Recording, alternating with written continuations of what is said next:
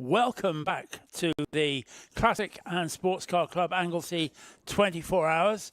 And what an event we've had so far. We're getting into the last part of coverage for this. We've already had 3 races for most of our competitors, but we're now into the final races for the Gold Arts and the Gold Arts Magnificent Sevens, the Liqui Moly Slicks, and the WOSP New Millennium Verum Builders Open Series. So a mix of cars on this grid. The Gold Arts Magnificent Sevens, of course, as you might have worked out from now, is for any Lotus 7 derived cars, and that in this case means a grid of 5 different Caterhams of different types, and we have Caterham Academy cars, which are the 1600 cc's, right up to the 2.5 litre Caterham 420R from Boss Racing with Jeremy Adams aboard. We've got the Liqui Moly Slicks, and these are obviously for cars running on slick tyres. Dylan Popovich is out in that particular race, that particular class, in his Ginetta G50. Now we've seen Ginetta G50s already, in the past, had their own series supporting the BTCC, but this one's a bit different because it's got a 7 litre, yes, a 7 litre Chevrolet engine in the car, and was proving spectacularly quick. I can now say yesterday because the sun's up, so it's yesterday that car was very, very quick. Ray Collier and Michael Bentwood are entered in the Davanti Tyres Golf TCR, but I have a feeling that that's actually Hors de Combat and has gone home. And then in the New Millennium class, we have BMWs, exclusively BMWs, 2 M3s and E36 compact 3.5 litre car. And in the open builder, the Verum Builders Open Series, we've got another Volkswagen Golf GTI, this time a Mark 1, and just looking to see if I can see that out on track, and I can't. Oh yes, it's definitely not there. So we have a bit of a reduced grid for this particular race. They're out on track, as you can see, and that we are in full proper daylight. That doesn't seem long ago that we were talking about how it was not as bright as it seemed on screen, but now we have full proper daylight and full proper sunshine as well. So these cars will be out for their full race. So they will be out very shortly. Or they're out. They're coming round now down through the corkscrew behind the safety car. There are 1, 2, 3, 4, 5, 6, 7 cars have survived the attrition to get to this point. Overall, we've been very lucky with the rates of attrition for our grids, but we have a bit of a reduced grid on this particular case. So cars coming down and will be into our site very quickly. The safety car will pull off to driver's left into pit lane, and then we'll be off and running. The pole position car is the one that has to keep station, and that's the number 3 Caterham with the number 4 BMW next to him there. They will be very gentle. They have to keep order, which they're doing perfectly, very slowly up to the line, beautifully done. But it's the number 3 Adams car that once again goes back into the lead. Ridiculous situation of seeing that tiny little Caterham being monstered by the number 4 BMW as they come up to the the banking for the first time as the BMW goes around the outside and is going to get the power down much better. But they're side by side into the third turn, but there's absolutely nothing in it. The grunt of the BMW pulls away and is beginning to put 10 cars lengths probably between him and the rest of the field. But he's got to get that big BMW slowed down, whereas the Caterhams, light and easily manoeuvrable, are going to be up there closely as they go into Rocket for the first time, and they will be in to the left, right, and then across out of our sight, coming back down the hill, and then nose to tail. There's absolutely nothing in it. It's the BMW, but so close. There's a cigarette paper between the two of them. Am I allowed to say that anymore? Probably not. But nothing between first and second. As they come down, they'll be up the Tom Price straight and coming down into our sight once again. A frantic first lap coming to the end now. Yes, it's still the number 4, James Collins, Andrew Roby, M3, but once again the Caterham looking for that inside line as they go up towards the banking. They're side by side, absolutely side by side. He's on the outside. It's not going to be the place that he can do it this time, and he decides that that's not going to be the way to go. Boss written on the back of that car, and Boss is what he intends to be down the inside, making it stick this time. But now they've got that long straight. The BMW is going to be faster in a straight line as they go up towards Rocket. He can't make it stick. Now that's really interesting that the BMW has been much faster on that previous lap along the straight. This time he wasn't, and they go into Rocket, and there's still nothing between them. Absolutely nothing between them. So it's the Roby Collins BMW M3 from the Jeremy Adams Caterham, and then the green and green number 34 car, and then we have the 54 Lanyons, a pair of Lanyons, and that's Simon and Mark in their Superlight Caterham, and we have a spinner up at the top at the corkscrew. That's the BMW Compact, the number 82 of Ben Caterham, Malcolm Scott. So they are certainly having a bit of a problem, which has thrown them down to the back of this list, but only 7 cars there, so plenty of opportunity to make it up in this 40-minute race. And that yes, I think it's fair to say now that Jeremy Adams is beginning to pull away from the BMW. It looked as if the BMW was the fastest car on track for that first lap and a half, but now Jeremy Adams is pulling away very, very comprehensively. There's probably 3 seconds between first and second, and then in third place we have the green and green number 34 car, and then, as I say, the Lanyons, the Lanyon family in their number 54 Caterham. That's the Superlight. Then we have Malcolm Ash in the number 21 car. He's yet another Caterham.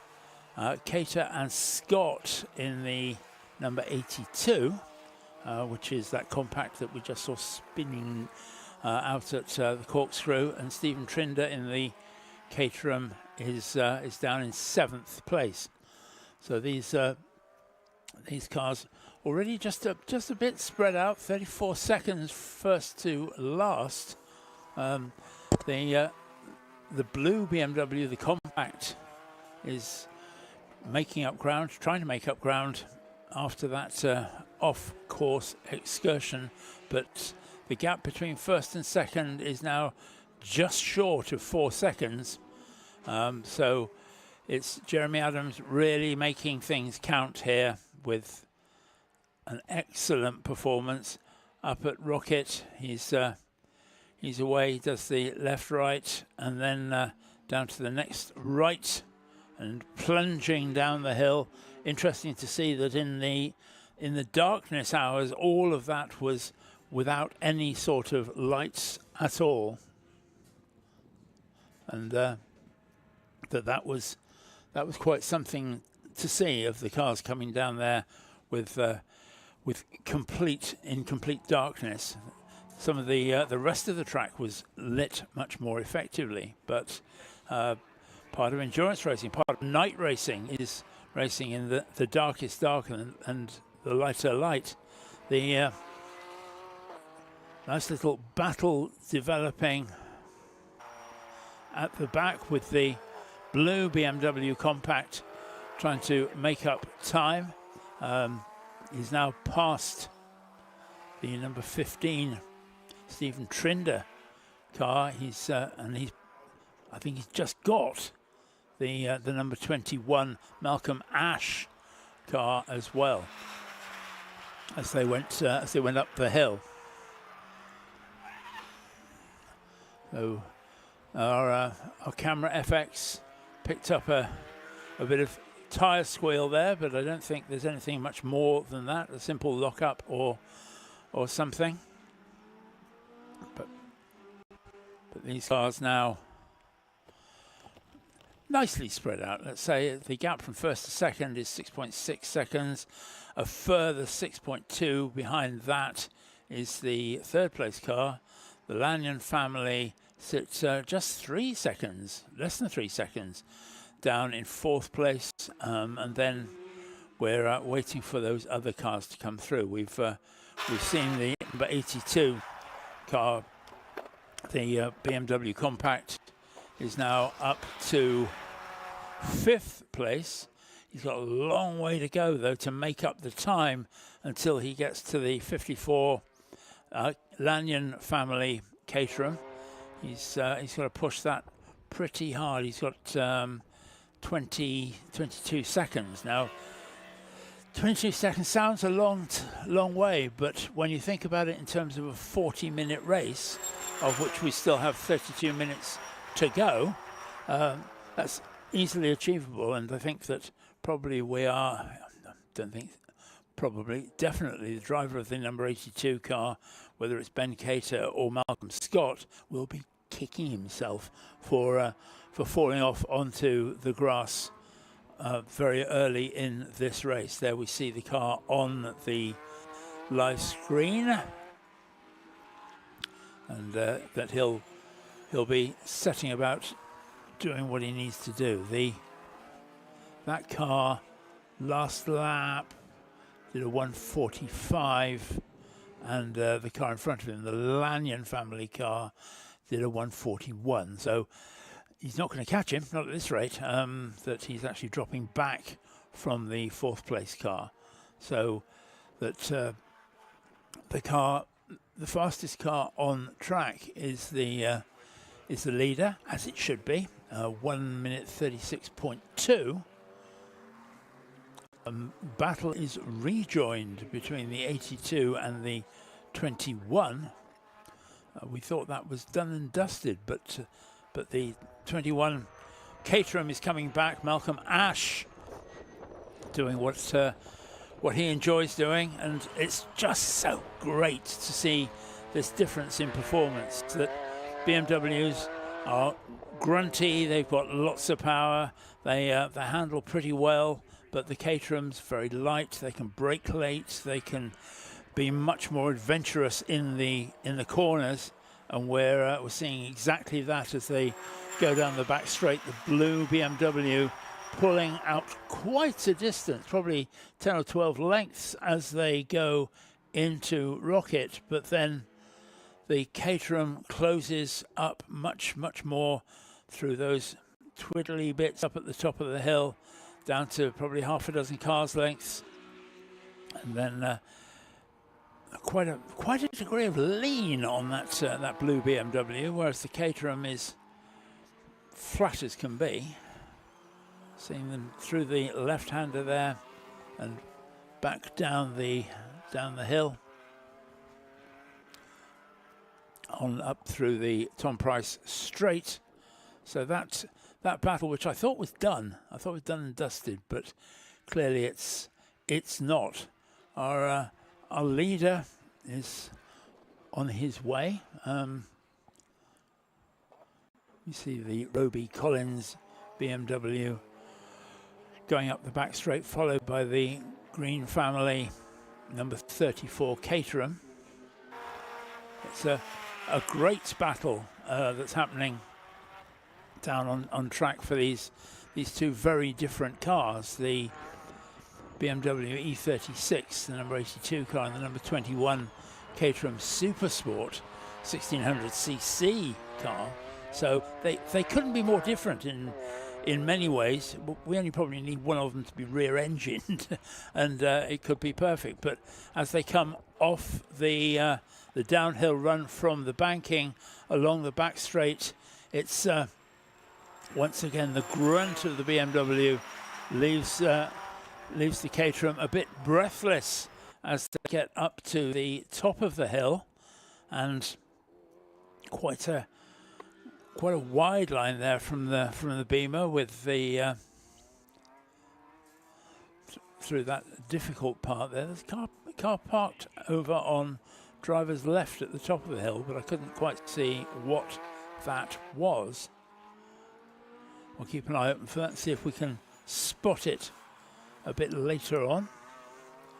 Our leader, meanwhile, Jeremy Adams, is now 12 seconds up on the number 4 BMW in second place, and that we then have the Caterham number 34 of the Green family, Richard and Pascal, father and son, and that they're all fairly spread out. The battle that we have on track right now continues to be the blue BMW and the white with green Caterham. They're continuing to battle for all the way around the circuit.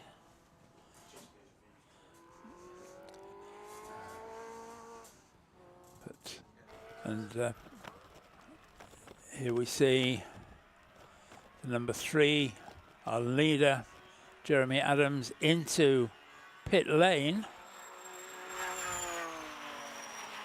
Now that is too early. No, it's not. No, that is a proper stop. That is an expected stop. That standard pit crew thing that people do of just checking the tyre pressures, quick word with the driver to make sure everything is okay, and we can tell that it is, because he's got a substantial lead. First of our pit visitors, and the other 6 cars in this race will be working their way down pit lane over the course of the next few minutes, but he can afford not to rush. If he lost 10 seconds, an extra 10 seconds in the pit stop, it wouldn't really affect his race, but I'm not going to suggest for a moment that that's what he's going to do. But Jeremy Adams' first pit stop of the race, having quite a chat with the crew, and obviously inevitably he'll be losing time to the rest of the field. The BMW continues to hold off the Caterham, the blue BM, but our leader erstwhile leader goes back into the fray. So that's the first of our pit visitors. So everybody else owes us a stop over and above that. The number 4 Roby Collins BMW goes through into the lead,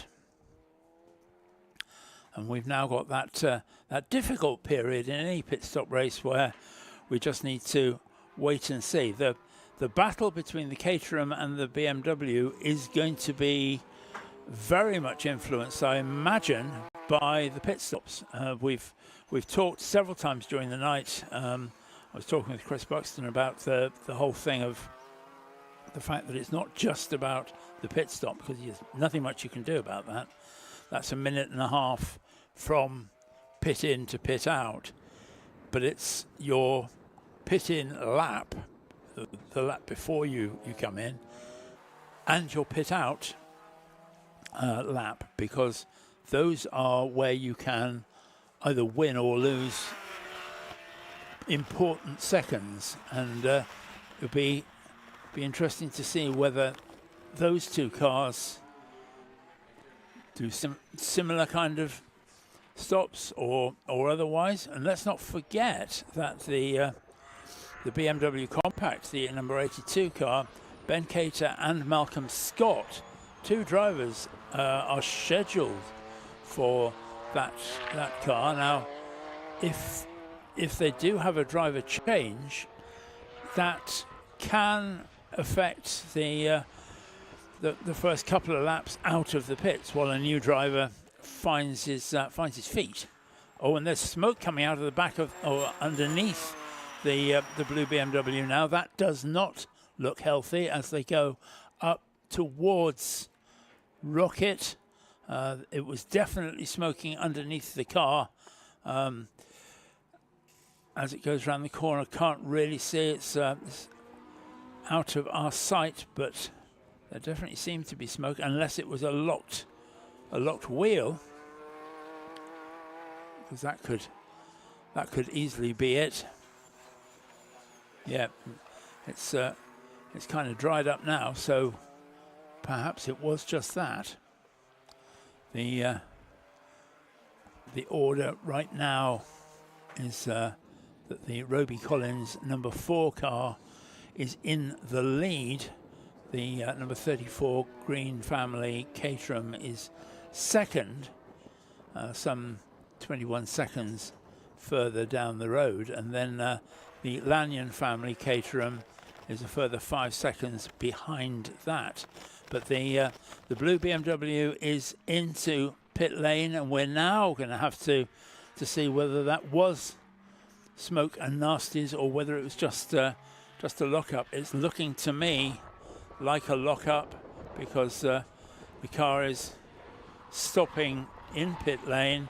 There is going to be a driver change, and it's not doing anything other than sitting and looking hot, but there certainly is, I think, probably steam coming out from the front of the car.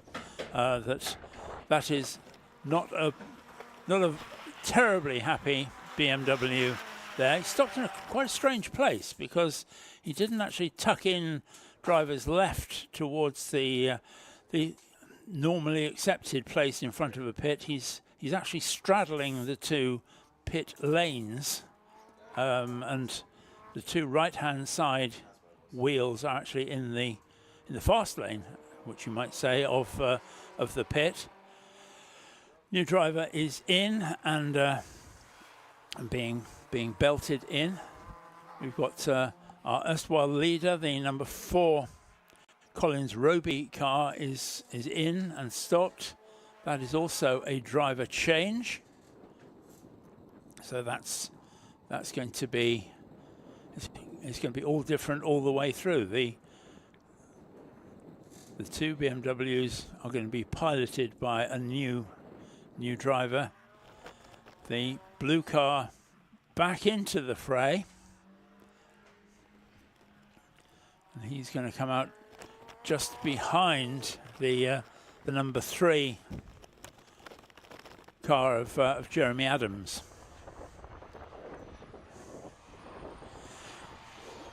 Still plenty of windy weather out there, as you can hear from our FX mics on the cameras, that it's blowing still quite a lot, and there's, I think, what sailors would call a white horse or two on the sea.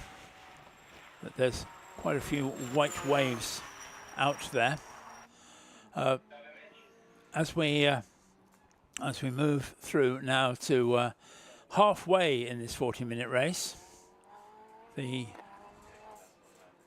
number 82 car takes a somewhat strange line through there. There's the number 21 Malcolm Ash Supersport Caterham, all looking very, very under control. They could be talking about the weather or the shopping, but the 34 green car is now continuing apace. But in this section of the race, we have Roby Collins in the number 4 BMW from the Lanyon family, number 54 Caterham Superlight, and then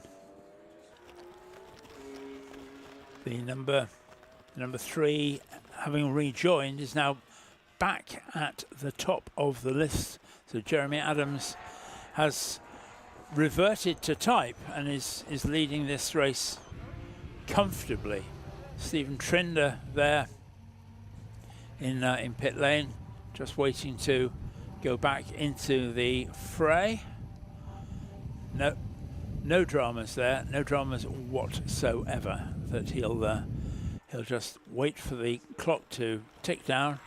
Minute and a half from crossing the line at the entrance to the pits to crossing the line at the end. Slightly difficult to work with, because quite clearly in those situations it is more difficult to estimate.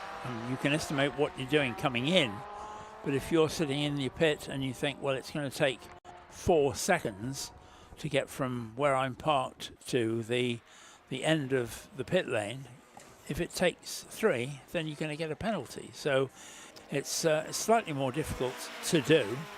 Clearly, all of these people have now done this several times, and they will have worked at it during the testing day on Friday as well to see exactly where it is. But that's 21 and 54. So there's our leader. You're not going to mistake that car. The number 3 of Jeremy Adams, bright yellow. Be careful of those track limits, though, Jeremy, because we've talked a bit about the fact that the rules changed on the 1st of June this year, and that you are not allowed to put any part of the contact patch of any tyre over the white line, and that we've seen several people getting quite close to it. I'm not aware that we've had any barriers, any penalties to anybody for that. But it's very early days for the regulation, and I think people are still finding their feet, both competitors and officials alike. So with 16 minutes of the race left to run, or this part of the race left to run, we have everybody has now completed their pit stop, so we're now on a race to the red and white checker, which will signify the end of this part of this race, and that it is Jeremy Adams from the Roby and Collins BMW. I think that's Andrew Roby who is now probably in the car, but those two. Jeremy Adams made it very clear from the outset that he intended to win this race, and from the first couple of laps, he has set out to do just that. All the Caterhams, of course, using that big roll cage, which is not only very safe, but also helps with the structural rigidity of the car itself, and that, as with all all race cars that have roll cages in them using that for that purpose as well. It's a byproduct, but it's nonetheless an important byproduct. So the roll cage is very much part of it. Third, we have the Green family, the number 34. They are a further 20 seconds down on the BMW, and then the Lanyon family, the number 54. Now that is quite a battle between 34 and 54, and that's for third place. So 34 and 54 are what we're going to keep an eye open for, because that's the big battle as Jeremy Adams goes on his way. The weather here at Anglesey is very much like it was yesterday morning. I mean, bearing in mind that here it is still only 6:30 a.m. and that it's still breezy. The sun is trying to break through, but it's still pretty cold out in the paddock as well. There goes the number 4 car, and then we're awaiting the 34 and 54 because they are the next ones on the timesheet that the Malcolm Ash car goes through. That's a lap down. 34 and 54 crossing the line pretty close together there. The gap between those two is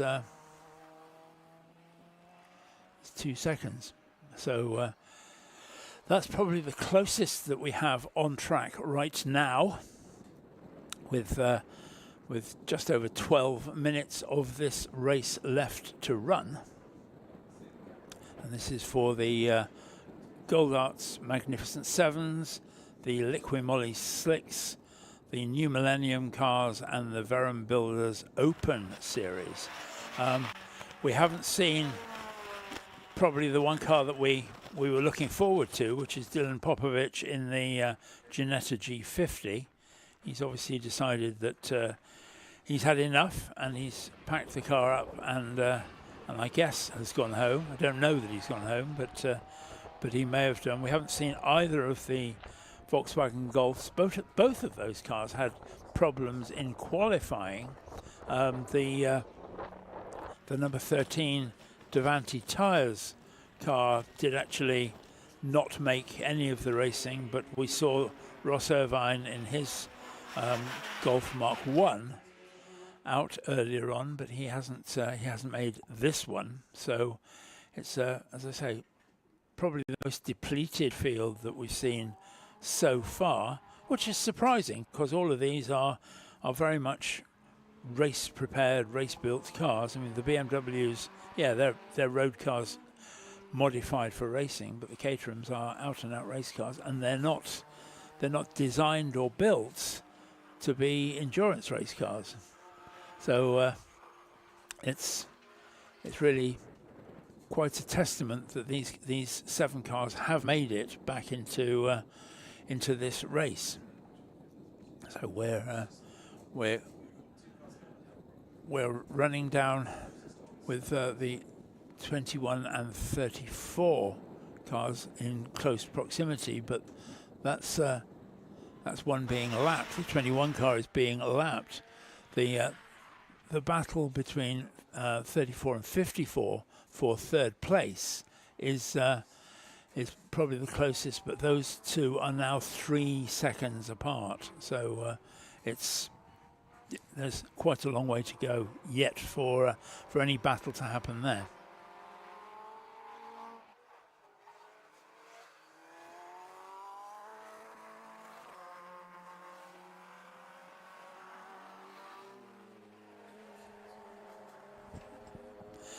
And I'm joined by a less bleary-eyed Jack Werrell from the man I saw in the middle of the night. Feeling better now, Jack? It's all relative, really, isn't it? Yeah, feeling better than I did at midnight. So yes, hello. Oh, you young people, you've got no stickability. That's the trouble. But yeah, we've only got 7-car grid for this race, which is disappointing because we're missing a couple of the stars of the show, notably the 7-litre Ginetta, which didn't turn up. Neither of the Golfs are out, but we knew about at least one of those. So we've got 7 cars out with just 9.5 minutes left to run. So yeah, I was going to say this is the last grouping of series that I saw come midnight, and for the most part it was Dylan Papovich in that Ginetta that we saw fighting away with one of the BMWs that is out there. It was Andy Roby and James Collins. They were fighting for a little while. I'm not sure what happened in that regard, because obviously we covered the first sort of 10 minutes and then let everyone go to sleep, gave their ears a rest. And then it was Richard and Pascal Green fighting away with Simon Lanyon and Mark Lanyon. That was a good little battle, but I'm not sure, not exactly sure what's happened in this one. Right, well, the Greens and the Lanyons continue to battle. It's not nose to tail, but nonetheless, they are relatively close, 3 and a bit seconds between those two cars for third place. The Jeremy Adams car has a very healthy 41-second lead in this part of the race over the Roby Collins BMW M3 that we saw earlier on in the race.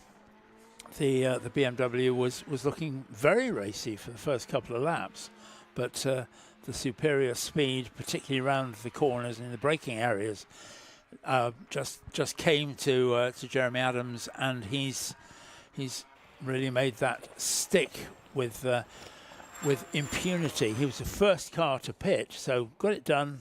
Absolutely no bother. Perfect pit stop, very unhurried, and he's just controlled the race from the front throughout. Yeah, and of course, whilst this is, and I was again thinking about it last night, where it is just one long race, and it just so happens that you've got a couple of 3-hour pit stops in between your races. I love that terminology. Yeah, or in between in that race. So obviously it's 4 sessions. Of course, having that time in hand is really, really going to play to your benefit come the end of the weekend. And there's nothing much Jeremy Adams is. There's nothing left for him to do at the moment. He's just running around on his own, continuing to lap, almost matching the Roby and Collins BMW, if not lapping quicker. So he just needs to. I'm sure he probably has just backed off a little bit and just calmed it down, knowing full well he's got that pace in hand, and sort of put yourself in the best position possible for the final session of the weekend. And I think one of the things I love about this format is that, whilst what you say is absolutely true, nobody can afford to say, right, okay, well, I've got a whacking great lead now. I've got a 41-second lead, so therefore I can stroke it home, because you don't know what's going to happen in the final part of the race to come up later on this morning. So you can't simply back off and say, no, I'm really not worried about that, because who knows? He could have a problem. He could have a spin. All sorts of things. So you can't afford to do that. Track limits there, boys. But need to be careful of those. I was just saying, Jack, that as far as I know, we haven't had any track limits penalties for this race. Yeah, I think everybody's been a little better behaved than I think we've seen throughout the weekend. There's been a lot of drivers taking a couple of liberties with the track limits, and mainly at night for obvious reasons, where the depth of perception isn't quite there, because you can't see the corner that you're about to drive into. So we see a couple of cars maybe turning in slightly too early or slightly too late and finding themselves on the very outside on the exit of the corner. But now the sun's back up. The driving quality and the driving standards has been absolutely perfect. I say that as all over the curbs and a little bit more goes the James Collins and Andrew Roby BMW E46. But it's I think the drivers seeing the sun and all the natural light coming back in, I'd imagine it's a pretty welcome sight. Yes, it must be that they're going to enjoy that. There goes the the number 82 BMW Compact. That's the car that had a spin early on in the race, and he's now got back up to probably where he should be, but nonetheless, that's now in 5th place. So we're now very much on the countdown for this, with 4.5 minutes of the race left to run. Into the pit lane. I think was that a pit visitor that we saw there? Car number 21 on its way in, Malcolm Ash, from 6th place. Right, well, everybody, I mean, clearly that isn't a scheduled pit stop. Very clearly, because there's nobody in pit lane to welcome him or pat him on the head or anything else. He's out of the car. I don't know whether he is engineering that car as well as driving it, but he's out of the car, walking back into the pit box. But wait and see if anybody comes out. We've just had a driving standards flag waved at the number 4 car, which is an interesting one. We were talking about track limits, and you just said, Jack, that the number 4 BMW was all a bit leery coming into the start-finish straight, so perhaps that's why he's got the warning. Yeah, whether it's, again, whilst the sun is up and there's more natural light, is it still at that wrong angle where visibility into turn 1, or whilst you're looking into an apex, specifically at the final corner, because you'll be looking into the sun? Will that starting to be affecting the driver visibility? Well, we only know if we speak to them, which I'm sure we will get another chance to do throughout the weekend. Back across the line goes car number 3, Jeremy Adams. He's just absolutely digging time away from Roby and Collins, and it's not like we know he can go quicker, because he's still got the fastest lap of the race with a 1:36.189. We know he can go at least a second faster than he is at the moment. Last time through a 1:37.459. So there's still a lot of time there, but again, he's just doing both, sort of lapping quick enough to continue pulling away, but he's also doing it comfortably, so he's not putting any undue stress on the car. So he's getting ready for potentially something that might happen, unfortunately, in the final session of the weekend, but he is still pulling away and building up that time in hand if something does. Yeah, and I think he knows that he has the fastest car under him, and that all being well, there's not going to be any problem with that. It would have to be pretty catastrophic for him to lose this, but I'm going to stop talking now, because we know what will happen if I don't. But Jeremy Adams now working his way into the last minute of this race, a minute and a half to go right now. Adams from Roby and Collins in the number 4, the number 34, the green Caterham, and then the number 54, Lanyon family Caterham. Cater and Scott in the number 82 BMW Compact. They've had an interesting race. 6th is the number 21. That's the Malcolm Ash Caterham, and the number 7, Stephen Trinder. That's the car that stopped in the pit. That Stephen has come back out and hasn't taken his crash helmet off yet, but he's sort of looking at the car but not really doing anything very much. And we're now into the last few seconds of this race, so he's not going to get out, although he's back in the car.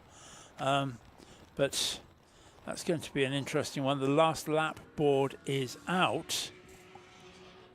So whether he's going to get a finish or not, I don't know. That's going to be very interesting to see. Yeah, obviously you will have completed a sufficient amount of the session to at least get a few laps in the book, but whether that just gets added to the total come the end of the end of the weekend, I would imagine so. But so it's the last thing you want, having to retire from one of the races, because it puts you on the back foot then for the rest of the for the rest of the weekend. Whereabouts is Jeremy Adams? He is just working his way through the penultimate corner and down towards what will be the final corner for the final time, and somewhat controlled from the top, really, wasn't it? It was just get in front, drive away, and there you go. That's as long as short as his race gets. Yep, that's all that he needed to do, and he has done it. So, race 4C is won by the Adams Caterham. Red and white checker flying for all of our 7 cars. Thankfully, Malcolm Ash did, I think, get out. So he's going to get a finish. We'll just have to wait and see on that. But yeah, he did. Just in front of the leader potentially as well, so he'll have to get around and complete a full lap. Yep, but he will get a proper finish for the race. So we'll keep an eye open for that. The number 21 car, the BMW, the number 4, crosses the line in 2nd place. The Green family, 34, and the Lanyon family, 54, are going to take 3rd and 4th.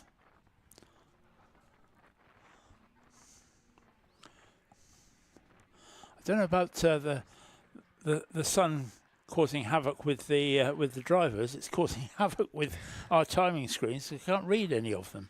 But nonetheless, yeah, that was a bit spread out, but it was a good race.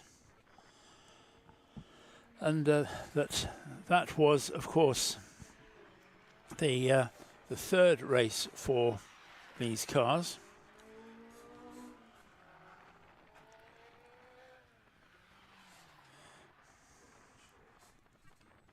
And now we're just waiting for everybody to finish, and then we can move on to the final bit of the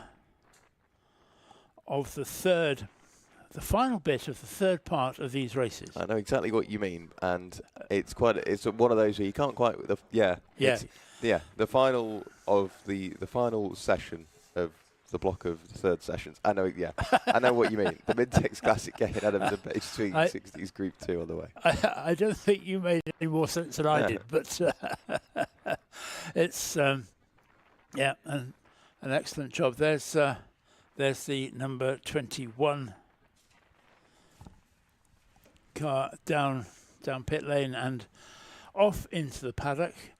I don't know if you noticed it or if it was the same when you came in, Jack, but the paddock was very, very quiet when I came up here this morning. That there were very few people about, and that it's quite eerie that it's all these lovely racing cars, some with a bit of battle damage and some looking absolutely pristine, but nobody about. Everybody was making the most of having a quick kip, I think.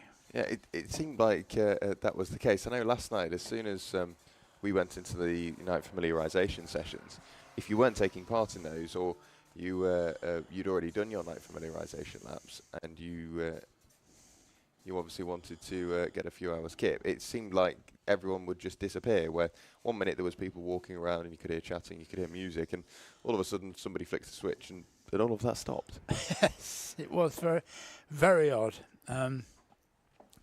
But I think everybody that I spoke to had a lot of fun out there, and enjoyed the hours of darkness. The cars for the next group are all formed up in the collecting area, and that's going to be the Mintex Classic K and the Adams and Page Swinging 60s Group 2, so the big engined Swinging 60s cars.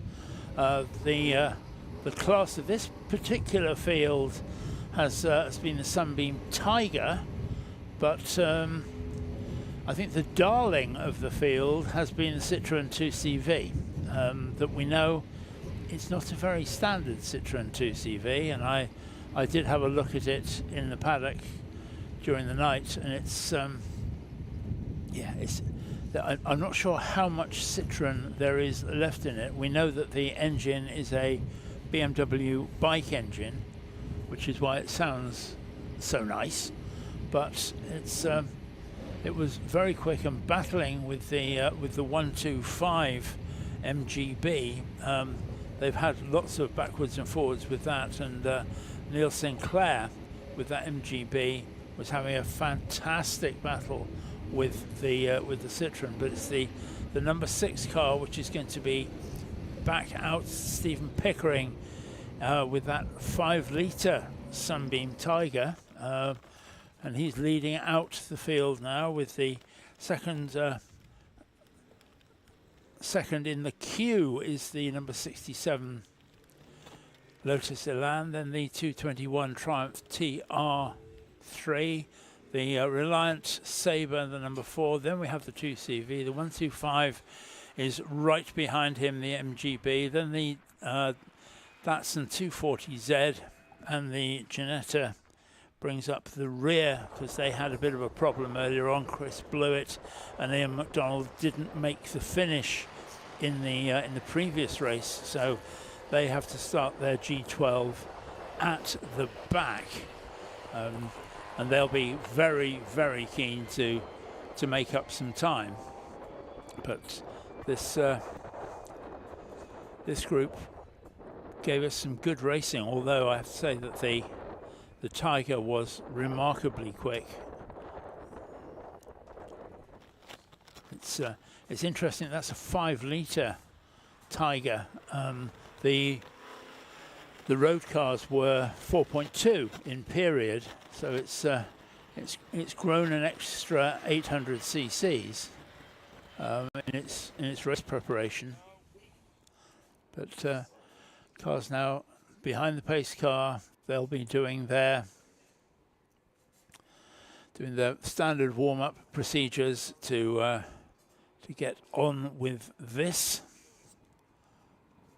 and then they'll be running this again for a 40-minute race. And then after this one, Jack, we get into the first of our prize givings as well, because prize givings happen for each class, or each race class, race group, straight after their last race. So once we've got through this one, then the next group is into prize givings, which is going to be a busy time for all sorts of people. Yeah, I would imagine so. And of course, we've got this race to get through, and then the 45 minutes final break, and then there is a prize giving, of course, for the Co-Award Sport Tin Tops, Puma Cup, and Low and Turbo Tin Tops. And we've also been given an extra little job up here in deciding the drivers of the weekend, the drivers of the day.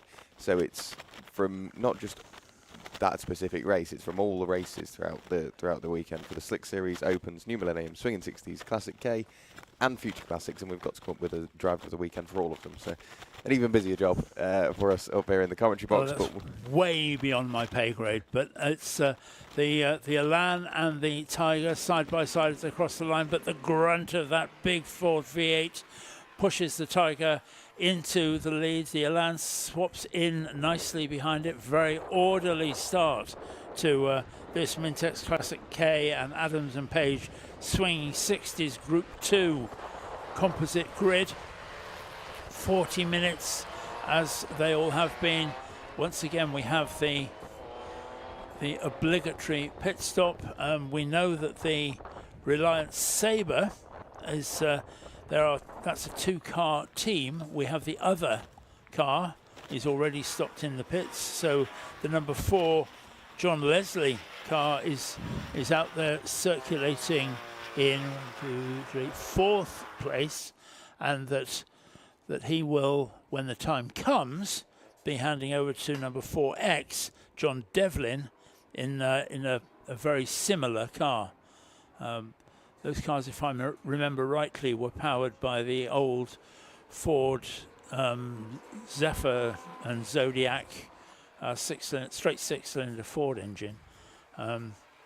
If I'm right, don't write in if I'm not, but I think they were.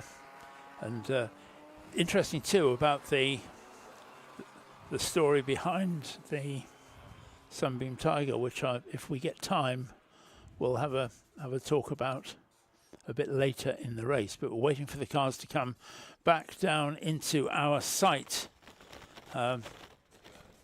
for the start of this first lap, and we're expecting to see the Tiger very much in control, which it is. The little Lotus Elan, the number 67 car, is in second place. Jonathan Crayston pushing there.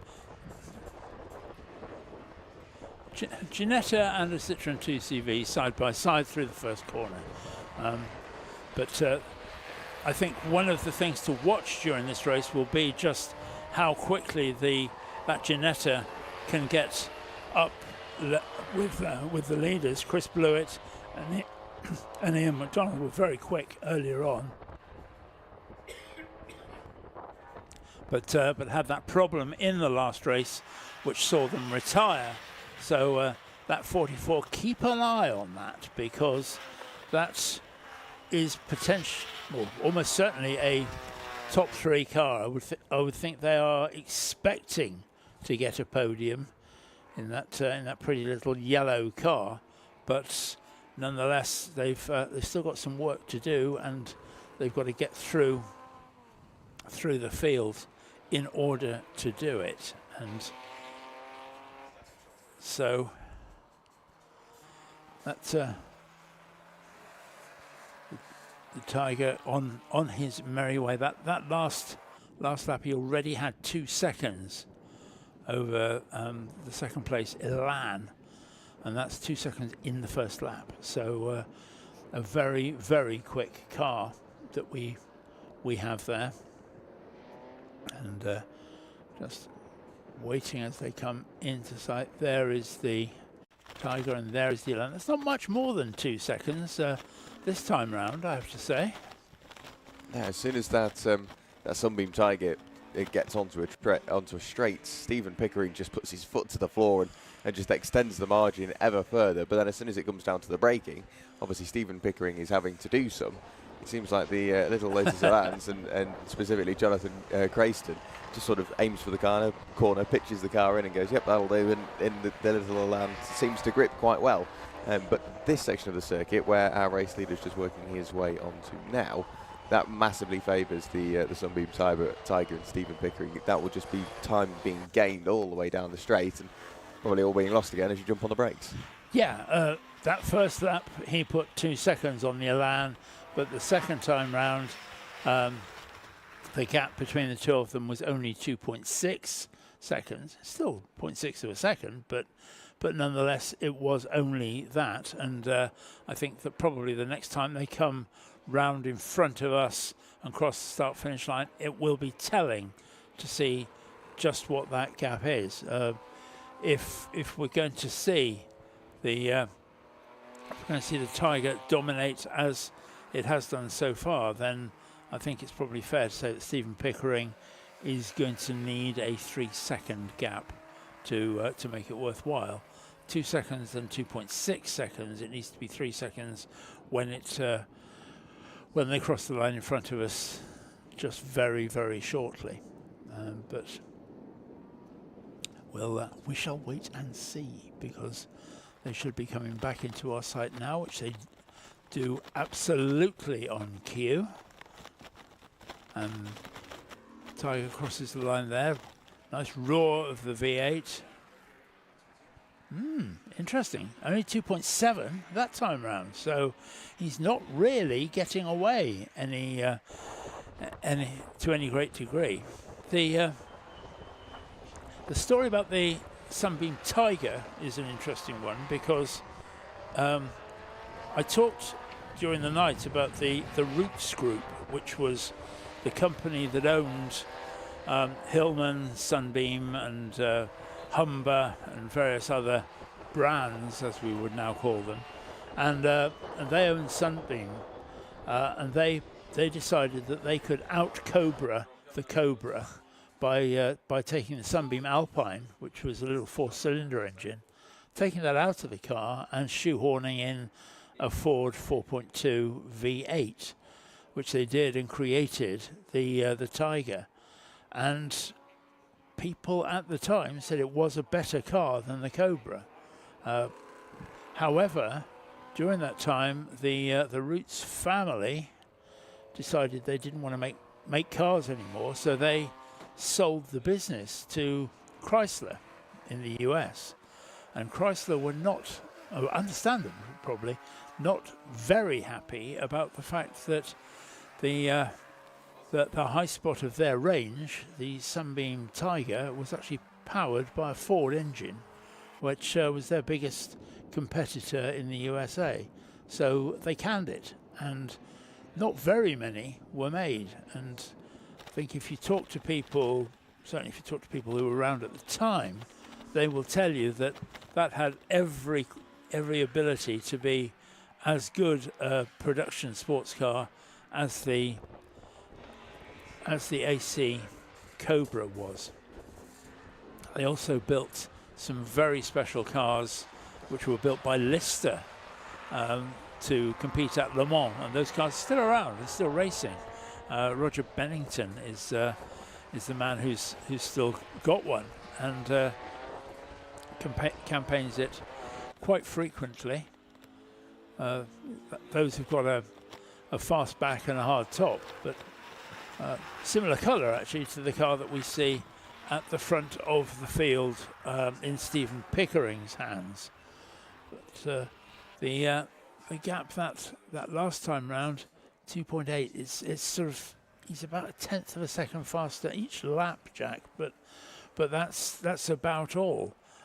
In third place, we have the Datsun 240Z, which has a special place in my heart, because I can remember I had one of those and loved it. But it was when build quality of cars was perhaps, even in Japanese cars, not as good as we would expect today, and it kind of rusted away, which was a great shame. I've checked on the DVLA website, and actually it does still exist, but in what condition I have no idea. But, so that's third place is the Datsun. Then we have the Triumph TR4, the 221 car of Chris Edwards and Russell Martin. That's the TR4. And then the Devlin Leslie number 4 car is that's the Reliance Sabre, which we know about. That's as far as we know, that is John Leslie out there in the number 4, and he'll be coming in to hand over to John Devlin in the 4X. Two-car team, as we know. The Blewett McDonald number 44 Ginetta is slowly climbing up the field. That went away with gusto at the beginning of the race, but is perhaps running a bit more slowly now. And he's still 5.3 seconds behind the Devlin Leslie combo with their Reliance Sabre. Reliance Sabre 6. I was just looking at that. Obviously, John Leslie's the car that's out on circuit at the moment, and his car's got 2,553 millilitres of capacity. John Devlin has got 2,689. So clearly there is some sort of engineering trickery under the bonnet that means that one car could potentially be slightly faster than the other. I'm assuming it will be the same engine. I can only imagine that it's been bored, maybe slightly to a greater extent, and producing a little bit more power. And in the 2CV, you've got Nick Rhodes and Nick Crispin. If you want a man to drive a 2CV fast, it's Nick Crispin. With another organiser, there is a 2CV series, and Nick Crispin, he's no stranger to the podium. in that one. So yeah, if you want him to drive a 2CV on the ragged edge with a BMW motorbike engine in it, put Nick Crispin behind the wheel, and he's doing just that. Some of the things that he's pulling away from an MGB Roadster at the moment with an extra 850 millilitres of capacity, and granted the 2CV weighs about a kilo wet through. It still takes some sort of skill to navigate the Anglesey circuit, and Nick Crispin's doing a brilliant job. He is, and he's.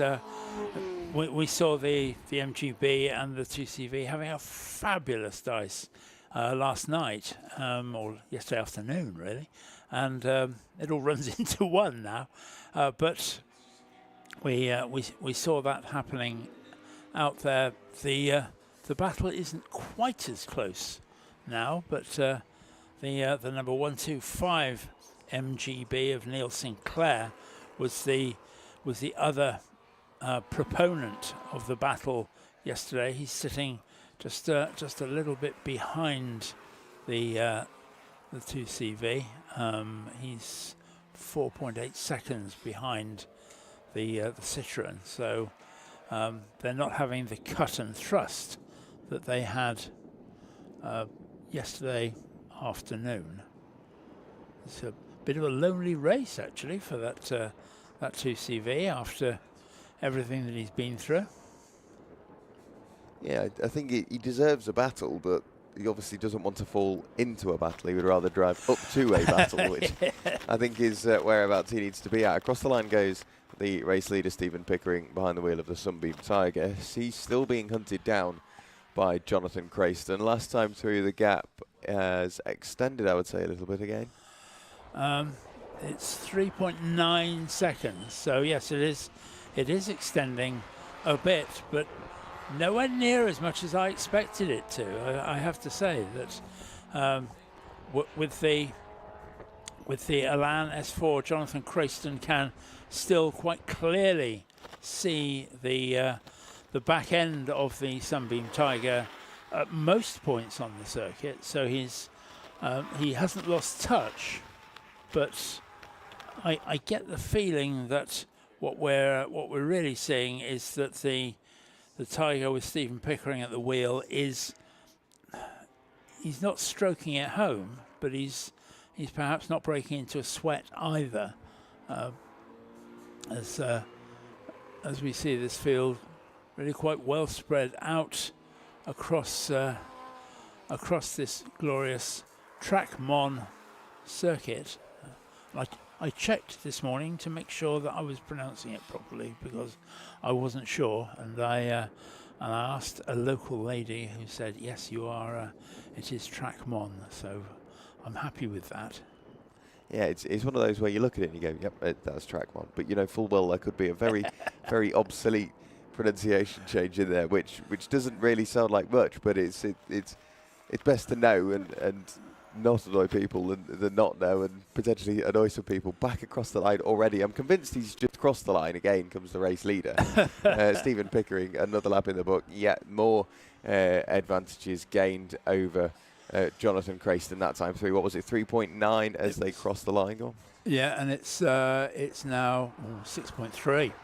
Thought that must have been either an incredibly fast lap from Stephen Pickering or a slightly slower lap from Jonathan Crayston. Across the line goes the Datsun 240Z, Dave Roberts. No, it was an incredibly fast lap. That was his fastest lap of the race. So I think he's now saying, right, had enough. I'm off. Bye. See ya. So, yeah, I think he's now decided that he needs to put a few seconds in the bank. There goes the yellow Ginetta, and as I say, I'm slightly surprised by that hasn't moved further up the field more quickly. The number 44 car, because Chris Blewett and Ian MacDonald were doing such a splendid job yesterday that it would be nice to think that they were going to be trying to catch the car in front, which is the Devlin Leslie combo with the Reliant Sabres. We have our first pit visitor, which has disappeared out of my sight because it's just down right in front of us, and there is a roof in the way, but I can hear it, and that is definitely an MGB that I can hear. But that car is in, and that's the 125 as we see on the screen. So Neil Sinclair coming in from 8th place. Turn the engine off. There is the Ginetta that we've been talking about, the number 44 car.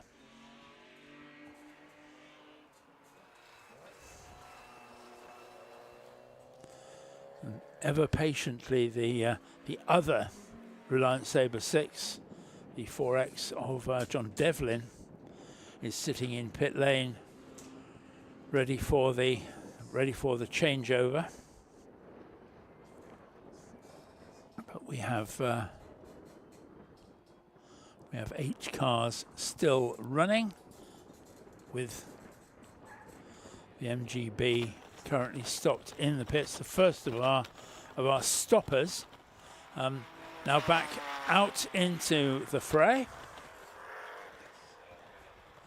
But various personnel now standing in pit lane, getting ready for cars that are due. Waving hands. That's the Ginetta. So that will be Chris Blewett coming in and handing over to Ian McDonald, or the other way around. Can't tell from here.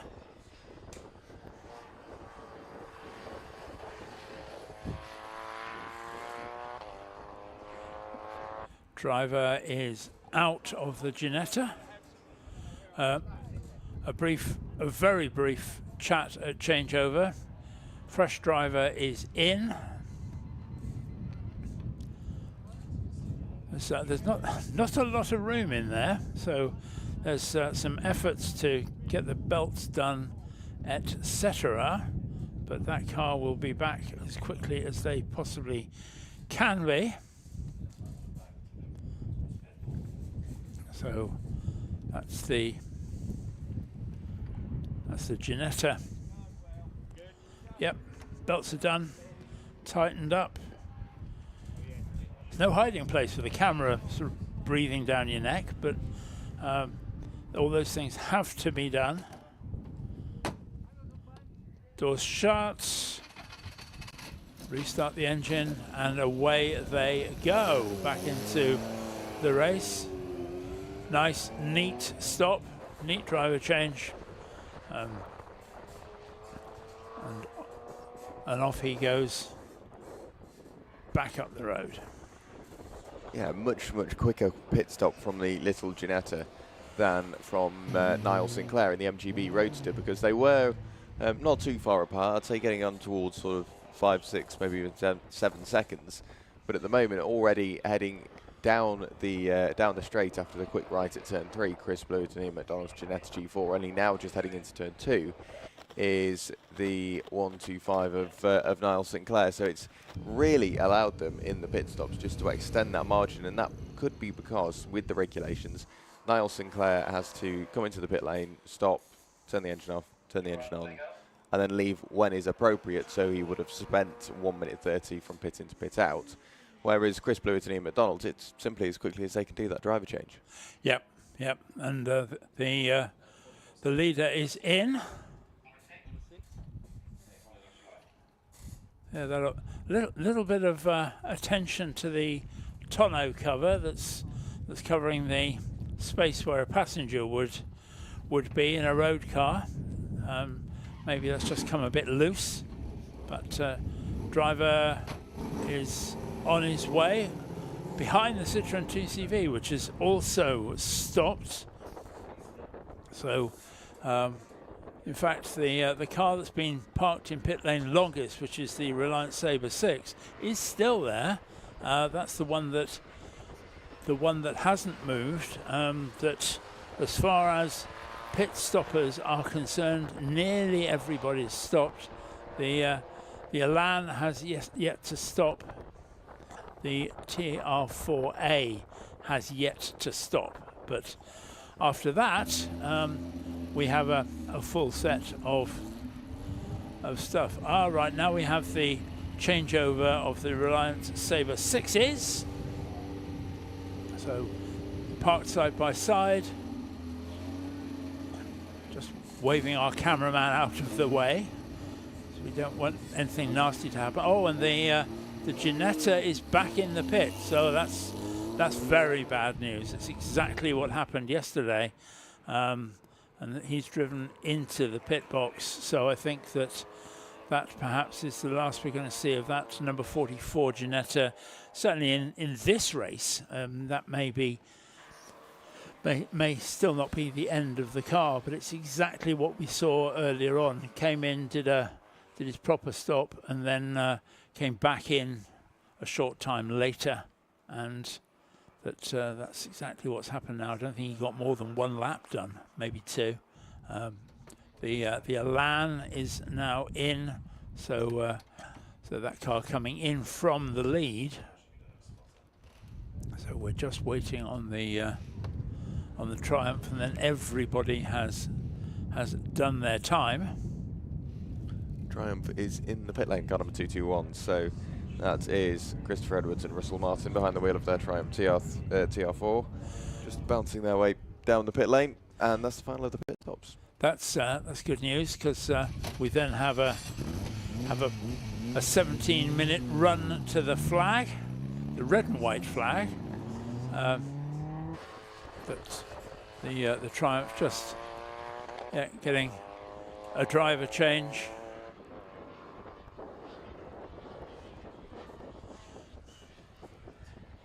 With seat belts and roll cages, it's not the work of a few seconds to get a new driver into one of these cars, and nonetheless, the team has done what they needed to do, and they're out and back on circuit. So that's everybody stopped with just under 17 minutes left to run, and we'll give it a couple of laps just to settle down, and then we'll give you the rundown.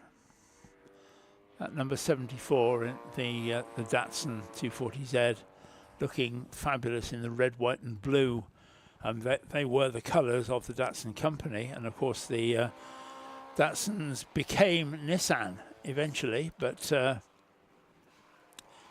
Datsun was the original company, and they ran those cars in a similar colour scheme to that in the USA, in the IMSA series, and just to see those cars looking, that car looking as good as it does is fabulous. Yeah, with the big rally lights on the front as well, so I'm sure when it was endurance racing over in the States, I'd imagine it looked very, very similar indeed. Like you say, across the line goes Nick Crispin and Nick Rhodes 2CV, being chased down by car number 67. That's Jonathan Crayston coming around to put, I believe, another lap on them. I'm not sure. Yeah, that will be the second lap, I think, that the Elan will have come round to tick off over the 2CV. I don't think we've got anybody left in the pit lane. No, everybody's out. Yeah, everybody is out and circulating. Across the line goes that 240Z. And you said about the rally lights on the front. The 240Z was also a very successful rally car. It was a good chassis. Yeah, it was a very, very quick rally car, very robust rally car, and did particularly well in things like the Safari Rally in East Africa, which was a real car breaker of an event. But they jacked up the suspension a bit, and they made it a bit tougher. But it was a winner in that particular event, I think, on more than one occasion. And it does look the part. It certainly looks exactly the way it is. But as I say, I'm biased. All right, we've got the settling down process now. So we have in the lead, we have the Stephen Pickering Sunbeam Tiger from number 67, Jonathan Crayston in the Lotus Elan, who sits down, just waiting for the timing screen to catch up, because I'll give you the gap between those two. So Crayston is in second place coming into our site now. So he is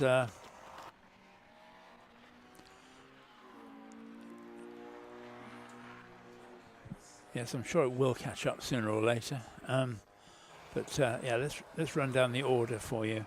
The Datsun 240Z is in third place with Dave Roberts at the wheel. Then we have the Triumph TR4, Chris Edwards and Russell Martin.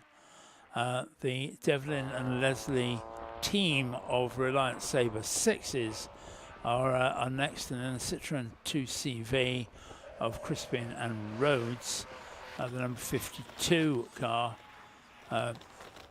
is now in sixth place. In seventh, we have the 125 Sinclair MGB, and although it's still on the timing screen, we know that the Blewett McDonald Ginetta is not going to finish this race, or we think it's not going to finish this race. There's 12 minutes left to run. The gap between first and second is currently 29 seconds. So Stephen Pickering is very much in control of this race. He has fastest lap, as you would expect, but the gaps are fairly large, I think it would be fair to say, all the way down through the field. The closest is actually the Reliant Sabre team against the Triumph TR4 in fourth place. So they are relatively close. Oh, and we've got somebody pulled off. That's the 125 of Niall Sinclair. So we lose yet another car. This is just outside Marshall Post 2 on the very, very, well, arguably it's the outside of turn 1 or the inside of turn 3, whichever way you want to look at it. But Niall Sinclair, there's no steam, there's no sort of any sort of visual representation as to what might have gone wrong with that car. But unfortunately, he's not going to play any further part in this race. You don't think the fact that he's pulled up next to the Portaloo has anything to do with Maybe. Maybe it's got to that time. Well, it's 20 past 7 in the morning. You know, it's one of those things. See the marshals straight on scene, just chatting to the driver, making sure, firstly, he's okay, and that's not the reason why he's had to pull over. And by the looks of it, yes, it might just be some sort of issue with the car, but we are yet another car down across the line. That's Reliant Sabre 6 GT. Sounds absolutely amazing. Straight 6, did you say? Yes, straight 6 Ford engine, which was designed to power their big executive saloons, and was put into a nice lightweight body from Reliant. You can't. It's hard to think that Reliant built those lovely cars, and they built the GTE, that's their estate car, and they also built the Robin. Yeah, I'm not sure where it went wrong, and whether the I guess they had to try new things, obviously, to stand out from the crowd, and they have done just that, because we're still talking about them all these years later after their release. So that's true. Yeah. The PR side of things is absolutely brilliant, because we're still talking about it. Well, the Reliant Robin was produced as a three-wheeler, because I don't know what the rules are now, but then you could run it on a motorcycle license. Yeah. So you could drive it when you were 16. That's a scary thought, isn't it? Isn't it? It's a frightening thought that people are out there doing that. That we see Stephen Pickering on our screens, going imperiously towards victory in this race. 9.5 minutes left to run, and that he's coming down and onto the Tom Price straight as the second place man is going in to rocket at the top of the hill. So that's the measure of his success. and then the Datsun 240Z, which is in third place, is probably a similar kind of gap behind him. Just trying to make that measure. And yes, the Elan comes into the corkscrew as the Datsun goes into Rocket. So yeah, we've got really quite a gap between all of those cars. First three are well spread out. We're down, Jack, to just 6 cars in this race now, which is slightly worrying for the last part of the race. Yeah, because of course this is only session 3 for the Mintex Classic K and the Adams and Page Swinging 60s Group 2. Hopefully, whatever mechanical issues have befallen some of the drivers out there, they can get those fixed and out and circulating. Because of course, if you whilst you might retire from this session, you can go back out and build up a substantial number of laps to maybe be in with a shout with fighting somebody later on. And the thing is, if you were one of the faster cars in the very top classes at the start of the weekend and you had an issue or something like that and you've had to retire from one of the races, come the end of the weekend, you're going to be fighting cars in completely different classes. But the difference is they've just been running for all 4 sessions. So you're going to be fighting for positions a little bit further down against drivers that you never would have really fought against. Across the line it goes the number 52 of Nick Rhodes and Nick Crispin. And it looks very balanced through the corners, that little TCV. It just works. They chuck the car in and hope that the apex is still there, and it seems like that is the case. And we've only got, 7 minutes just over of the race still to go. Yep, so I think this is really going to set Stephen Pickering into a very strong position going into the last race for the Mintex Classic K and Adams and Page Swinging 60s Group 2, the big capacity of those Swinging 60s cars. And so it is a lovely looking car. I'm not a fan of the bedstead roll cage, but I appreciate that that's what you have to have these days, is to have the roll cage like that. It makes sense. It's safer, but it does rather spoil the lines of the simplicity of the lines of that Sunbeam Tiger. Now across the line goes number 67 in second place at the moment, that being Jonathan Crayston. And I've always had a little spot in my heart for a Lotus Elan. I don't know what it is about them, but from a young age, I think whether it be a toy car or something like that, the Lotus Elan are always a very easy car to spot for me. And I do quite like the look of one. I'd imagine a race prepped one. They don't exactly hang about because they weren't the heaviest when they left the factory. So in the driver's infinite wisdom, they take yet more weight out of them, so they weigh absolutely nothing. And then whether it be a race-built engine or at least a race-tuned engine, the little Lotus Elans don't hang about at all. Isn't it strange that when they stopped building the Lotus Elan, a little company in Japan decided that they were going to copy it, and they built a thing called the Mazda MX-5, which was a direct. They bought several Lotus Elans and decided that was going to be their influence. I mean, it's not a copy. It's not fair to say it's a copy, but it was their influence. Yeah, and it's a good job the Mazda MX-5 hasn't been successful at all, isn't it? Seems like we're seeing them absolutely everywhere. What are we on now? Gen 4, I think we've had 4 generations at least, yes. Worth of the Mazda MX-5. We've had a couple of Gen 1s out, Mark 1s this weekend. I think we had a Mark 3 very briefly on the entry list, but I'm not sure how long they stayed there.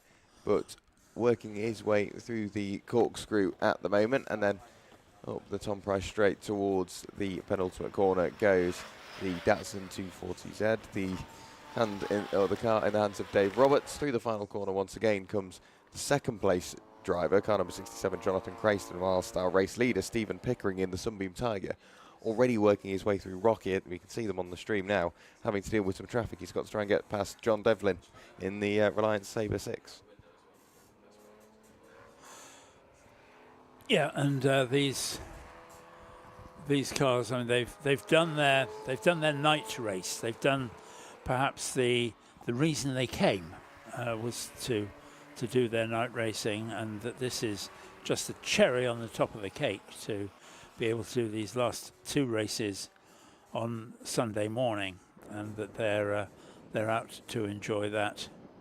There's the Tiger leading the Reliance Sabre 6, and it's interesting. He's not really sort of pulling away quite as much as perhaps you might expect him to. Okay, he's probably made half a second or more since he overtook, but nonetheless, it's he's just doing what he needs to do. Fastest lap last time too, whilst working his way past traffic as well. Yeah. Yes, he's not really breaking a sweat, is he? He's just doing what he needs to do, as I say. I'm just looking, with that amount of time left, I'd imagine we'll get this lap and 2 more out of it before we see the finishing flag once again. But it's been, again, a fairly unfaltered race from Stephen Pickering. He's, since starting and just building the gap early, there was a bit of a moment we thought we might see Jonathan Crayston coming back into the fray a little bit, because he wasn't exactly losing massive amounts of time, and then just clearly something clicked. Stephen Pickering got everything up to temperature, put his foot to the floor, and has never been seen since. Now, it's not going to make any difference to the result of the race, but the Lotus Elan, the number 67 car, his transponders stopped working, so they're probably having to do that by hand. It's not, I say, it's not going to change anything, but it's just a bit of a nuisance for all concerned. Looking at that 2CV, as we see it on the screen, a road-going 2CV looks as if it's pointing downhill, doesn't it? That the back is always a bit further up in the air than the front, but this is exactly the opposite of that. It looks as if it's dragging the rear bumper along the road because it's so low at the back. And the other thing is that a road-going 2CV is horribly unstable, whereas that handles like it's on rails.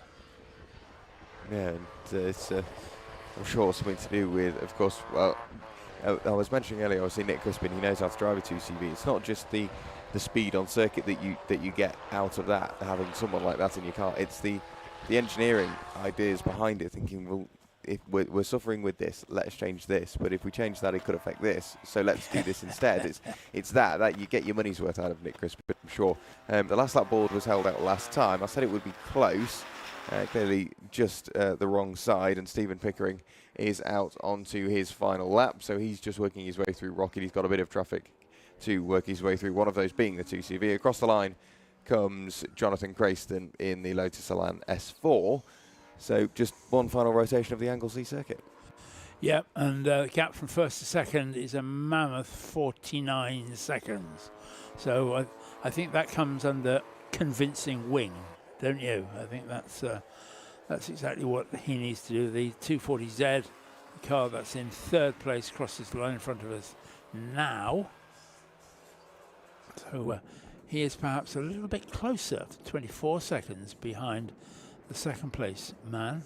But as you said, this is going to be their last lap anyway. They're going to do it all again after the break.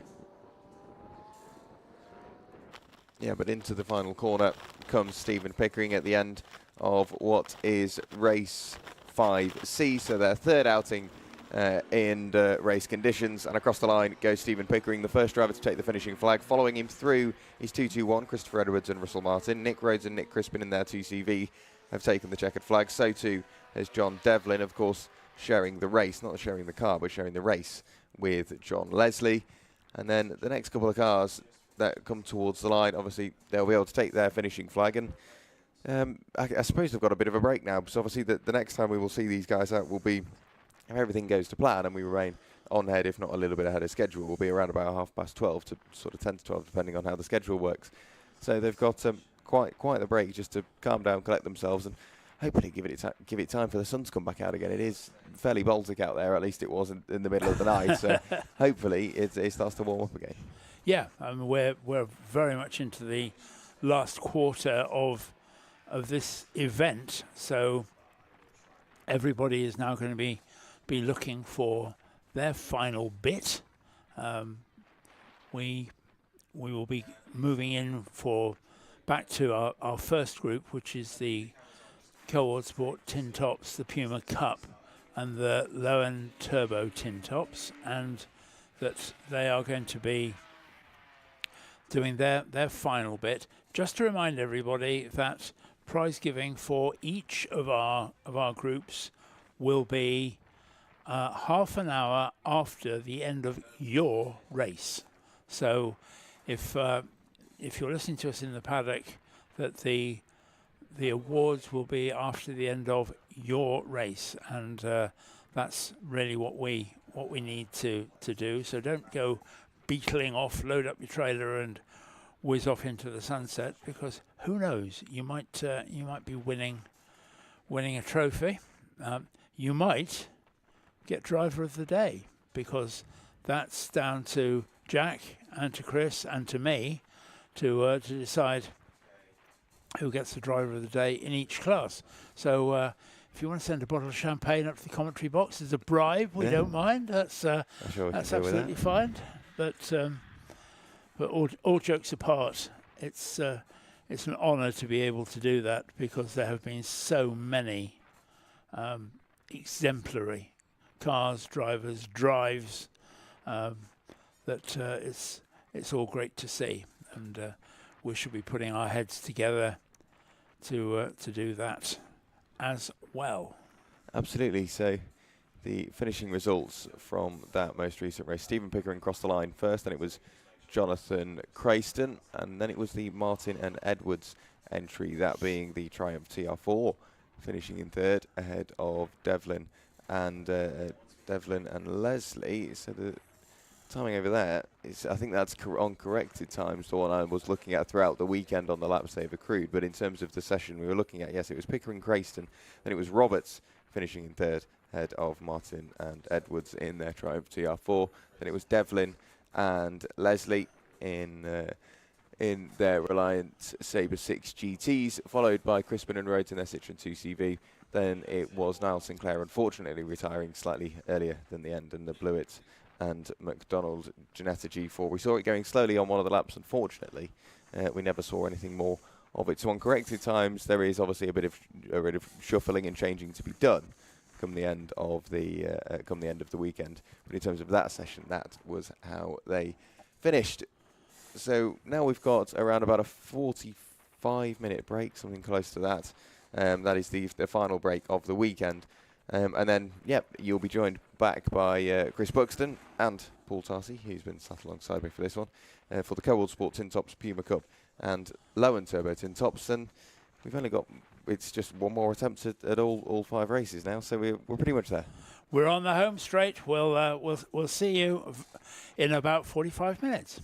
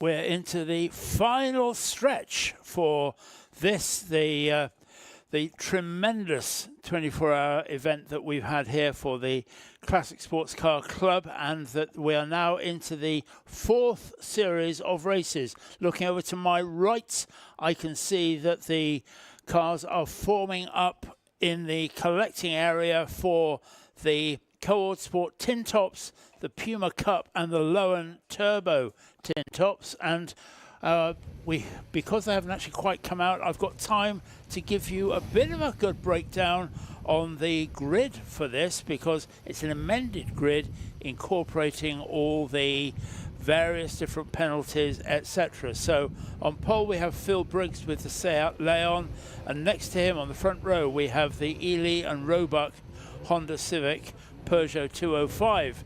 Unlikely team, but a two-car team of the Civic and Peugeot 205. Then we have second row, Manoj Patel in his Civic and James Wilson in his Peugeot 206 GTI.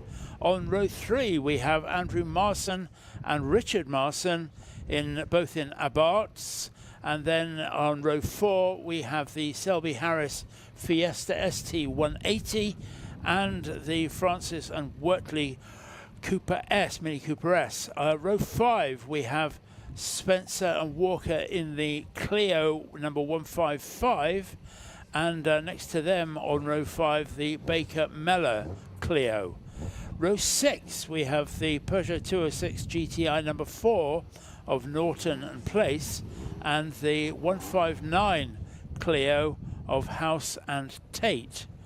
Row 7 we have Fletcher and Fletcher in the Alpha 33 and the number 97 Seegers and Grimm Cooper S. Then row 8, Glover and Chappell in the Puma, and another Cooper S, Stephen Warner in the number 12 car. On row 9 we have the number 17 Brian and Bocock Clio and Gareth Cotgrove in his Puma. Row 10, James Manning in another Abarth and the Coberlay and Ecock Puma.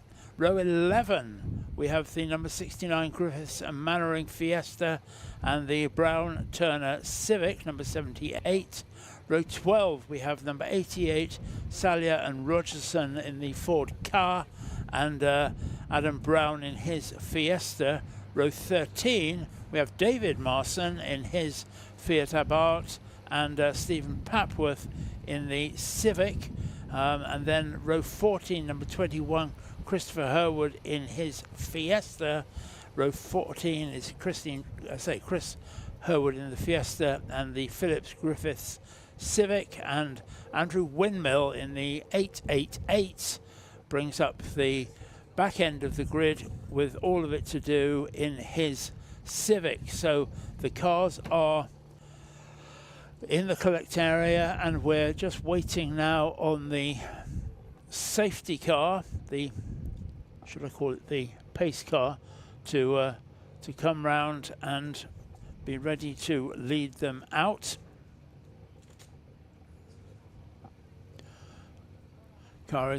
Safety car is now parked on the grid, waiting for the cars to be readied and out. Safety car's done his lap of the track to make sure everything is clean and clear and ready to race. This is the final race for the Coord Sport Tin Tops, with that mixture of the grid with the Puma Cup and the Lowen Turbo Tin Tops. It's proved to be a really, really good mix that we've seen with these cars so far, and there is no doubt that we've seen some superb racing up and down the field from cars which perhaps wouldn't normally race with each other. So we're looking forward to this. That front row with the is it going to be the Civic or the Peugeot that's out first? We'll have to wait and see. And these obviously are not the grid is not accounting for cars which maybe can't make the start, because just looking down now, I can see the number 2 Ely Roebuck car, which is the yellow and black Honda. And I can see number 5, Seat Leon. So the front row is all there. Manoj Patel is certainly there in the 112, and James Wilson in the 206 GTI is also all there. So we seem to have a pretty representative or pretty full grid of these cars. But I don't think we're going to suffer with too many cars that haven't made this 4th race. I mean, let's face it, if you've done 3 of them, then doing the 4th is really pretty easy and pretty straightforward. But the safety car moving into position. The cars are now out and onto their green flag lap. So they're off on the green flag lap for the final race for Group 1, Group A of the event, and they will be round on this green flag lap, and then, providing everything is in order, the safety car will pull off and we will have a motor race. We haven't had any problems on the green flag laps at all to date. I wish I hadn't said that, but nonetheless, it is true that that we haven't seen any problems at all. Green flag laps, and we've seen some really good starts. We've seen everything from the really slow start where the pole man will take people down through the last corner on the circuit at a very low rate and then boot it before they go. We've seen some people who almost overtook the safety car as it pulled into pit lane because they were so close up behind it. But we have it here with, on pole, it's the Phil Briggs Seat Leon, and it's going to be next to him the Honda Civic, which is going to be the number 2 car. So those two are certainly, absolutely certainly going to be battling it out. So it's going to be Blair Roebuck who certainly makes the start, and yet again another 40-minute race.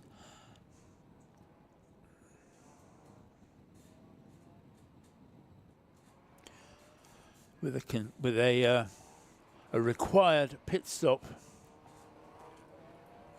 You can see that we are in full daylight now, but it certainly isn't full sunlight. It's not the day that it was yesterday. We were sitting up here in the commentary box, really pretty hot and sticky yesterday, but it's down to about 15 degrees out there now, and very, very windy. And the wind is going to stay with us, I think, for the rest of the race meeting.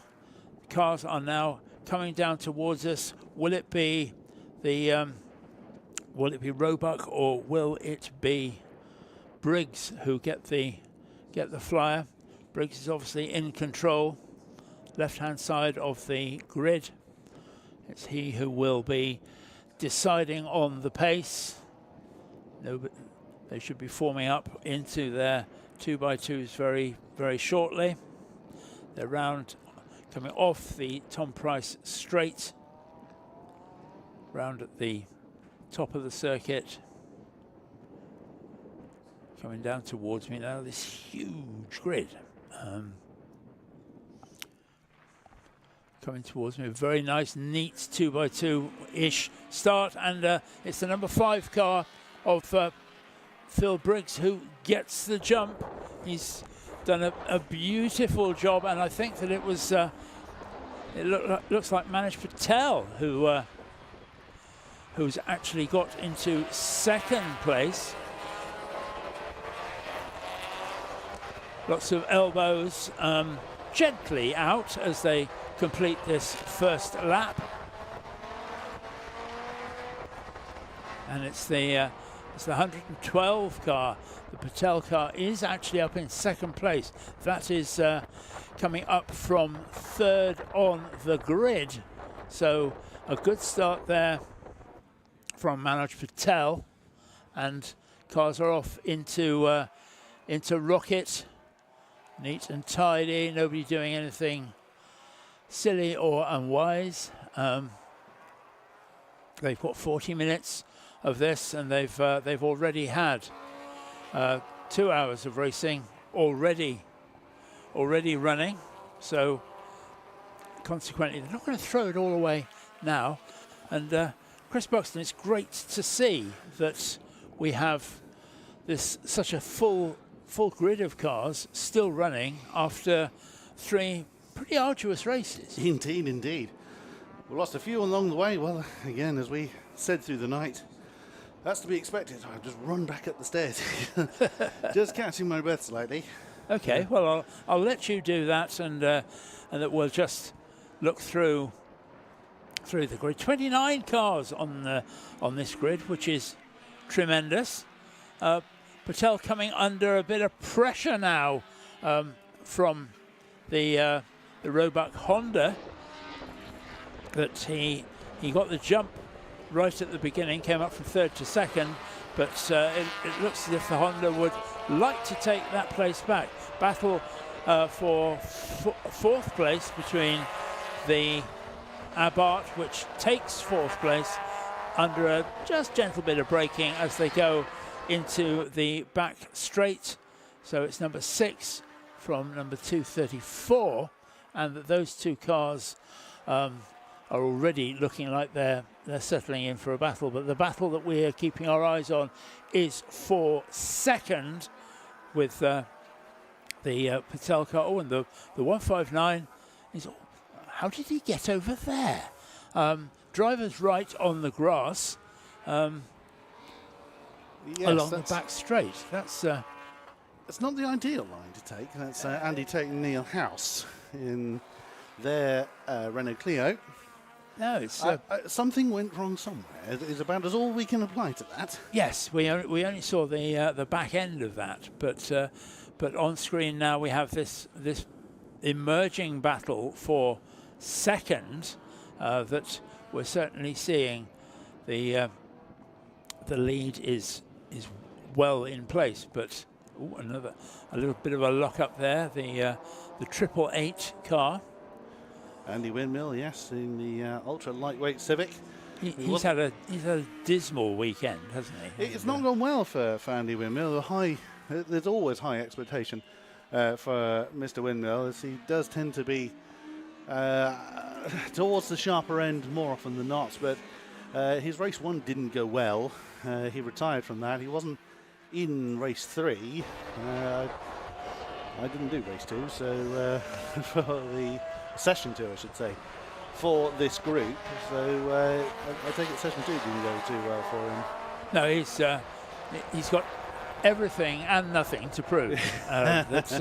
He's in that strange position where he can do no right and he can do no wrong. Indeed. Well, he's right behind the Lisa Sobey and Toby Harris Turbo Fiesta, and absolutely in usual Andy Windmill style, just absolutely flies past. Of course, he's making his way from the back of the field. Those watching the stream, well, good morning to you all.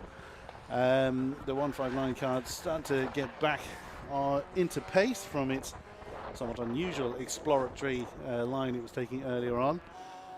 So leading the way once again, Phil Briggs in his Turbo Seat Leon. I said to you during the night that I was going to pop down to William Hill and put a bet on when we were talking about the Sunbeam Talbot Lotus coming through the field. Yes. I think I'm going to do, I don't know what these are, accumulator or something like that. But I think I'm going to go down and say that I think that the 888 car is heading very much for a podium, and perhaps even better than that, because he's going incredibly quickly. Started right at the back, finished that previous lap in 7th place, and that he's travelling extremely quickly. He's on that previous lap he did 1:42.5, which is every bit as quick as our race leader. Very true. Those watching on stream are seeing Adam Brown getting on the inside line of the Harris Selby car. Right behind them was the John Baker, Nick Miller Renault, being hunted by one of the Marson Army, as I called them, during our paddock walkthrough show that we did yesterday. Which one is it? It's number 3 that's gone through, which is David Marson. So that is for, I've lost track on what position they're actually fighting for. It was the number 1 Etal. It's somewhere around 7th or 8th or some such. Now, interestingly, Phil Briggs was able to build up quite a bit of a lead in earlier races, whereas Manoj Patel this time is very much keeping him honest. Just a couple of seconds behind is the Civic, rather than the Seat running off into the distance. And right behind them was the ever popular recycled racing. Through the night, we had a lot of support for Blair Roebuck and Sean Ely. And Blair Roebuck is still in sight, certainly, of the top 2. Maybe somewhat outgunned. It is a 1600 engine that Blair is using, where it's a 2-litre for Manoj Patel and a turbocharged 2-litre for Phil Briggs. So he is a little bit outgunned in power, but that's not squashing his determination. No, and look at the number 888 Andrew Windmill car, absolutely slicing through the field. He's now up to 5th place overall, and that there is a fundamental difference, Chris, from all the other races we've seen this weekend so far, and that is this is the last one for this group.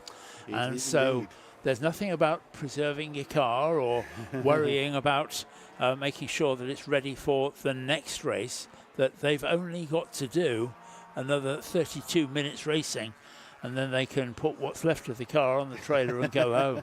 Absolutely, yes. We can see everything that these cars have left in them. Oh, and on stream, we're seeing again the 159 car, which is Tatum House, getting very, very close to Gareth Cotgrove in the Puma. That's still managing to avoid contact. And for the most part, that's something you mentioned several times through the dark hours in particular, that the general driving standard has been absolutely exemplary. There have been a few bumps and scrapes along the way, but considering how many racing laps we've done across all of our categories, it's been remarkable. Yeah, and any bumps or scrapes that have happened have been accidental rather than anything else. There hasn't been any of that sort of robust BTCC type driving that we've seen. We don't do that sort of thing, and it's very much now with Phil Briggs in the lead. Manoj Patel is behind him.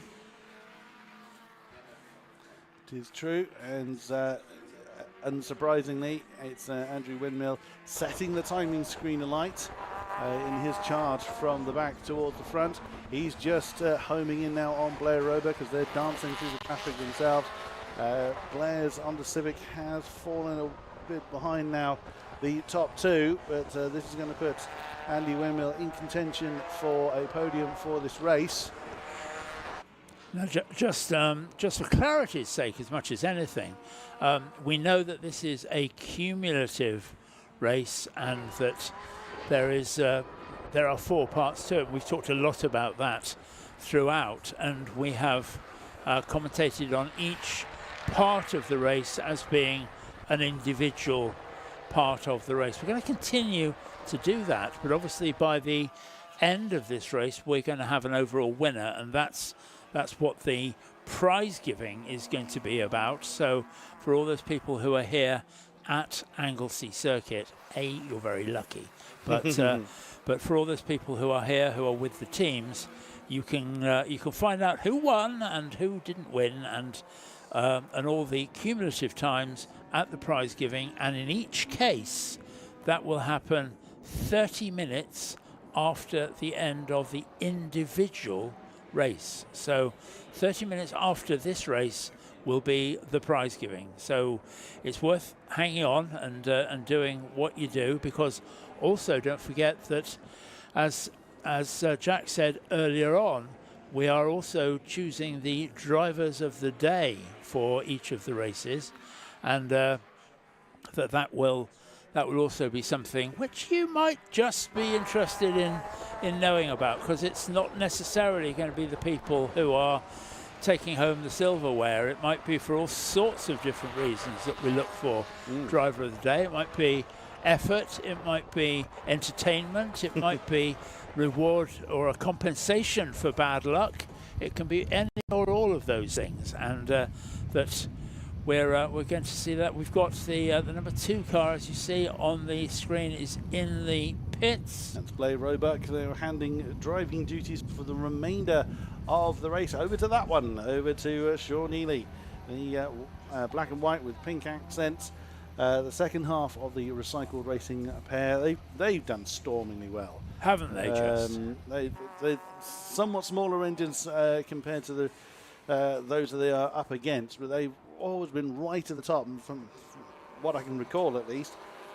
I personally haven't seen all the races with our rotoring. We haven't seen, each one commentator hasn't seen all 4 of the events going on. Sean Neely now getting underway, but from what I've seen, certainly the efforts of the recycled racing team have been absolutely brilliant. The camera on the stream showing it's quite choppy out there on the high seas. And it is blustery again. It was certainly somewhat biting in the night. It's not quite as cold, not quite as blustery as it was in the night. But as you were discovering, Paul, there is the threat of rain in the air. It's coming and going, though. I'm very confused by it. I mean, I think the more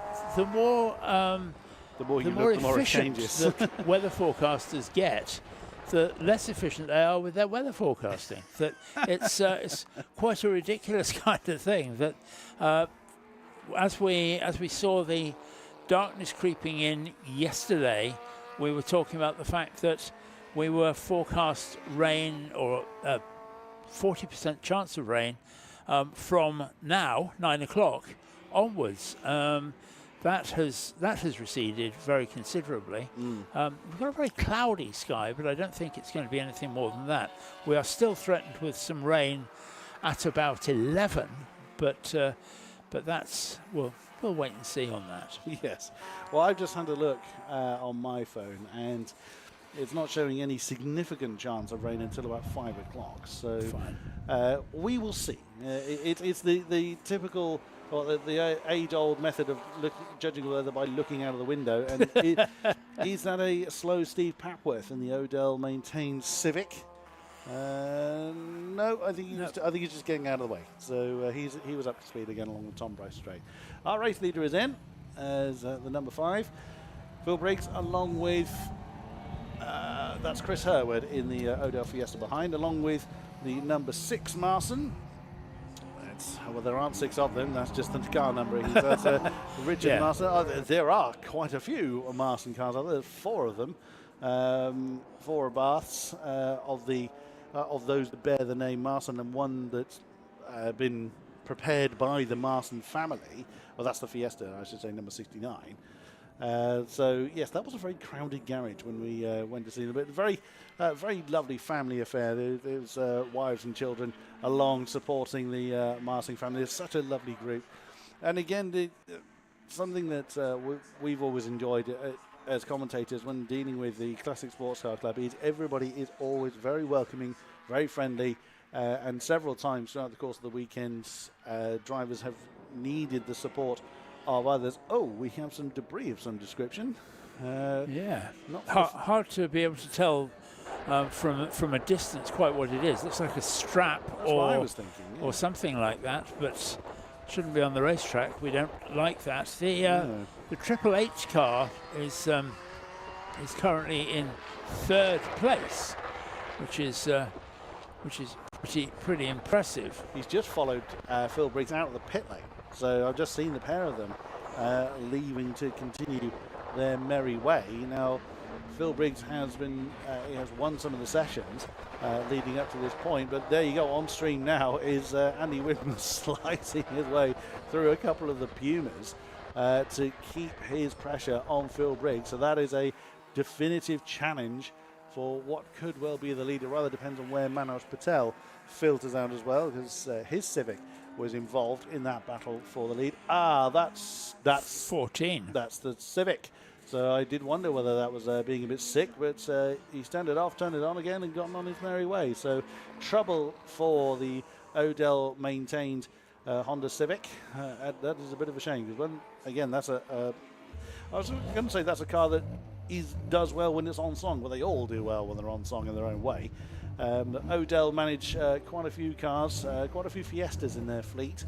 That particular Civic is owned by Steve Papworth and is run and maintained by the Odell squad. We are seeing on stream James Wilson in the 234 Peugeot. Tyre pressures being checked, the usual pit stop routine, making sure the car is still running in tip-top shape. And after the mandatory period of time, he will be on his way again. Yep, and in that difficult period now where we're awaiting everybody to have made their stops, we've only had 6 cars make their stops so far, so we're waiting on a bit more than that. But we've still got just over half of this 40-minute race left to run. The Wilson Peugeot back in the race. It is indeed. So one of the things, of course, is that all these people who've worked so incredibly hard in the pits and in all the looking after these cars, they are getting to the stage where their job is done, and that they're only going to have to load up the car and take it home. Very much so. A couple more pit stop visitors. As you can see, the war wounds very much on display for Gareth Cockrove. There is on number 1 of this field, which is Adam Brown. In his Fiesta, the door being opened and wafted. And that Civic is still not behaving itself. I think, again, Steve knows that the car is probably a bit sick, so he's staying out of people's way, which does give a bit of a false impression on pace he's had. But the fact that he's already had to stop and still not getting back up to his kind of usual pace, I was going to say expected pace, but that would be a little bit disingenuous. He's clearly struggling. Coming back to what I was about to say about Adam Brown having his door wafted, I did not fully appreciate until I very first interviewed a driver whilst he was still in his car, just how hot it gets inside the cabin. It really is a furnace. Even if it is freezing cold outside, stick your hand in the door of a race car and it is roasting in there. And don't forget that they're also sitting there with 2 or 3 layers of Nomex, a balaclava, and a fireproof crash helmet as well. It's hardly conducive to being comfortable in the car. The 78 Civic is there and receiving such service as it needs, which isn't much. New acquisition for Holly Brown. Oh, and there's Andy Windmill challenging for the lead. Inside line coming into Rocket, has managed to dethrone Phil Briggs. Does the Turbo Set have an answer? Well, it's been pretty good so far this weekend, but now that's exactly as you were saying earlier, now that Andy Windmill has essentially have no sense of preservation, shall we say, not needing to keep the car good for later in the event. He can deploy all the horses, and he wasn't in the third round, the night race. He elected not to take part in that. And I think it was due to the electronics in his car. His headlights flash when he's on the speed limiter, and he wasn't certain that he could get the headlights to stay on without him holding onto a button the entire race, which he didn't quite fancy. No, that would not be conducive. But we said that the 888 car there would be slicing through the field, and indeed it has. The the blue Civic that we've been worried about is now into pit lane. Do you think that's an intermittent fault there, Chris? Do you think that it's cutting out and restarting or something like that? It could well be. It would explain why Steve Papworth has chosen to continue rather than call it a day.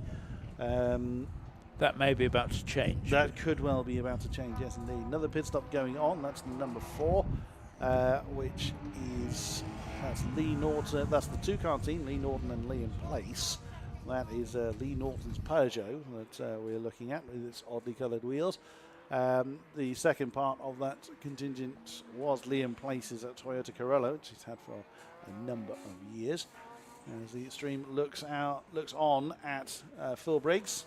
Does he have an answer? Not in the pace that we've seen thus far, but in fairness, Phil Briggs has done a few more laps in this weekend than Andy Windmill. No disrespect to Andrew Windmill at all. It's not been his weekend, and of course he missed the night race by choice. Manoj Patel, though, still hanging on in there, and the Pumas are still having an argument. So, again, these are single spec cars. They're in almost completely road legal. There's very little that the Puma Cup allows for alteration to keep the cost of the racing down. So that was 196, which is John Glover and Mark Chappell, alongside the 187, which is Mark Kirby and Alex Eacock. So all very experienced drivers, and they're right alongside the number 6 Fiat Abarth of Richard Larson, literally alongside Sean Ely in the Recycle Racing Peugeot. There's the number 2, or 2X I should say, works his way alongside, and the third Puma of Garrick Cotgrove is not far ahead of them either. So the Pumas do tend to be outgunned as far as raw speed is concerned, but the racing you get from them is not diluted at all as a result. No, indeed, and that certainly we're seeing perhaps a bit more speed from one or two cars who are throwing caution to the wind in this last part of the race. That's not a good sign. No, it's generally not good looking under the bonnet. But again, the Marsons they've had a very mixed weekend. The opening round in particular was particularly tumultuous for the Marson contingent, but the 59 sent back on its way as we now see Manoj Patel getting past some more of the traffic as he's doing his best to keep up with Phil Briggs. And was that Steve Papworth's car that just went through shot? I think it was. Yeah. That's Civic is back out there. So yes, it is. It's the number 14 Civic is still going. And going well. That I'm touching, I was going to say touching wood, I'm not, I'm touching Formica. But that all tends to say that it's something which is intermittent or is untraceable, but we'll see. Manoj Patel is in. One of the few pit stops yet to take place. He's left it very late, but the pit lane is still open. Is he one of the few yet to pit? There's not many that haven't seen the pit lane as yet. No, and this will reset pretty much everything. That's the only cars which there's the Warner Cooper S, the number 12 car, which is now in the pits anyway. So by the end of this lap, everybody will have stopped. Yes, indeed. So we haven't seen anybody fall foul of forgetting to stop. I think the only penalties we've seen with regards to pit stop have been short ones, which have been very few. Very few penalties of that ilk. Unfortunately, Phil Briggs was denied the victory of one of the sessions with exactly that in the opening race of the weekend. There is the number 12 Mini that you've mentioned, Steve Warner, who has that lovely screaming supercharger in that R53. That really has got you, hasn't it? Every single time has made me smile. I love the noise of that car. Yeah, it's and I wouldn't disagree with you for a second. Adam Brown working his way through the traffic as well. The Puma challenge has changed slightly. Mark Kirby was in there. We can't see him in the camera shots. I'm not quite sure where he's gone. I'm sure he's there somewhere. It's now Cochrane. Oh, there he is. So he's actually yes. dispatched of the other two. So he's slightly ahead now Yes, I mean, well ahead, comfortably ahead. of Cotgrove and Glover. There might be Mark Chappell actually in the car because that one has stopped. So it's John Glover's car that he's sharing with Mark Chappell for this event. And he's having a look on the inside, coming up towards the hairpin. Can he get it done? Well, these being single spec cars, of course, you can't rely on a power difference or any kind of characteristic difference that we've seen all the way through this weekend, where the brute force of some cars is outdone in certain parts by the agility of others, only for then the power to come good on the straighter parts. You don't have that, of course, in single spec. It is all down to the ability of the man behind the wheel, man or woman, I beg your pardon. And the pit lane is closed, so I don't think it's going to affect anybody particularly. No, everybody's stopped. Yeah, I think everybody that should have done has been in. Yeah, it's interesting though that now that we've got everybody stopped with 13 minutes left to run, that this really is the race to the flag. Yes, and that we have in first place currently on the leaderboard, we have Manish Patel. Wow, he's done well to overcome the lead. But when speaking of, he's just about to come over the line with Andy Windmill in hot pursuit. So once the climbing tower has sorted himself out, fastened up by Andy Windmill. Again, I mean, not being disingenuous, but it is almost expected that Andy Windmill will be one of, if not the fastest car out there on track based on past history. But he's exactly as you say, Paul, he's got nothing left to preserve in the car for this weekend. So he's giving it absolutely everything he has. And once again, the amount of times that Manoj and Andrew have fought against one another for various spots on the podium throughout their CSCC lifetimes is numerous. So once again, it is Civic versus Civic for those top spots. And I think looking at the performance. Oh, that's trouble. I was just thinking Gareth Cotgrove was taking a somewhat wide line through. That's through generous. Well, not meaning to be disingenuous, but also we don't know whether that was a mistake or. Well, he's continued. I wonder for a moment because I thought he had a bit of a wonky wheel going on. It wouldn't be the first time he's had wheel-related issues. Sadly, in the opening round of the weekend, something snapped and 3 wheels was left on the wagon. But he managed to get the car into the corkscrew area, which isn't used for this layout of the weekend. So he was able to prevent a safety car or some such. But I was hoping that he wasn't having similar issues again, but he's gone past the pit lane entrance and carried on along his merry way. Which is great news. That we're now nose to tail, first and second. Patel and Windmill are going up towards the banking out of our sight, but there was absolutely nothing in it. My expectation would be that Windmill will emerge first as they come back into our sight and into the backstretch. Yes, we have a change for the lead then, Chris, that there is the blue and white PFC Honda, which has taken the lead.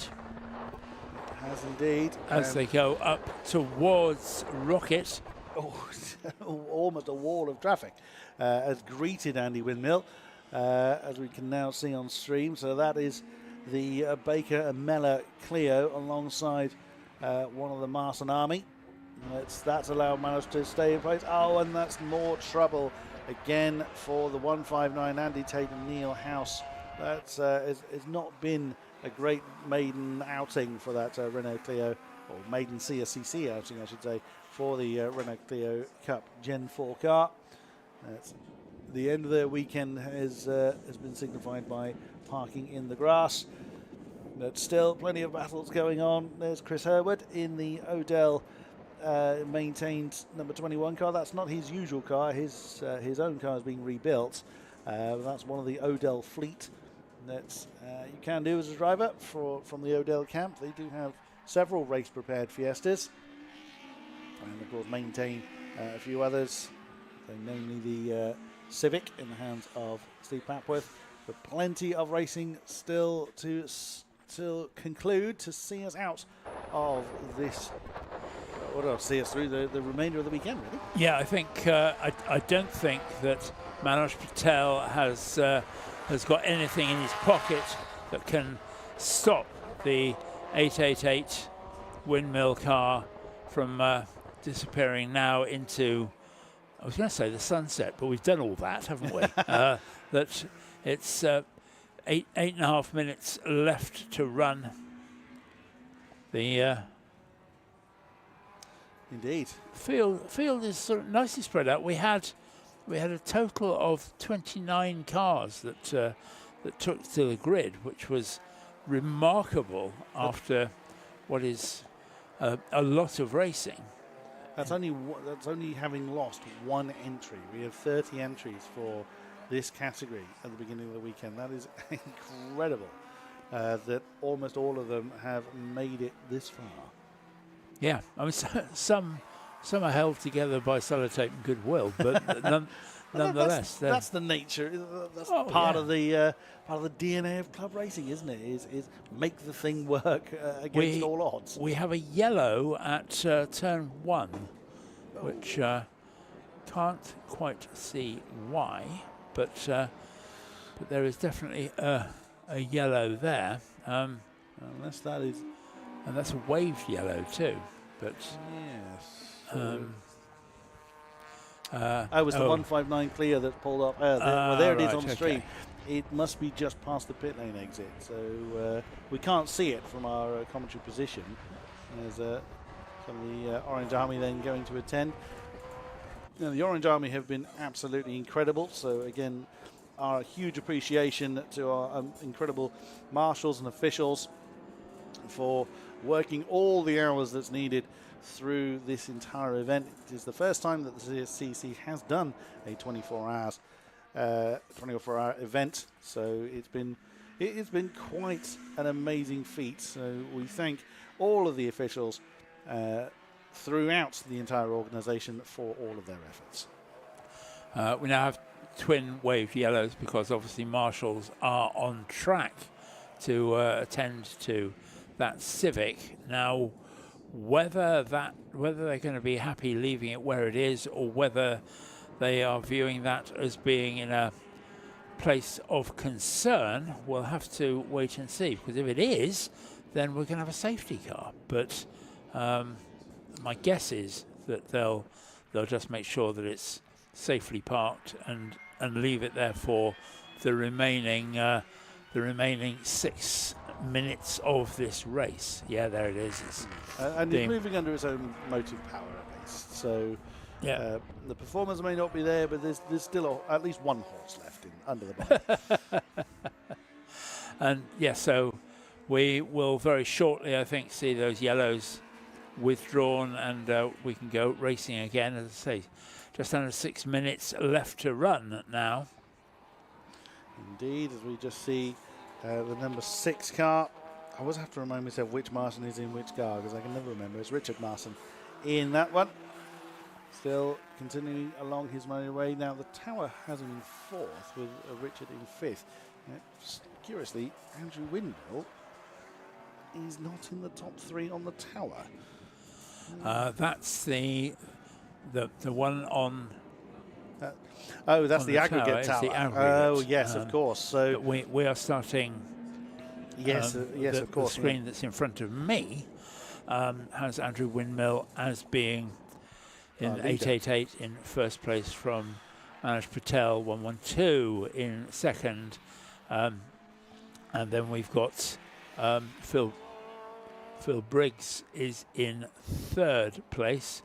4th is the Ely Roebuck team of Peugeot and Honda, and then the first of the Marson Army is in 5th place and carrying a penalty. Yes. So just waiting to see if we're going to get told what that is. Very good question. Nothing appearing on the race control message. So my assumption is going to be that he was out of the pits too quickly, so was cut the timing beam before the requisite 90 seconds. I can see the number 4, the second half of the number 4 pairing, is in the pits again. That is Liam Pace's Peugeot. Alas, it's not been a great maiden outing with him, but still having some good fun out there is Andrew Windmill. They will be leading this particular race, but the aggregate times is what is displayed on the tower. So this is how the timings have fallen throughout the entirety of the weekend. So Andy Windmill will be towards the back. Well, there he is. You can just see his name appearing on the tower, because the races that, a race singular, was the opening race that Andy Windmill was in. He retired early from, wasn't in the night races, so he's lapsed short for that particular reason, but out there giving it everything his car has left, which has provided some amazing entertainment. Oh, and I can see the number 78, that's Holly Brown's Civic, pulling off on the run up to Rocket, the blue and orange stripe, which is very much reminiscent of Club Chairman of the Club Chairman's racing colours. That's not a good. Had no choice, but that's not a good place to park. It's probably 2 cars widths off the racetrack, and that we still have just under 3 minutes left to run. Now, my guess is that it would take a minute for them to make a decision anyway. They probably will throw the checkered early with only 2.5 left. We will see, though. You can see where the flag post is. There will be discussions on whether they just cover that under localised yellows because there's only a couple of minutes left, or whether they decide to throw the checkered early. Driver is doing exactly what they're supposed to do and staying in the car, because that's undoubtedly the safest place to be until such time as either the marshals decide to come and get you out, or the race is neutralised. But that car parked on the side of the racetrack on the way up to Rocket, but it's still Andy Windmill 888 in the lead from Manoj Patel 112, and then we have the Briggs Seat Leon, which has been very quick, very consistent, which I think is an important part of what we have. Absolutely so. I'm going to see if I can try and get hold of our aggregate winning 3 when they come back in. So I need to go prepare myself with only a minute until the checkered flag is due to fall. Then you've got a minute to rush around in ever decreasing circles. So Chris Buxton going to go down and try that. We've got 2 of the Marson Fiats are running nose to tail. It's a bit like Le Mans, where the cars all form up in team order to cross the line together with just less than a minute to run. That are we going to see that whole team order bit? We're waiting, and this time, of course, it will be the black and white checker to signify the end of the race.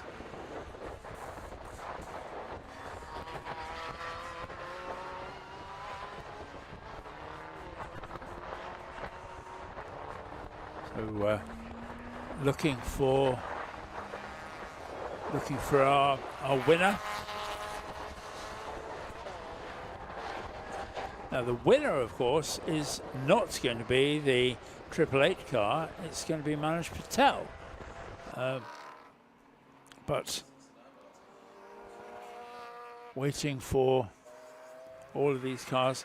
The official with the flag nervously looking up the road to make sure that he can pick out our winner.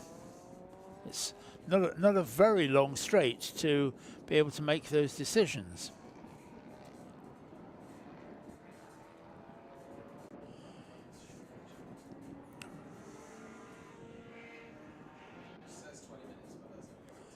And there we are, there we have it.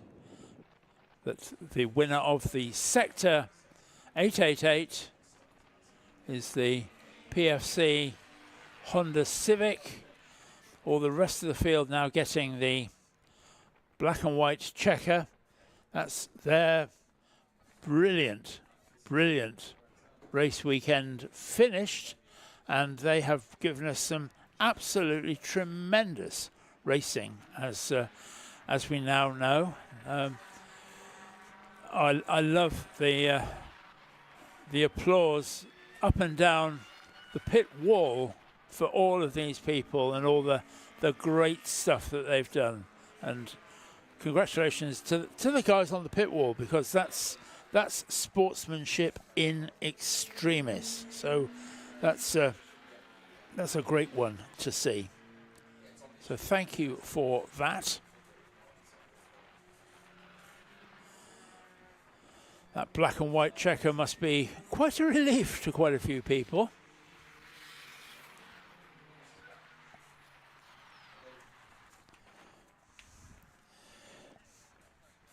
So that is the end of what we've seen for the Co-Award Sport Tin Tops, the Puma Cup, the Lowen Turbo Tin Tops as well. That combined grid, which has given us some brilliant racing, and that really has been something to savour. And that drive that we saw of Andrew Windmill in that blue and white Civic went from the very back of the grid, 29th on the grid, to finish first is really quite an achievement. And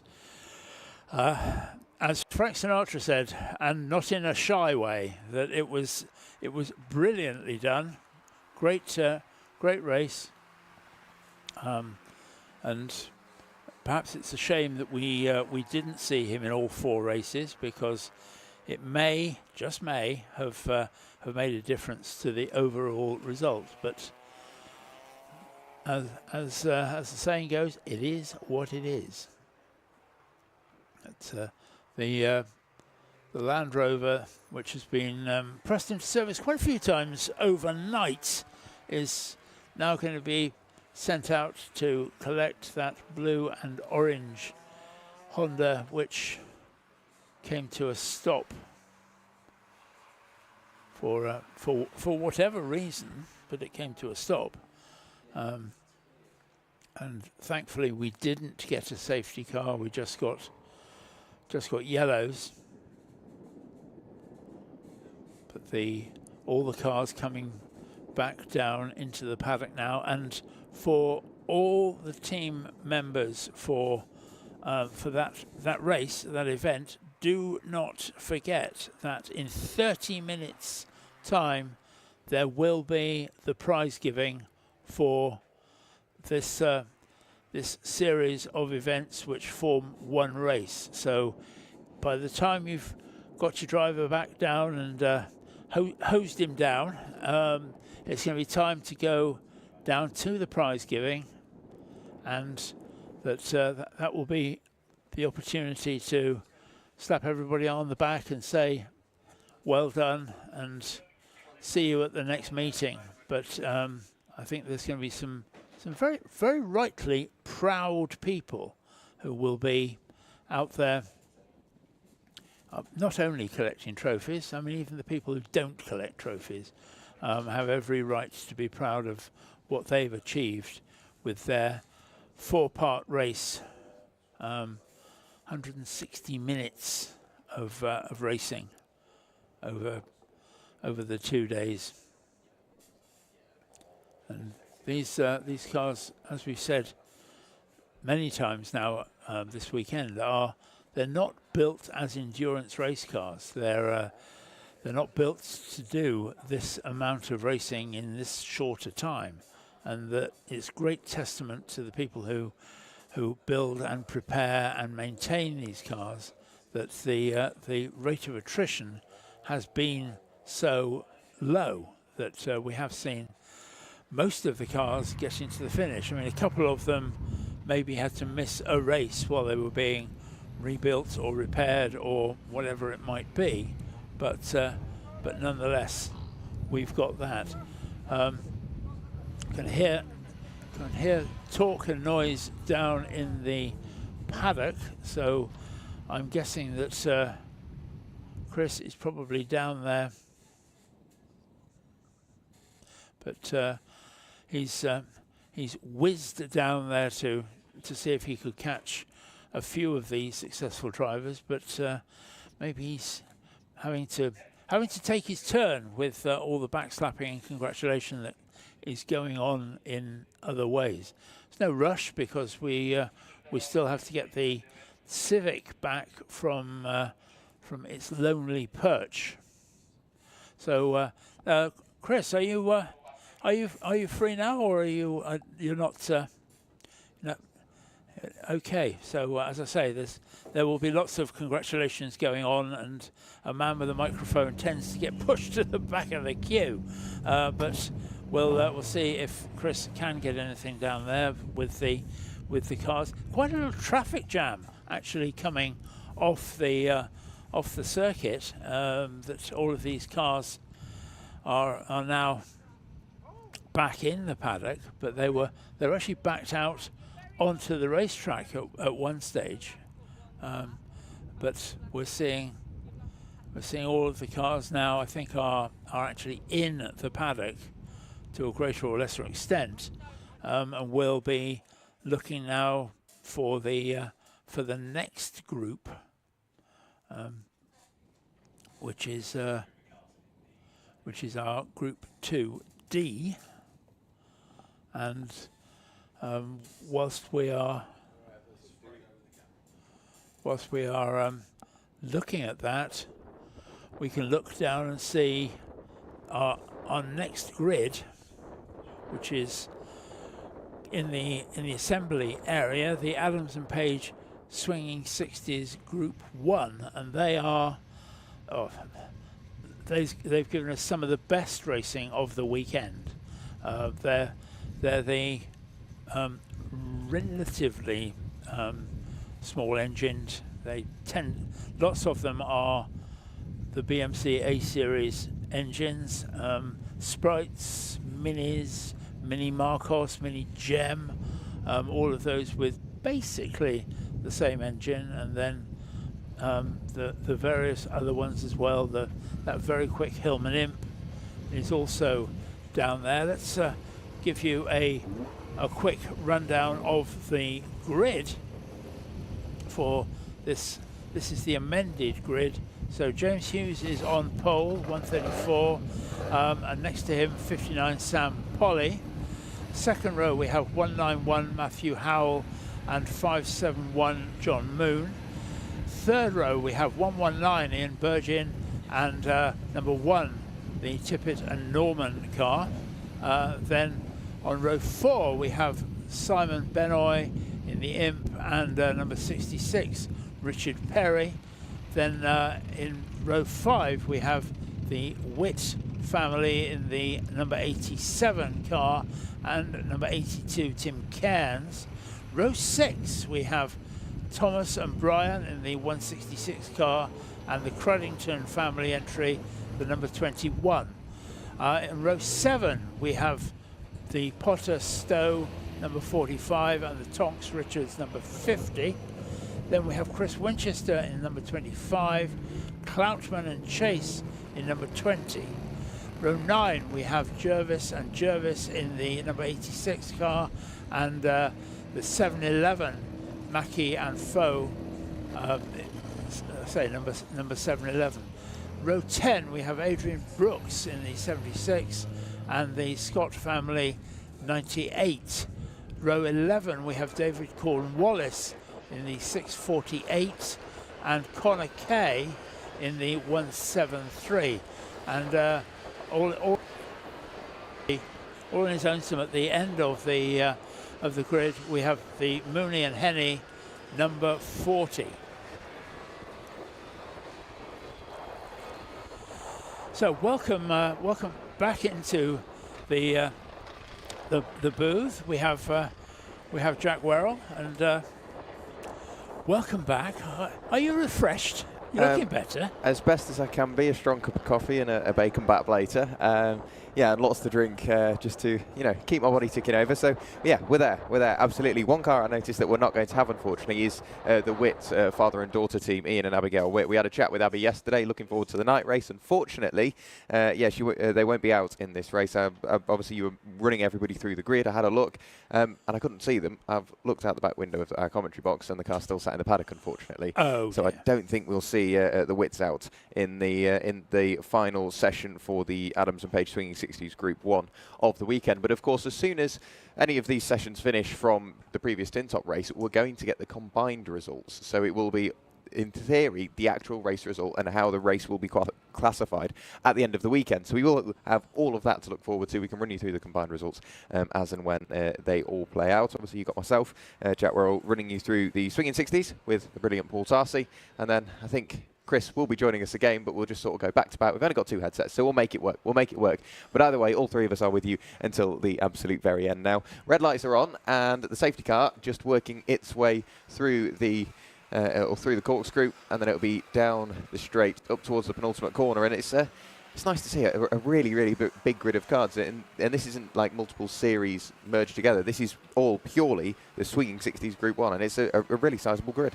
They've given us some really, really good racing this weekend, and that we've seen racing down through the field as well. It's not just that we've had maybe the first 2 or 3 who've been out there doing great things. It's been all the way through the field. There's been a lot of joy this weekend with these cars, both on track and for us watching as well. But we've seen some great stuff one way and another. James Hughes, of course, in the 134 is starting on pole, and that he's going to be doing his best in the I want to say the unlikely Frog Eye Sprite, because it doesn't look like it's going to be particularly fast, but my goodness, it is. They come across the line, he holds them to a beautiful 2x2 start, and that as they go in, it is the Sprite from the Mini Marcos and the Mini. Where have we heard that before? 3 times in the last 24 hours we've heard that, and those 3 have given us so much entertainment, and they're set to do the same thing again. We've talked about the differences in these cars, all with the same basic engine, the BMC A-Series engine, but in different ways, prepared in different ways.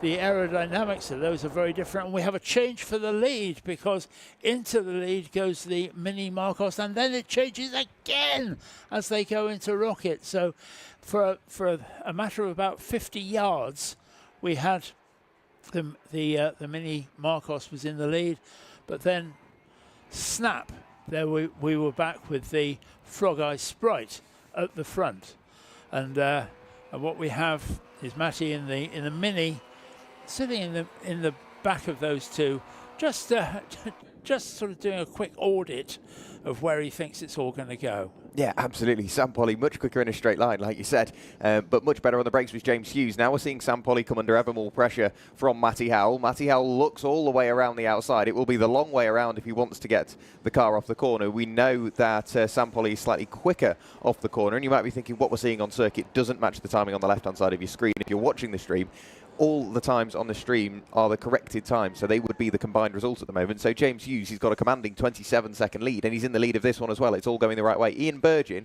driver of the 119 machine, started in 5th, currently still in 5th at the moment. Somebody who I've seen has had a cracking start is Richard Perry. He's gone up, 2 or 3 places on the first lap of the race, so he's desperate to try and make some ground up on the cars in the road. Of course, a rather poor second session for him this weekend for Perry, but Richard Perry's really started to get the bit between his teeth and slowly starts to carve his way back up through the order. But at the moment, only pulling away is James Hughes, and Polly and Howell, I would suggest they're going to keep battling all race long. We saw it yesterday. We'll see it today.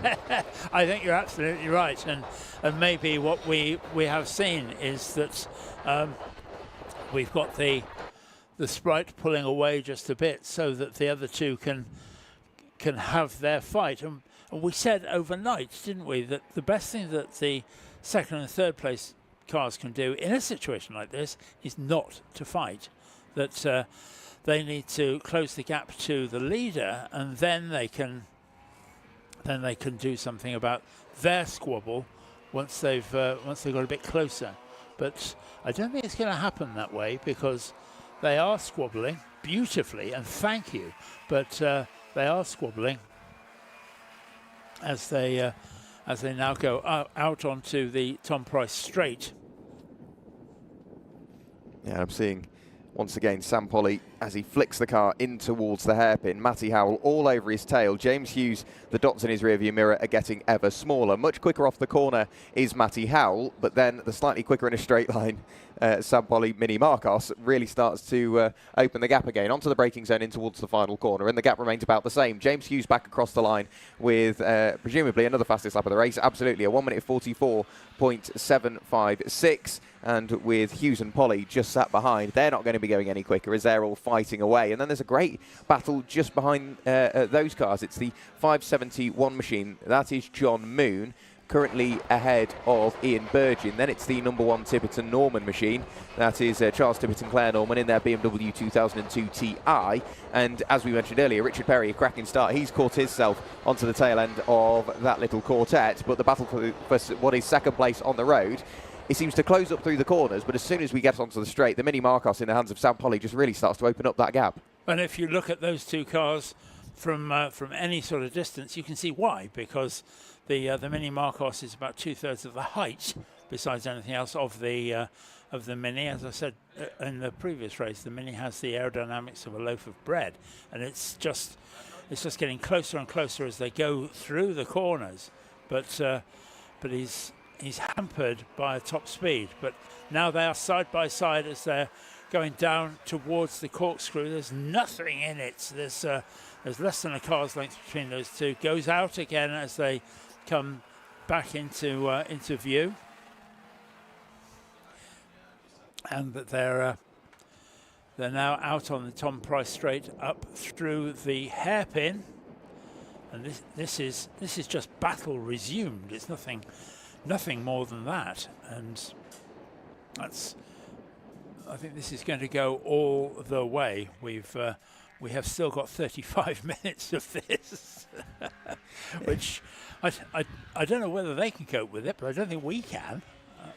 It's been a superb battle, and that's just those subtle differences between those two. They probably both have similar top speeds, similar handling, but it's how they get the power down. It's how they run. Obviously, some driving differences as well. Yeah, I noticed a little bit further down, again, cars that you wouldn't expect to see together. Of course, we've got the big BMW 2002, quite a big, quite a heavy car, but then we've got the number 66, again, Richard Perry. He seems to be the topic of subject at the moment. Austin Healey Sprite, obviously very light, but not quite quick. Or as quick as the BMW in a straight line. It's really starting to close up in that little quartet. It's split into almost two duos. On the inside, trying to find any sort of room is Ian Burgin, and whilst he is third on corrected times, all of this battling is only going to lose him time to Matty Howell and, more importantly, Sam Polly. So he could slowly start to see a couple of changes in the corrected times come the end of the weekend. But at the moment, currently leading that four-car battle is John Moon, ahead of the 119 of Ian Burgin. Then it is the Tiverton Norman BMW and Richard Perry. Simon Benoy somewhat off the pace from where you would expect, Simon. He's down in 8th place in the Hillman Imp, but that has been blisteringly quick all weekend, so maybe it's just focusing on getting the car home and making sure that he can finish the weekend. The battle for second place, on the other hand, back on the stream, and it's only second place on the road. Matty Howell is in theory second on corrected time. Sam Polly at the moment is 4th, but Matty Howell only applying more and more pressure. He gets alongside, but as soon as Sampoli starts to pick up the pace, there's nothing too much he can do. Sampoli through the final corner, Matty Howell all over his tail. You can see the Mini bouncing around, scrambling for some grip. Fastest lap of the race goes the way of our race leader, James Hughes, 1 minute 44.392. But that little battle between the Mini Marcos and the Mini Cooper, absolutely brilliant to watch. And any driver coach will tell you that you don't keep on doing the same thing if it doesn't work. So you have to do something different, and that he's doing something different because he's right in the slipstream of the Mini Marcos now. There's absolutely nothing between the two as they go through, and the Mini is infinitesimally closing as they come down. And you see again, the moment that they get up to a reasonable speed, the Mini Marcos pulls away, and the Mini is hampered by that difficulty of that top speed. But it's still nip and tuck, and he's going to have to do something. Let's not forget that we haven't really got to the point of traffic yet, and that can always make a difference in these kind of situations of how people handle the traffic, whether they foresee it, whether they make the most of it. We've seen some great traffic moves over this weekend as well. So maybe it's going to be the Polly Howell battle that's going to be settled in traffic. But who knows? Look at that. Look how close they are now as they come down towards the last corner. There's nothing between the two of them, that they have been left for dead by our leader. But James Hughes really has nothing to worry about from these two currently. But who knows? Who knows? We still have half an hour of this race left to run. And normally, again, if you're under normal racing circumstances and you were James Hughes, you'd be thinking, well, why is he still pushing?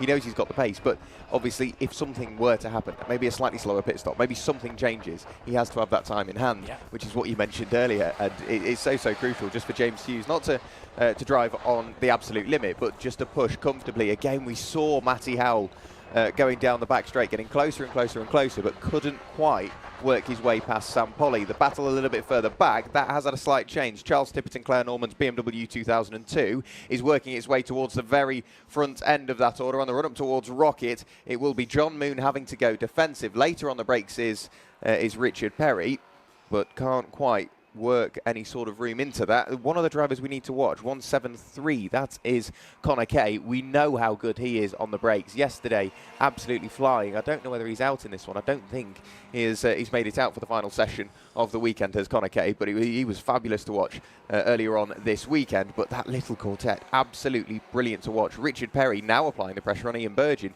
Ian started the weekend on a really, really strong performance, and from there it's just not quite happened for him. No, and that may be just starting on a high. Oh, that was very close. Matty Howell getting very, very close to the back of the Mini Marcos, to the point that it might just have been a touch, but I wasn't there to see. But it's very close between those two coming into our sight now and crossing the start-finish line. Again, this is a place where they're not very close. That there's probably all of 3 cars lengths, and then watching them as they go up towards the banking, the Mini gets a little bit closer, not much, but that's really a fairly quick corner. But then we have the right-hander, and then dashing down through the back straight, and you can actually see it, can't you, Jack? That yep. The top speed of the Mini Marcos is just that bit higher, and certainly I think it would be fair to say, and I may be proved wrong, I have been before, but it may be that that's not going to be the place that he's going to pass. He is certainly putting a huge amount of pressure on Polly in the Marcos, and maybe the strategy is just to pressurize him into a mistake, but he hasn't done it so far. No, he's just putting the car in the right spot, is Polly, and it's if he were to make the move, if you were Matty Howell, you'd have to do it pretty much in the first sector, because you know that you can be matched, if not bettered, by Sam Polly in the Mini Marcos down the back straight. So you might make the move into turn 1, but then you will have lost it by the time you get to turn 4. So if you were Matty Howell, you've just got to focus on your exit, which is what he's really good at by the looks of it, all over the tail of Sam Polly at the moment. This is heading down towards the final corner, and into the pit lane comes Sam Polly. So now, if you're Matty Howell, focus on getting those laps in quick, clean and consistent, and try and minimise any sort of time loss. So, geez, Powell absolutely on the ragged edge towards the pit lane, struggling to find some grip in the pit entry. The pit lane will become an ever busier place now the pit lane is open. Richard Perry, very good call from the tail end of that 4-car battle. It became a 3-car battle very briefly, because of course since Charles Tippett and Claire Norman got into the sort of second spot in that battle, which would have been 4th overall, or 5th overall, they've slowly worked their way forward. They're now 4th overall, got to the front of that battle and driven away. I would say Richard Perry, good call to save all that fighting, all that battling, all that lost time. Take your pit stop nice and early, get back out there, hopefully in some clean air, and try and rejoin that battle after the pit stop, but more importantly, try and be at the front of it. We're now seeing a change of driver. That is for car number 98. That's the Scott's entry, Simon and Austin Scott behind the wheel of the MGB GT. Whether it be Simon getting in or Simon getting out, or Austin getting in or out, whichever way round it may be. Of course, if you are the newer driver, you've got to get used to the car, because something might have slightly changed. You don't know, your teammate might have overheated the tyres on the in-lap just pushing that hard, and you've got to go out there on slightly overheated tyres. The brakes might get a bit spongy towards the end of the race as well, so you've got to bear all this in mind. Under ever more pressure is John Moon, and that's from Ian Burgin. Ian trying just to pick up the scraps of what has been a fairly consistent weekend for him. He's never just not been there. He's always been in sort of top 5, top 6 sort of area, but he just doesn't quite have enough to live with those top 3. No, he doesn't. And it's also interesting just to see how these cars are running around the pit stops, because when we talk about our battle for 2nd and 3rd, that could easily be decided purely on pit stops. We see there is a different pit stop regime with these cars, isn't there, from what we've seen before. It's not just the 1 minute 30 in or out. If it's a single driver, they have to get out of the car, shut the door, get back in, put your left leg in, put your left leg out, shake it all about, and that it's therefore a bit of a different routine from what we've seen for the other grids. But the Mini now needs to be doing some absolutely demon laps if he's going to make this work, and that Matty Howell needs to capitalise on this. The Marcos is back in the fray, just completing his first lap, and we will now await to see. And the effects mic on the camera just tells us how very windy it is out there. We can only really tell because we can see all the grass and bracken and heather blowing around. 21, the Credington Mini Gem back in the field, and the Sebring Sprite is comes to a halt. Driver change for that car. Excellent camera shot there of looking at just what has to be done. That's a brilliant camera shot. Yeah, it's just, even once you're out of the car as the first driver, your job isn't done, because then you've got to help your mate in, make sure that they're all strapped in and ready to go. Yep. So it's a busy old job, and as the driver, you're looking at well, getting manhandled a little bit by the looks of it by your teammate, but you're looking at fuel, you're looking at temperatures, you're looking at pressures, just seeing what the car's like. And it gives you a very rough idea of what it could feel like. So if you notice the pressures are slightly high, you're thinking, right, take it easy. Yep. And then you can start to push a little bit harder. So it gives you a quick insight before you even get out onto circuit. And then, as the first driver, the starting driver, you can go and have a drink, sit on the obviously water at this Well, point. no, at this point. Oh no, it at doesn't this point matter. there's no rules. Yeah, of course. Yeah, you're done for the weekend. Your job's you complete. have a stiff gin and tonic at 10 o'clock in the morning. But yeah, you can go on the pit wall, and then your job still might not even be over. You might have to go start pitboarding for your teammates as well. The drivers we need to be watching at the moment is definitely Tippett and Norman, figuring out whereabouts they fall into the fold in their BMW 2002. Obviously, we need to keep an eye on our original race leader, James Hughes. Is he dealing with the traffic as cleanly and quickly as possible? Going off his performances all weekend, he's not got an issue with traffic. But Sam Polly and Matty Howell, we've already seen Sam Polly into the pit lane. We're yet to see Matty Howell. Whereabouts are they going to fall into the battle, respective to has one had a quicker pit stop? Was it the in lap? Was it the out lap? Is it how they've dealt with traffic? There's so many different variables that can massively throw the race around. And it only takes one driver who's being lapped to make an error of judgment in terms of going left when he should go right, and Matty something Howell. like that, and it's all over. It's completely different. Yeah, Matty Howell is into the pit lane. We have an interview down in the pit lane. We do. Down to you, Chris. Sorry, chasing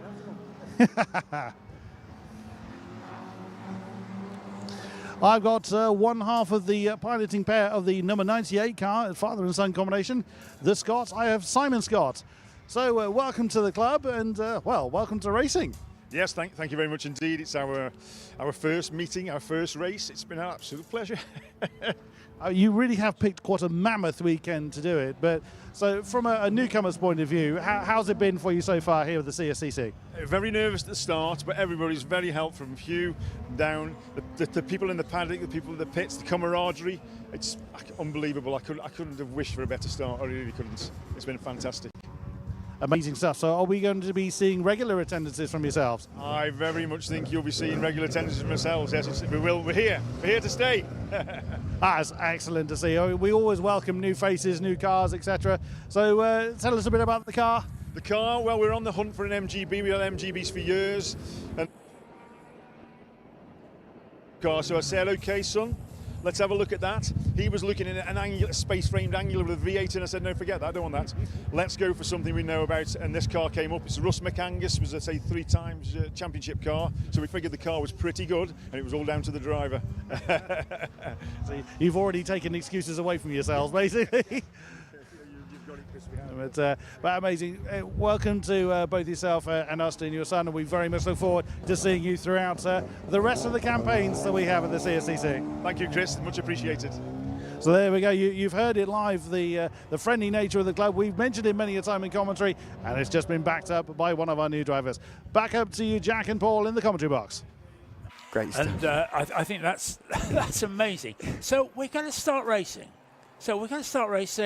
Let's go and buy a car and do a 24-hour race weekend. It's very period correct. I'm sure that's how it went. Right, we bought a car. Let's go racing. Yeah. Oh, it's 24-hour. Oh well. Yeah. There's a perverse sort of logic in all of it. No, But I love it. At least then, if you are doing something like this, if you just go on for a normal weekend, then there's 3 20-minute sprint races. No issue at all, because you've already completed more than that on your first weekend. It will only make you feel more and more comfortable.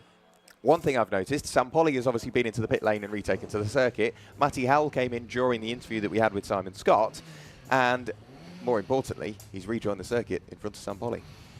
Has he?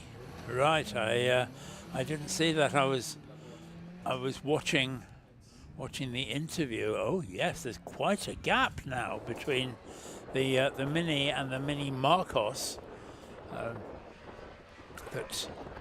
Those two are, Mini Marcos has given himself an awful lot of work to do.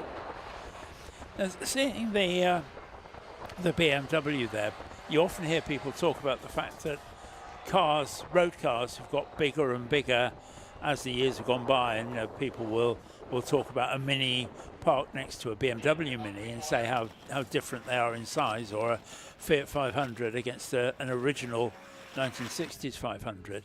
But that BMW looks absolutely huge against pretty much everything else on the racetrack, and it's just really surprising that your perception of what's big and what isn't is completely skewed by these 1960s cars. Yeah, it makes you wonder why they are so big now. I get for comfort, but I mean, come on, just something like that. And it's like great fun to drive around. I can see Chris down in the pit lane, presumably having a quick word with, I believe it's Claire Norman. So obviously we'll have to hunt down our cameraman. The Radio Caroline car is in and getting relevant attention at the moment. So we're just. Now that is our race leader, James Hughes, in towards retirement. Whereabouts on circuit? That's where we saw the car go off in the previous race. I think that's just at pit out. I'm trying to pick out exactly where he is. I can't quite see. We might need a slightly wider shot. Yeah, down towards turn 1. Yeah, I think by the looks of it. So. He is, unfortunately, our race leader. But, of course, he's not just a race leader. On corrected times, in theory, he is the weekend's leader at the moment. Is everything now going to go the way of Matty Howell, who's just had a brilliant pit stop? Yeah, that's on the exit of, or on the entry to turn 1. So, James Hughes, it was looking clear and away. But, unfortunately, with still 17 minutes to go, Matty Howell's going to make up that time and then some.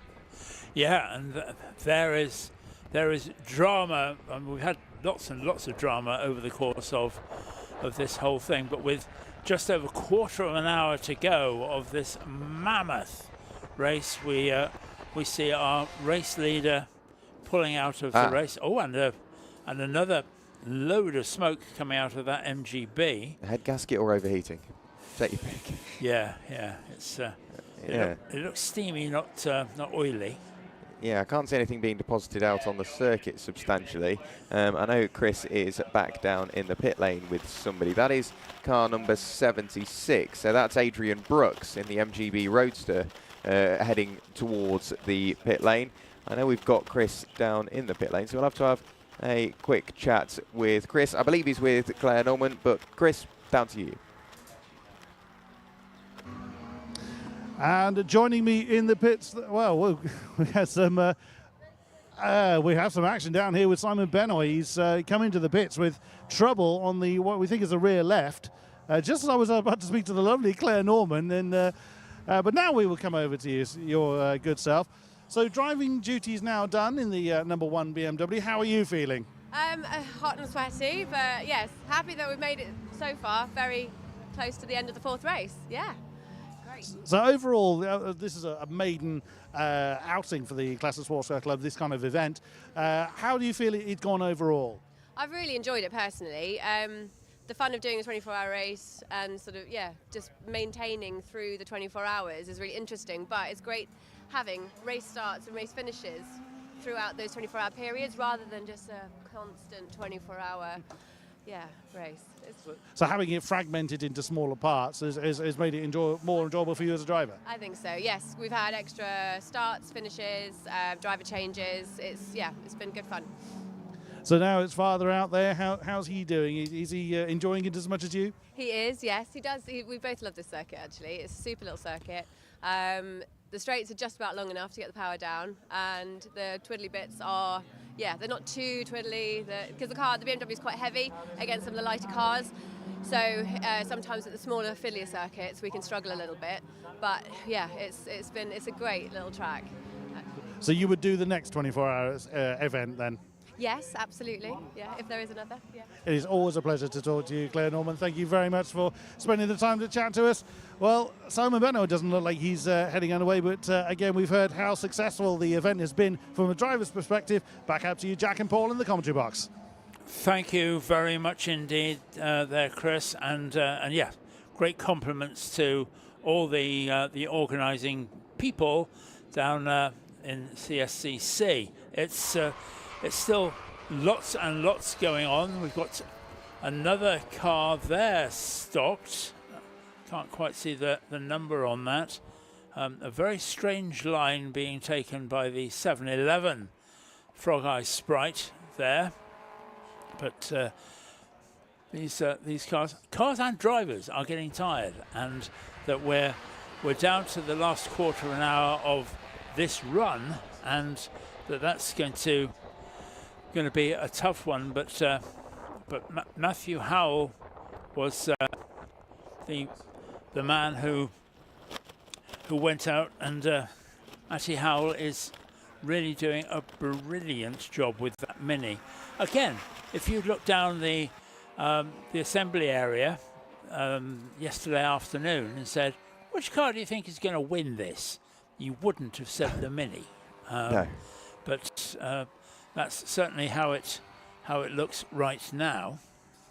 Yeah, it is a real shame for our previous race leader, James Hughes. He's been the consistent leader throughout the weekend, just putting almost 30 seconds on everybody every single session, and it sat him quite well for the final session of the weekend. But unfortunately, the car has given way. So with Matty Howell's blisteringly quick pit stop, that's allowed him to be promoted into the lead of the corrected times, and also leading this session as well. He's just worked his way across the start-finish line through turn 1 and on the run-up towards turn 2. There is Sam Polly just going by now. The driver we just had a chat to, Claire Norman, her teammate Charles Tippett having a good little battle with the 119 of Ian Burgin, who is currently second on corrected times, heading their way down in towards the final corner. That is a battle for what is 4th on the road by the looks of it. Heading out to the almost the outer section of the circuit on the run up towards Rocket. There's a brilliant little battle between one of the Alfa Romeos and one of the little Austin Healey's. It's the 166 machine. That is Ben Brain and Jeremy Thomas in their Alfa Romeo GTV. And then it is the 711 machine of James Mackey and John Foe in their Austin Healey Sprite. Again, two cars you wouldn't necessarily put together racing door to door, but the CSCC, they just make it work. They do, and you're completely right that those are not natural bedfellows when it comes to performance. But look at it, they are, and that the Alfa is probably a little bit quicker in top speed. The Sprite is probably just a little bit more nimble. The Alfa looks to be a little bit more standard, perhaps, than that highly developed Sprite. Look at those two cars there that we see on screen, which is the Lenham, the 57 car, and the Frog Eye, both the same car underneath. Yeah. They are mechanically the same car, and yet couldn't be more different. And that just says something about the sheer variety that we get, and that is a huge bedstead on the top of that that Frog Eye, isn't it? Yeah. With the roll cage. Yeah, just looking, that in theory is the 3-car battle for 4th place, because the 571 machine John Moon, he was the lead car the last time we saw them in that little trio. Anyway, they're just working their way across the start-finish line now, so it is still John Moon leading that little battle ahead of Ian Burgin, but getting closer and closer is Charles Tippett and Claire Norman's BMW 2002. Sam Polly still closing in, albeit very slightly, on the race lead. Last time was actually a little bit of a slower lap from Polly compared to what we've expected to see, but he is still closing in to the tune of, 1.4 seconds a lap, so Sam is getting closer, but on corrected times, Matty Howell is well and truly free and clear up at the top of the order. But we've already seen it happen to James Hughes. Doesn't necessarily mean he's going to win the weekend. Could still be a mechanical issue, God forbid, but it's something you've got to bear in mind. Well, we've seen it now rather more than we might have expected to, and that the cruel hand of fate is out there doing all that, and that we've seen. We obviously saw our erstwhile leader pulling off into the weeds with some sort of mechanical problem, and that fate is a cruel mistress when it comes to motorsport. And this is a great battle between the 57 and the 119. They really are nip and tuck. As I said, they look very different, but the 571 is the Lenham, which is obviously a bit more streamlined, but not anything hugely different. Similar cars underneath, and they are battling for 4th/5th place. Oh, and the Mini's off. The Mini is off. The 191 Matty Howell pulled over. Oh, I said that motorsport was a cruel mistress, and look at that. That's commentator's curse at its finest. I literally said, God forbid, and so unfortunate for Matty Howell. 191 If there is any body language that you need to read Matty Howells, because I think we know what he's saying into that crash helmet, and that's just pulled off quite suddenly, quite quickly, parked by the side of the road. Now this is going to affect not only his winning or not of this part of the race. He was down to win the whole weekend, the whole sector, the whole weekend, and that's now gone up in smoke. So everything goes back the way of Ian Burgin, who is, we said at the start of this race, he's been there or thereabouts, but he's just got to keep going with the clean, consistent laps. And now look what might happen. He may end up taking up the lead of the weekend. I've said it now. Don't say it.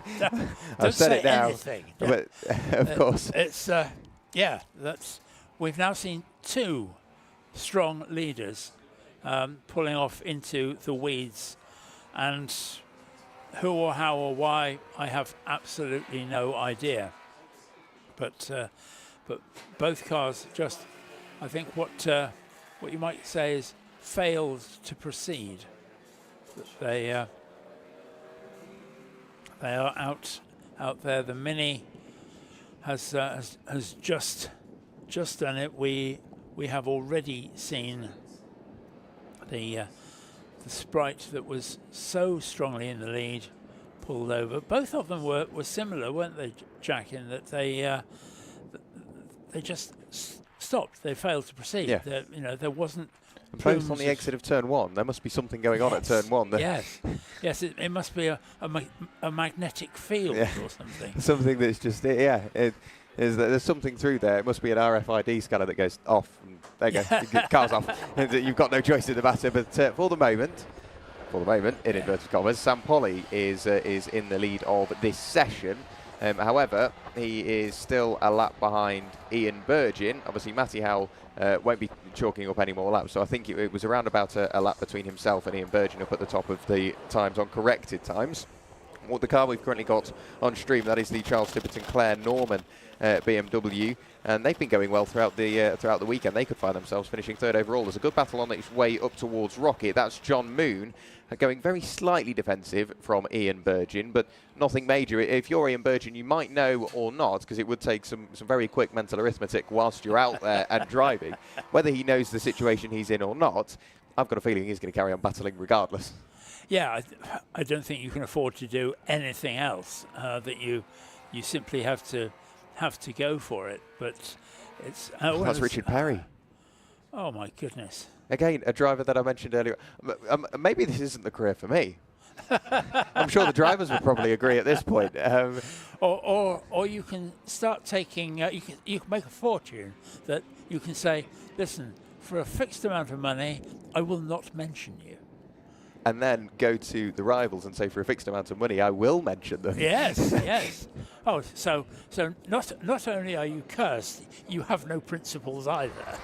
Well, you've got to sell to both sides, haven't you? That's prime business opportunity. But Ian Burgin, now on corrected times, is in the lead of the weekend. Sam Polly in second. The Tiverton Norman BMW will work its way up to third, I would have thought. They've just crossed the line, and there you go. John Moon just up the road, still fighting away with Ian Burgin. So the four cars in the top four on corrected times are all in very similar spots on the circuit. Now we're seeing once again Sam Polly just being so decisive through traffic. He picks a side, sticks to it, lets the other car know, well, I'm going here, whether you're there or not, I will move you out of the way. And another car off the road. It's getting to that time in the weekend. That's Tim Cairns. No, Tim Cairns is the 82 machine. That's the Jervis and Jervis, car number 86, Henry and Will Jervis in their MGB Roadster. I hadn't mentioned them. So maybe it's not that true. But you're absolved. It's getting to that point in the weekend because these cars will be racking up a lot of hours on the engine. It will be almost 160 minutes these cars have spent out on circulating within a 24-hour period. And you think, well, that's not long, but they are driven at full chat with full commitment. So you can imagine the cars are getting to the point where maybe a bit more mechanical sympathy is required. Yeah, and it's 160 minutes plus quali. Yeah. And nighttime familiarisation. Yes. So an awful lot of miles. But isn't it strange that they should all just be doing this in the last half an hour, last 30 minutes of what is close to 200 minutes of racing? It's a great trio working its way through the final corner at the moment. The 7-11 machine, that is the Mackie and foe, Austin Healey, currently being chased down by car number 45. That is Justin Potter and Simon Stowe in there, Austin Healey Sprite. Very similar cars, if not identical. I'm sure there's a few little bits of mechanical trickery that's different in those cars. Currently heading through turn 2, and then it's the number 25 of Chris Winchester, who, if you remember, yesterday in the first session, Chris Winchester found himself in the grass along with Tony Hunting. Tony Hunting unfortunately collided with the wall, but you've got to think, well, Winchester was stuck in the grass for a number of laps, and he's back out racing, I'm sure with a couple of bits that maybe have been borrowed from rivals, just to get out there. And we had that earlier on again, where a gear stick had snapped, and they managed to get everything welded up and a makeshift gear stick remade, so you can carry on racing. It's brilliant. The CSCC paddock is one of, if not the friendliest one in the UK. It's fantastic to see, and long may it continue. It's interesting now just following the cars around this glorious racetrack and seeing so many cars parked by the side of the road. It's really quite ridiculous that we didn't see it with the previous grid. So it's just bad luck, nothing else. It's just bad luck, but nonetheless, it's Ian Burgin at the front. Yeah, obviously he's at the front on corrected times. Yeah. I was trying to figure that out. Sam Polly is coming towards the line in a few moments' time, running down towards the final corner. And as we've only got 1 minute 40 left now, and we're doing, 1 minute 49s at the moment, just because we're not pushing the cars, I think everybody's just learned that, yes, it's become quite an attritional race. Across the line, Sam Polly will go. He will take the last lap board. So this will be his final lap of the weekend. So now it is, if you've got to lap 10 seconds slower, just to make sure you make it, so be it. Yes, absolutely. There is no point in being a hero at this point. Just get it home, and that much coveted black and white checkered flag is going to be such a welcome sight. Because let's not forget, it's one thing for us to stand up here in the commentary box and be anxious about the various cars stopping by the wayside. Think what it's like if you're a driver. Think what you're like if you're out there thinking, all these cars are stopping, is it me that's going to be next? And it's so easy to get yourself into that kind of state. But it is the Mini Marcos which is going to cross the line, that lovely looking car. A very good colour scheme for that car, and the stripes and everything just look great. Yeah, I mean, it's a tricky one to write down, especially on the entry list, because all of my colours have got sort of three letter sort of derivatives. So if it's yellow, it's YLW. If it's red, obviously red. But if it's gold, it's GLD or something like that.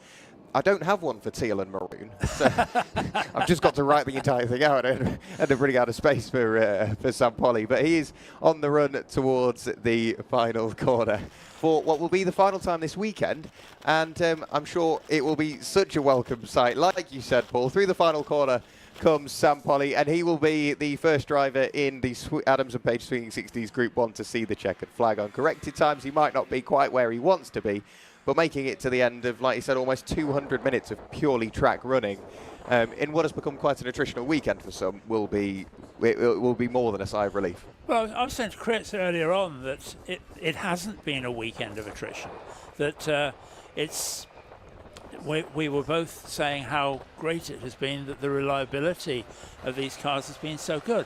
We spoke too soon because we saw some desperate retirements in the last 15-20 minutes of that race, and some heartbreak for various teams out there who are now no doubt going to go out and get their cars back. But yeah, it's great, but well deserved for the Mini Marcos. That was a well-driven race, but one of the three cars that could have won it was the only one that did win it, because it was the only one who came home. Exactly. And, that says it all. Yeah, to finish first you have to finish, and that was very much applicable in this case. Ian Burgin took the win this weekend, a minimum of a lap clear over absolutely everybody. Sam Polly finished in seconds, then it was Charles Tippett and Claire Norman finishing in third. Then it was John Moon and Tim Cairns rounding out your top 5. Then it was car number 21, Pete and James Crudgington in their Mini Gem Mark 1 finishing in 6th ahead of the Thomas and Brian Alfa Romeo, the Potter and Stowe Austin Healey. Then it was Matty Howell after what could have been a brilliant weekend, so unfortunately came undone in the final race. Then it was Cloutman and Chase in their Austin Healey Sebring Spike rounding out your top 10, followed by Tonks and Richards, Chris Winchester, Mackie and Foe, and then it was the Jervis MGB Roadster car number 86. I think we saw that car retire towards the very latter stages of that race. James Hughes, what could have been for 134 in the Austin Healey Frog-Eyed Sprite, unfortunately finishing 15th. Then it was Richard Perry retiring again, finishing in 16th. Then it was the Scots in the MGB Roadster. Simon Benoy finished in 18th. Adrian Brooks finished in 19th. And rounding out your 20 finishers of this weekend was David Cornwallis in his 648 BMW 1600 Ti. That race maybe didn't quite go to plan, Chris. I'm joined by yourself for the next race. I know I'll need a natural break between races, but I've got to say, whilst the weather maybe isn't as sunny as we saw it yesterday, the conditions are pretty much perfect because, more importantly, touch wood, there's no rain. It's dry, the track is cool, so the cars will be nice and comfortable in this sort of temperature. And of course, it's the most rubbered in the track has been all weekend because it's had close to 24 hours of solid running at this point. So it's going to be I'd imagine a rather comfortable drive for some of the drivers. Considering how strong your commentator's curse is right now, you're a brave man to make a prediction about the weather. No, that's no, you're absolutely right. It's nice and cool out there. It is really quite blustery, as I found out going down to the pit lane in a t-shirt. Probably wasn't the wisest idea in the world. But yeah, we have to pick a driver of the day or driver of the weekend from that group. Me and Paul have an idea, and I've changed my mind I don't know how many times. So we will bat that one around off air and let downstairs know so the appropriate people are aware. But yeah, it's ironic that, as Paul was saying, we were discussing on how well we'd done attrition-wise, and then just suddenly a mass load of retirements. I think my heart personally goes out to the Howell Mini, because wow, how well was that doing? It's the fact you saw that Matty Howell throughout the weekend was so quick. Every battle you looked at seemed to have Matty Howell there, and it was it was the patience I almost respected from Matty, because he would be much quicker than maybe than Sam Polly at some sections of the circuit. But where he was quicker, he was very patient, knowing full well it's a long race, and then he just managed the race beautifully and won it a lot on strategy as well. It's such a sad sight seeing that car being pushed into the pit lane. It is. He deserves a little pick-me-up, doesn't he? I reckon so. So yeah, it's difficult to kind of. It's difficult to see any of these cars kind of recover, because you've got some cars like the number 98, the Scott family, father and son, their very first time racing. They've got the novice cross on the back. They've got several signatures on it now. This event, assuming they've taken part and finished all 4 of the races, all 4 of the sessions, beg your pardon, it does still count as 4 ticks on their license. So you've got some that are brand new cars, and you've got some that have been in the family for many years. It's always sad to see when they don't make it, but absolutely well done to all of our competitors. I think they're all bonkers for taking part in the first place, but you need a healthy amount of bonkers, I think, to do motor racing in the first place. But for this many hours, exactly as you were saying, Jack, the amount of minutes they've been out for in this weekend alone is absolutely fantastic to see. Next race is our Modern and Future Classics are gathering in the holding area now. So how many have survived? Well, there's quite a few of them in the holding area, which is good to see. One notable absence is the number 28, is the Daniel Stewart Ray Ingman Jaguar. That was showing signs of vapour at the tail end of its race in the night, and has vaporised because that car is no longer in the paddock. So they will not be joining us, but as the stream images are showing, the vast majority of our field, I think we started with 15, I think.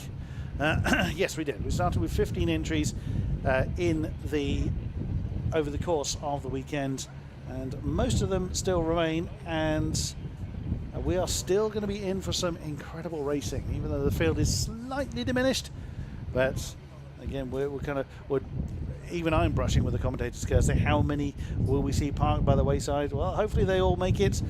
We're in for a fantastic race to see off the modern and future classics contingent of this series. You can actually hear, for those watching the stream, you can hear how much wind is hitting the camera microphone. It really is very, very, very gusty, and that will agitate the balance of these cars, of all the cars indeed, at given points throughout the race. Now, the heavier the car, you can argue the less likely they are to be agitated by the wind. Well, yes, in one point, but there's more mass of those cars. I mean, take the camera is looking at Nick Hamilton, one of the smallest cars out there, alongside one of the bigger ones, which is the Kennedy Nissan Skyline.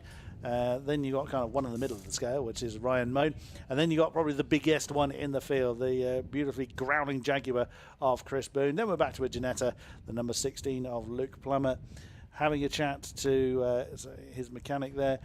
Then probably one of the most gorgeous cars in the paddock is that number 8, Kia Edmonds Porsche. And then one of our Mazda MX-5. I think that all three of them are still down there. Let's have a quick look. Yes, all three of the Mazdas are still with us, so they've given some fantastic racing, along with the Toyota MR2, the Beswick and Baker car. Again, in that Martini-esque livery, gorgeous-looking thing. Some of the Merciers have opted to keep the lights on. There was an option for the drivers to remove the additional light bars. I think some of them probably decided, well, it took long enough to get the thing on, so they opted to keep them there, which is absolutely fair. Yeah, we're in for a good one to see out the third race of this particular group, the final group of. Final group, yes, because it's the final races of the weekend, as our recovery vehicles are retrieving the stricken cars. We can see the Jervis family MG is just coming past us here, and otherwise we'll be good to go fairly shortly, I'd say. Yeah, I don't think we'll be too far away. Just like you say, a little bit of circuit cleanup to take place, and like you mentioned, it's Nick Hamilton starting this one instead of Roger. Of course, instead of splitting the race into, what they've done is split the races into. So you, instead of doing sort of half and half of each single session this weekend, what Nick and Roger Hamilton have decided is, well, you'll do 2 sessions and I'll do 2 sessions, and it works out quite well. But it probably makes the races a bit more consistent. So instead of swapping drivers and potentially having to get used to the car with a new driver, if you stay in that car and just split the races, more than likely you'll find that car towards the top end of the order. And for the Hamiltons, that's well and truly the case. Starting in second place, Jeff Beale. What a man! He's been absolutely on fire all weekend, and I don't mean that lightly. The back of his car at points has been pretty much on fire. So Jeff Beale in his Talbot Sunbeam Lotus. Looking forward to seeing what he can do in his final session this weekend. It is race 3D for the Modern Classics and the Advantage Motorsport Future Classics. Drivers to watch in this one, obviously, it's got to be Jeff Beale and the Hamiltons up at the top. Ryan Moan, he's been slowly chipping his way up through the order. So too is Chris Boone, but again, it's just picking between the cars that we want to see fighting away. Andy Bailey in this one, he's starting in 8th place. That little Mazda MX-5, it's the fastest Mazda that we've got out in this race with a 1.8 litre engine, the grey and Dayglow green machine. That is surprisingly quick. When he gets that up to pace, and I've just noticed the sun's coming out even better. When he gets that car up to pace, it will be, he really knows how to handle it. Yeah, that is a car that is definitely punching above its weight. He is put on some superb performances throughout the weekend in that number 195 car. We haven't seen it too many times in the past. We saw it in Donington last year, and we saw it in Snetterton earlier this year. The car has been developed, and as far as exactly as you say, Jack, the comparison to the other 2 MX-5s in the field, it is certainly has somewhat of an advantage, but has demonstrated some great racecraft throughout this weekend. So many of our drivers have. It's something that the Classic Sports Car Club really does pride itself on, is the driving standards are by and large very, very good. And the cars are now being released from the holding area. So for the final time this weekend, the Future Classics and the Modern Classics and Advantage Motorsport Future Classics take to the stage. So leading the way, Jeff Beale in his absolutely amazing Talbot Sunbeam Lotus. It's as Jack has said, that's been illuminated by fire and waggling away when the temperatures have been warmer, when the tyres are screaming enough. Right behind him is the blue Ginetta, Nick Hamilton, the second of the two Hamilton brothers, is ready to do battle with Jeff on the front row as the field make their way through the banking on their parade lap, or warm-up lap, call it as you will. Then behind them is the Kennedys in the Winfield liveried Nissan Skyline, alongside Ryan Moan in the black, white and blue accented Porsche 944. On row 3, Chris Boone in certainly my favourite sounding car of the weekend, that supercharged growling beast that is the Jaguar XK8, alongside Luke Plummer. You couldn't get a more little and large on opposite ends of the scale combination than Jaguar XK8 alongside a Ginetta. Fantastic. Right behind them, Keir Edmonds in his Porsche 911 Carrera, alongside Andy Bailey in the grey and very Dayglow accented MX-5. Then it is Josh Smith and Simon Spooner in the red BMW, alongside the other BMW E30 of Gilby and Molyneux. And then it is Robinson in the blue and orange MX-5, right with the Beswick and Baker Toyota MR2. Then it's the Jaffa Cake Racing MX-5 that just as they disappear out of my sight, the black and orange car of Sam Moody and Stephen Rees, alongside the 131, that's Chris Pidcock and Andrew Thompson in the Porsche 924. So as with our previous races, we'll be keeping an eye on not just the actual finishing and racing positions, but also the aggregate times to see who is going to be the overall victor for these two categories, the Modern Classics and Advantage Motorsport Future Classics.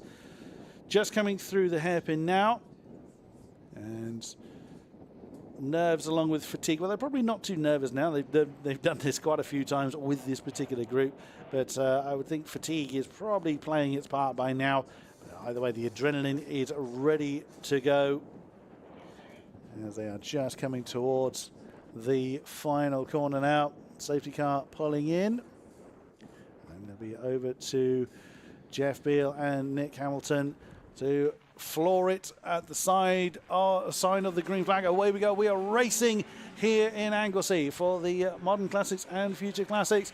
And wow, Nick Hamilton is keeping Jeff Beale honest as they head up towards the banking for the first time in anger.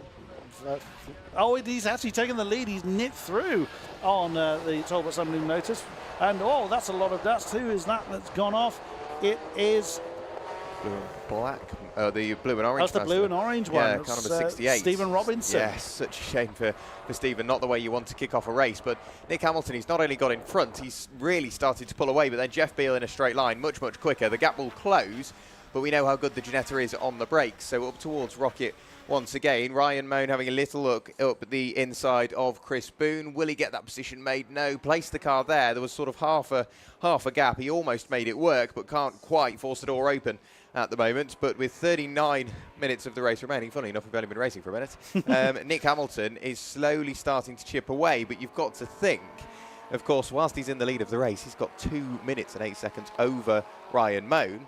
Jeff Beale, after a poor point halfway through the weekend, obviously he's right the way down the order. So Nick Hamilton, in theory, he can just calm down, relax. There's no major need to see what happens. But we know full well, no matter who you are, no matter where you are in the order, it could be some sort of mechanical issue. Jeff Beal now once again applying that pressure, looking to the outside, then the inside, looks for the cutback. Gage struggling for traction on the exit of the penultimate corner before the run downhill in towards what will be the final corner. Will they be side by side when they reappear? And Jeff Beal's in the lead of the race, clearly on the brakes, maybe slightly quicker in a straight line. Jeff Beal back into the lead of the race. Nick Hamilton, he's got all that work to do again. Absolutely. So you tell any driver just to back off and bring it home, and their natural instinct is just going to be push the car anyway. Now we're seeing on the tower, it's actually the Kennedy and Boone cars swapping round. So as far as the aggregate score is concerned, they are very, very close. So they will most certainly be racing to see who will come out the victor there. Jeff Beal just out there for fun. He knows he's not going to be able to climb to the top of the tree as far as the aggregate is concerned. But Nick Hamilton, my goodness me, he is nailed to the back of the Talbot Sunbeam Motors. They come up towards Rocket again. And then the next pack is Boone and Moan and Plummer. So this is where the Giannetta's strength really starts to tell over that of the Talbot Sunbeam Motors. But we just know how much incredible power is at Jeff Beal's behest. So Nick Hamilton just can do what he can, but I fear the checker flag may fall on Jeff Beal. But how am I going to risk saying it? Yeah, unless disaster strikes, it is looking still good for the Hamiltons. Oh, that's a locker for Moan. He's gone a bit deep. The door was closed, firm but fair. It's no harm, no foul on that one, but that has allowed Luke Plummer to close right in for that battle for what is on track third position. Yeah, the leaders are really starting to separate now. Nick Hamilton just can't quite keep with Jeff Beal. Jeff Beal's got all the work to do if he wants to pick up a position, like you mentioned, on aggregate. Now we're seeing Luke Plummer apply pressure once again on Ryan Moan after that small mistake. It will be Luke Plummer on the outside down towards the final corner. They'll be side by side when they appear. Luke Plummer was in front, but Ryan Moan with the shorter line, a big flick of oversteer, gets the moment collected up. Of course, that ruins all the momentum off the corner. Luke Plummer on the brakes in towards turn one, slightly earlier than Ryan Moan, and just has to succeed that position for the moment. He can't quite risk anything at this stage of the weekend. He's still got a long race to go, still with a pit stop as well.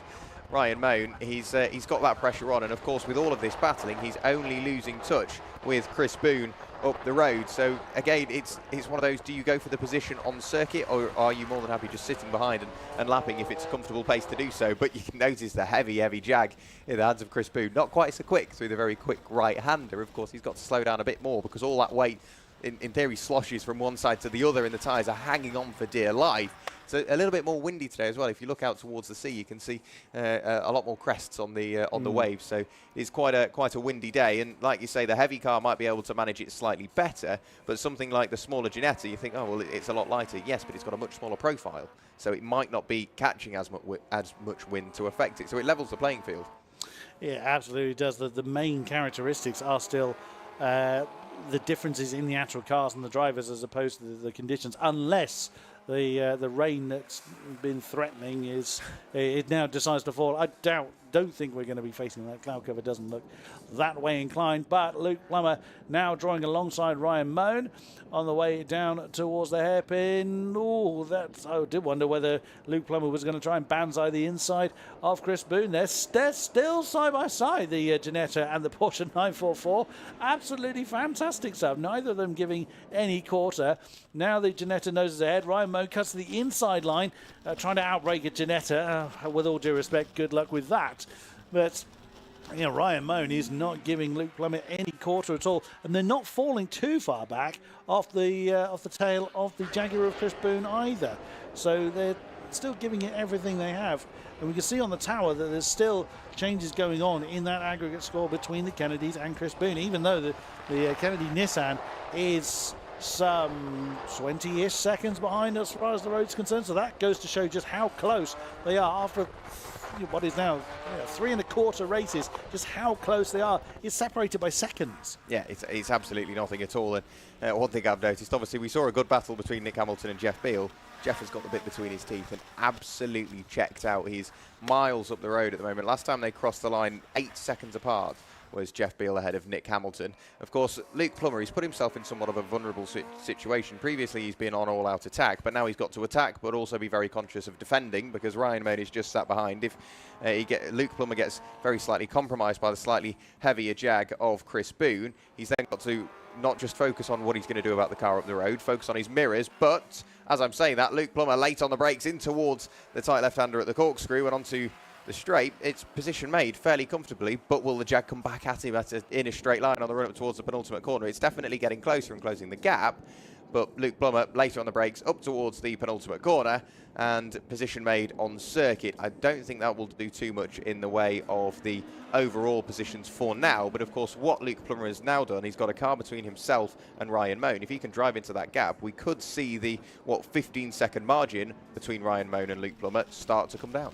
Absolutely so. It really is all to play for as far as sort of second in this overall aggregate time is concerned, unless, of course, something befouls the efforts of the Hamilton brothers. But one advantage they've got from having the two-car team and separating the racing as they have is that there's less wear on either one of the two cars. The vast majority of our entrants are running the single car.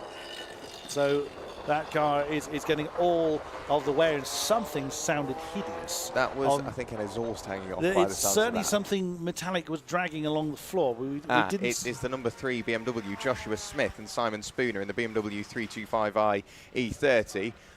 You can't quite see it from our angle in the commentary box, but when it goes a little bit further away, have a quick look underneath that car. There is something hanging. I'm guessing that is just exhaust that has unfortunately parted ways with the underside of that vehicle, but that can only mean one thing, and presumably that's a black and orange warning flag, which in this stage of the weekend, if you've got to come into the pit lane outside of the pit window, get that attended to, make sure the scrutineers are happy, go back out onto circuit and still have to serve a pit stop. That can be the difference between finishing well and losing 2 or 3 positions on the final stage of the weekend. Absolutely so. It really depends if it's deemed to be dangerous. If something dragging along the ground is, if nothing else, disadvantageous. But we definitely heard it on the circuit side camera microphone. There is the on the stream. There is the Kennedy Skyline. It's doing what it can to hang on to 4th position, to fending off Chris Boone as far as aggregate time is concerned. Yeah, we'll see whether there is a flag presented to the number 3 BMW. I'm not seeing a flag marshal prepared.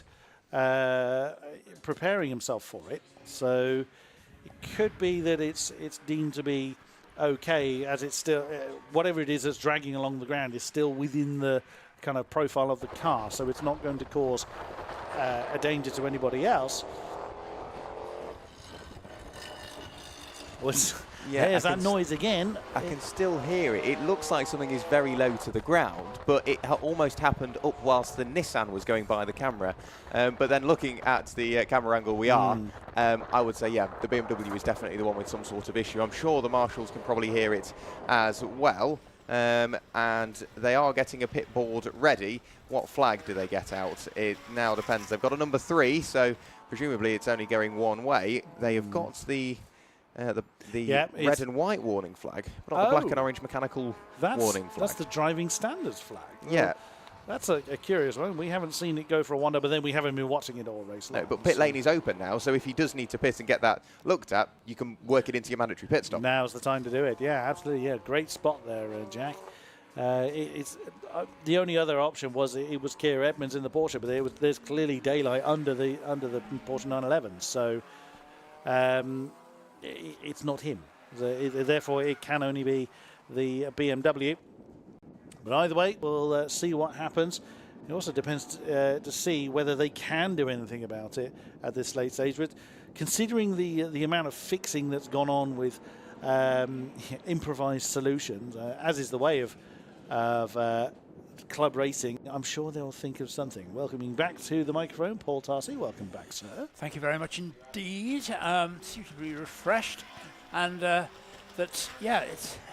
just goes on and on. The drama just does not stop.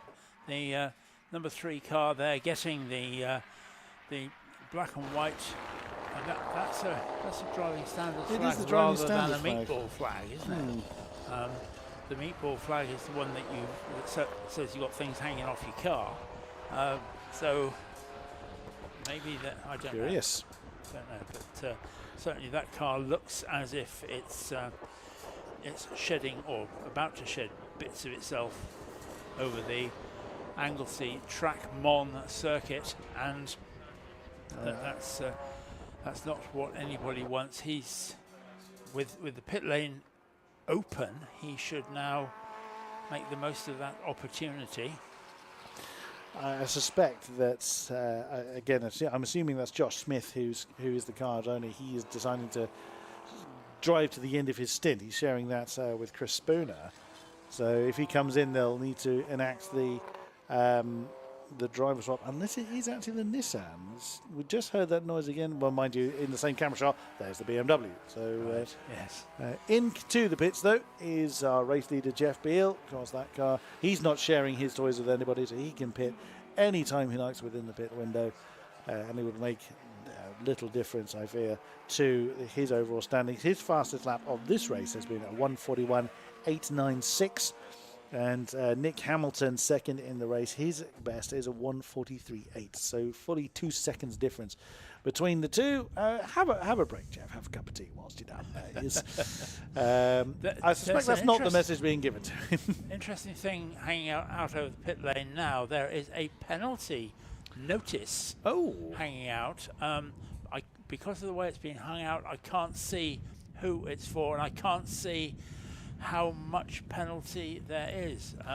It's the 5-second board, I believe. Is it? Well, I can see the word second and what looks like a 5, unless it's 15. I believe that's the 5-second penalty board. But yeah, we cannot see the board in front of it that has the number, and the stream camera can see the back of that. So that doesn't highlight it either, unfortunately. It's just the stationary camera on the pit wall is the wrong side of that particular board. So hopefully when they elevate the board to highlight to whom that is going to, unless they keep it there, we'll be able to highlight who it is and also which car passes. That's the first time that we've seen, or I've seen, the penalty notice board hanging out of over the pit wall, which maybe I've just missed it at different times, because there's nothing on our timing screen that is telling us about that. We'll see who passes and at what point they retrieve the board. Well, still there, so it's not Nick Hamilton. And this, of course, the penalty receiver is about to come into the pits. It's a 5-second penalty, and it's for number 3? 3.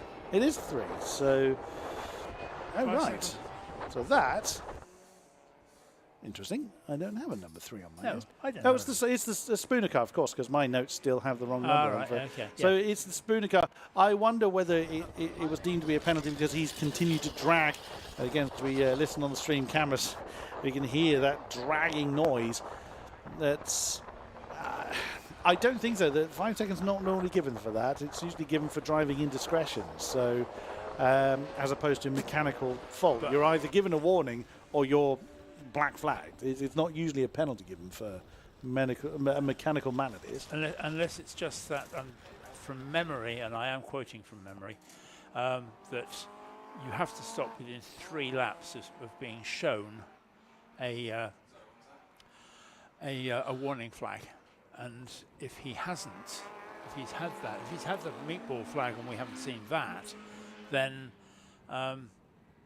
he's now being penalised for ignoring that, which is in fact, a far more serious offence. That is assuming that's what the penalty was for. We don't know what reason the penalty has been given for. No. So we can only surmise on what that is. I dare say that car is going to be due in soon, because if we can hear that scraping noise from up here, there's no way that the driver of the car, again assuming it to be Josh Smith, there's no way he can't hear it. No. It'll be somewhat loud. There's no noise deafening in these cars. So he'll full well know that he's dragging something. Next car into the pits is number 47, Ryan Moan, bringing his Porsche 944 into the pits. I love the fact that someone's holding a piece of paper.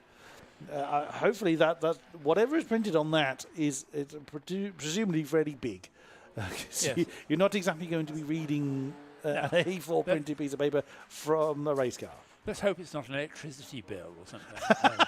But the black flag is being prepared. that's serious. That's for number 11. Oh, right. Oh, it's the meatball flag. I beg your pardon. I thought it was the black flag. I could see the black bit from up here. So, no, it's the meatball flag. Oh, it's the 11 car. So has it been the Kennedys dragging something along? We've been... You said that you thought it might be. As a balloon. As, one of the cameras just spotted the balloon. There it goes. So we have a new entrant to the race that's hoping that... I fear you haven't done your prerequisite 3 laps for qualifying. Happy birthday. Yes. Yes, I'm not sure what else to add to that particularly. So has it been the Kennedys in the Nissan that has been making unceremonious sound? Well, again, they must have known because it's been pretty clear on our microphones. Have we been misdiagnosing the number 3? No, well, because we saw the number 3 getting a driving standards flag. Black flag tends, the meatball flag tends to be either that you're dropping something or that something's going to fall off. Yes, indeed. There's nothing that I can see. There's nothing on the underside, but I did see something by its rear left wheel arch. It's coming into the pits anyway, so whatever is going to be enacted. Let's have a look. Let's see as it comes past. And well, it looks like there's something, but I don't know if it's something that's supposed to be there on the rear left wheel arch. So in comes the Kennedy car. We can't see it from our commentary position because it's right underneath us. However, I have seen the svelte jack being running down to wow, that. That was quick. Well, that wasn't the standard stop. That's odd. Why didn't they serve their standard stop at the time? Curious. Very. Well, they'll have to come in again, unfortunately, because they haven't enacted their driver change. And that will be deemed as a exceeding... They will be very heavily penalised if they don't come in again, because that'll be obviously a very, very, very short stop. Either way, the Kennedy car continuing along its merry way. Also in is the number 96, the Jaffa Cake Racing Mazda. That's had great fun battling with Steve Robinson for the majority of the weekend, and as you can see on the aggregate tower, those two are together, not on the same lap unfortunately. So the Reese Moody number 96 doesn't look like he's going to be able to challenge for position, but at least they can still have some good fun whilst they're out there on track. Now, has the issue been resolved for the Skyline? I don't, because we don't know what the issue was, it's very hard to know if it's been resolved. The car could only have been stopped for 5 seconds. Yeah. And that doesn't fit with something major. No, but why didn't they serve their standard pit stop at the time? That strikes me as very odd. Because even if it's as quick as you can pit stop, you still have to go through the procedure of out of the car, shut the door, open the door and get back in again, which they didn't enact. So I'm somewhat baffled by that. But either way, Nick Hamilton now has the company of Ryan Moan just going through Rocket and onto the back part of the circuit. Lewis Kennedy is down on the pit wall, and we're hearing that the GTR is not making a noise, whereas it was before. So that must have been something hanging off. Well, yes, we misdiagnosed. Number 3 is dragging something. It was something, whatever it was on that rear left wheel arch, and still belching the fire that we saw earlier. Wow, did that look dramatic in the dark? That looked absolutely amazing. But yeah, whatever it was in that rear left wheel arch that I noticed is gone. So again, I have no particular answer as to what it was or why they didn't serve the pit stop in the proper manner. You can see by the body language of everybody else here that it's a timed pit stop for this race, as it is for all of our mixed grids. And they would find it very difficult to argue that they were in the pit lane for 90 seconds. Oh, yeah. I think that goes without saying. But, yeah, pit lanes are now a busy place. We're just over halfway through this race. And cars in all the way down pit lane. The 911 Martini liveried car back into the race, number 8. There's the number 3 BMW on its way. A lot of that cement dust in the pit lane. We saw a few issues in the night. Adam Brown, I think, was left a lot of the trail in his Fiesta that saw the end of his night race. Although we did see them earlier, so was able to patch it up and refill it. Yes, whatever it was. Jeff Beale still leading the way. But actually, strictly speaking, it's Luke Plummer. Oh no, sorry, I beg your pardon. It's actually the Hamilton car. No, that was actually my assumption. But Jeff Beale towards the front. No, it is indeed Nick Hamilton that leads the way. One car we didn't see return to this field is the Wrights Porsche 944. And they're the only one that didn't take the grid of this field. We did lose, we had the withdrawal of Ray Collier and Michael Bentwood in their TCR VW Golf, which was a shame because that was their maiden outing for that car in the CSCC. Yeah, they never even got to the first race, did they? They didn't, unfortunately. Which was a great shame. It's interesting seeing that the rate of attrition in these last races for everybody. Careful.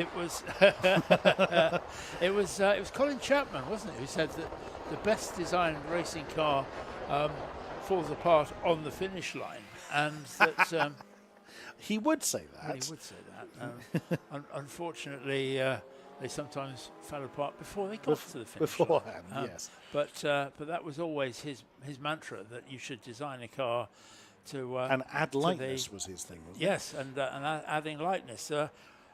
Jack, who have you got down in pit lane? I am down here in the pit lane with Stephen Rees. Stephen.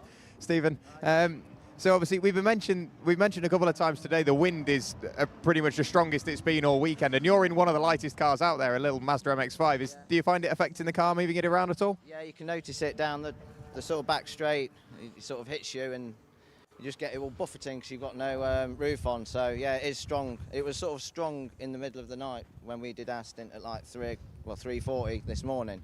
But yeah, you can notice it. But we're having a good race. I think we've just gone out, so it's Mazda. So we're pretty close to the same person who's in our class. So it should be a good final race. I'm sharing the car with Sam. It's Sam's car, so he said come and do like a joint driver. So yeah, shout out to him for letting me share his car. So the last sort of 20 minutes should be pretty good for us. And we've also heard that traffic management can be quite key, whether it be the slower car or the faster car, whichever one. Making sure that you manage the traffic as efficiently as possible is definitely the key way to do it. Are you finding that is true? You've just got to jump out of the way almost? Well, I've done the first stint of all our races, so I've only had like 2 cars past me. Sam's gone out in the second stint, so all the leaders pass him, so I only had like the Talbot past me, so it's pretty good. Great stuff. Well, best of luck for the rest of the race. Thanks a lot.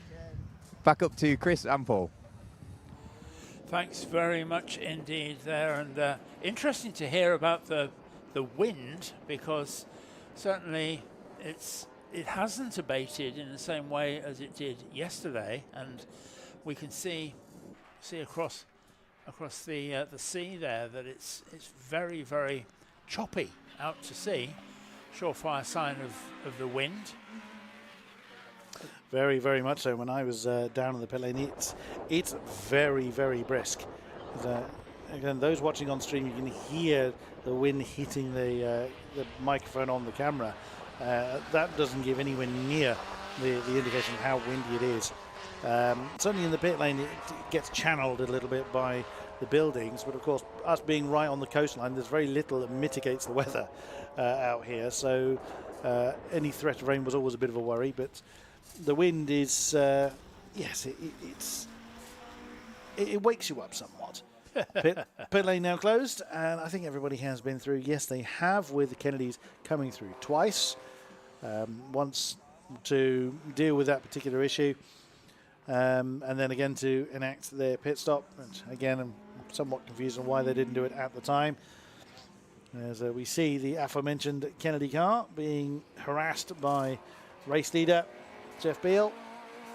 Right behind Jeff Beale is actually the car that is looking to challenge the Kennedys for position. It's Andy Bailey in the highlighter green accented MX-5 with the Smith & Spooner BMW not far behind again. So there's a real potential for challenge there for what is currently, that'll be 7th in the race overall. Keir Edmonds is the next car as far as position. He's some distance ahead of them.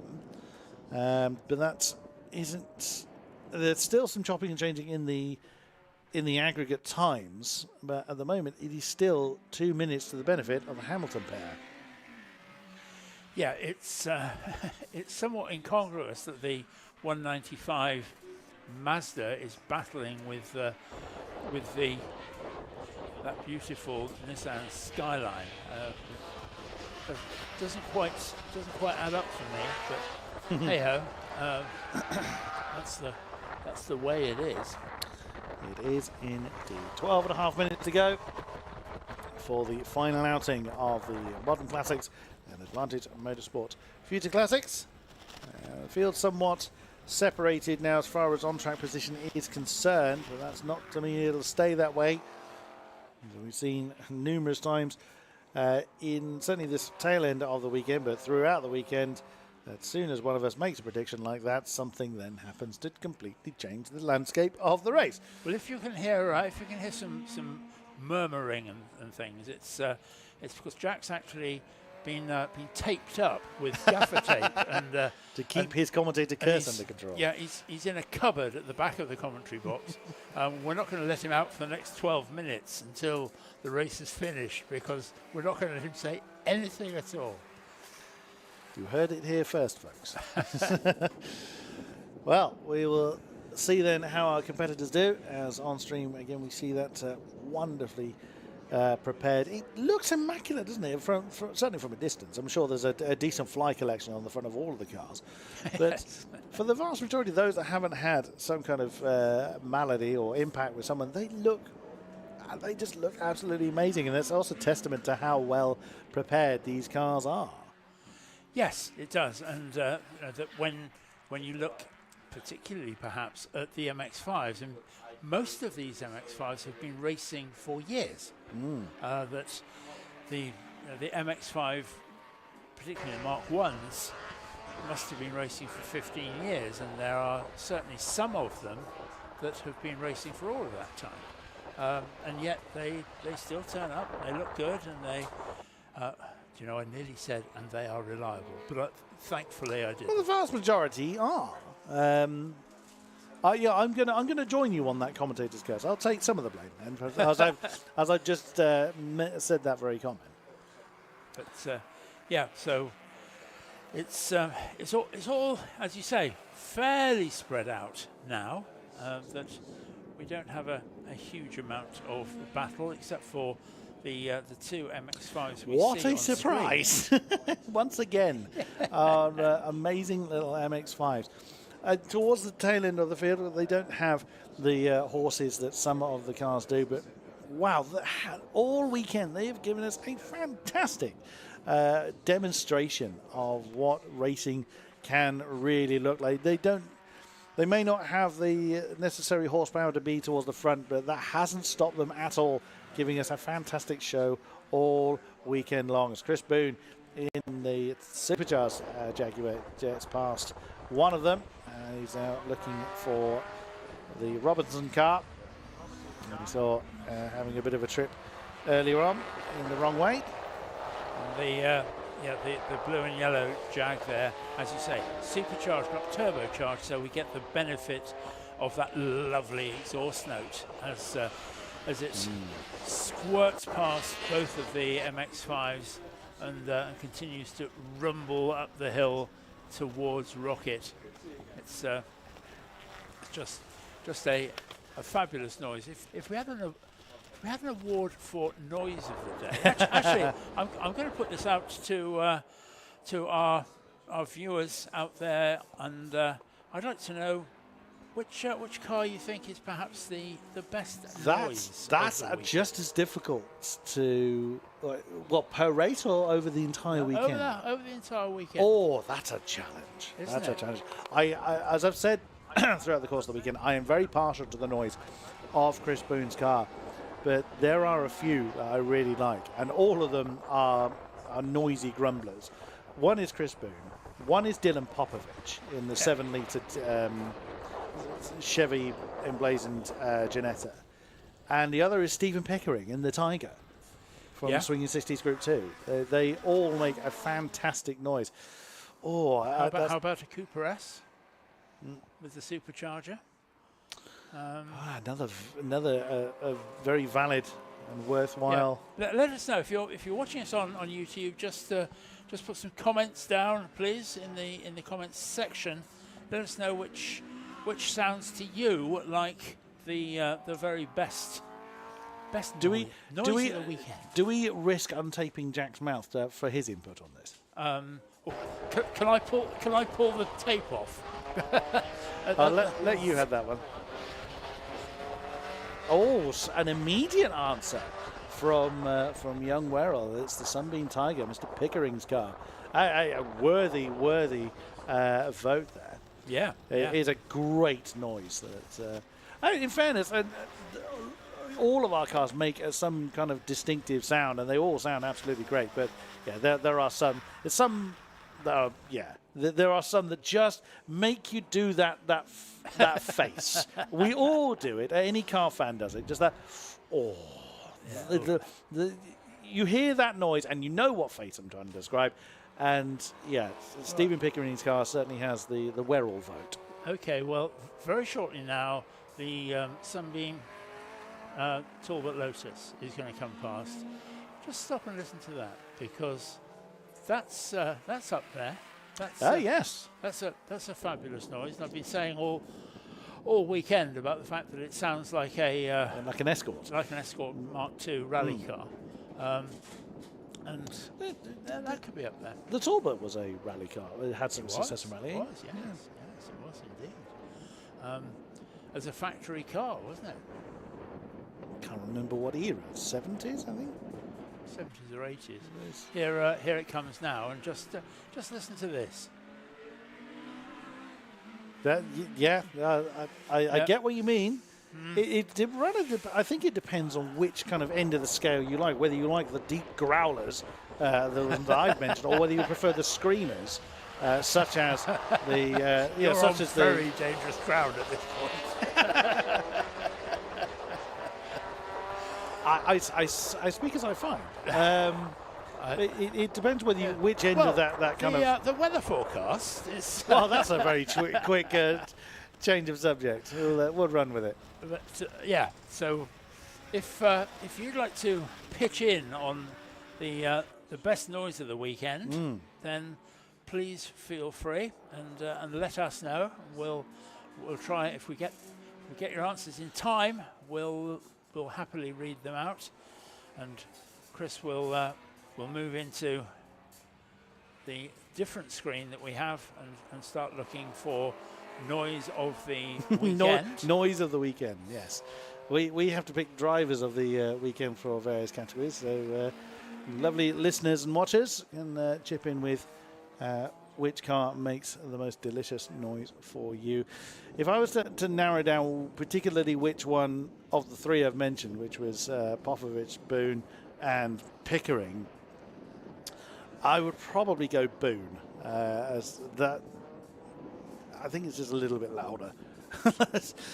Not that I know exactly what the decibel count is, but so that's a car that I've always enjoyed the sound of. So there we go. So Chris Boone getting my vote on that one. Yeah, so love to hear from you, and for everybody who has watched and listened for any part of the last 24-ish hours, thank you for your part in it, because we feel very silly if the three of us are standing up here in the commentary box talking to each other.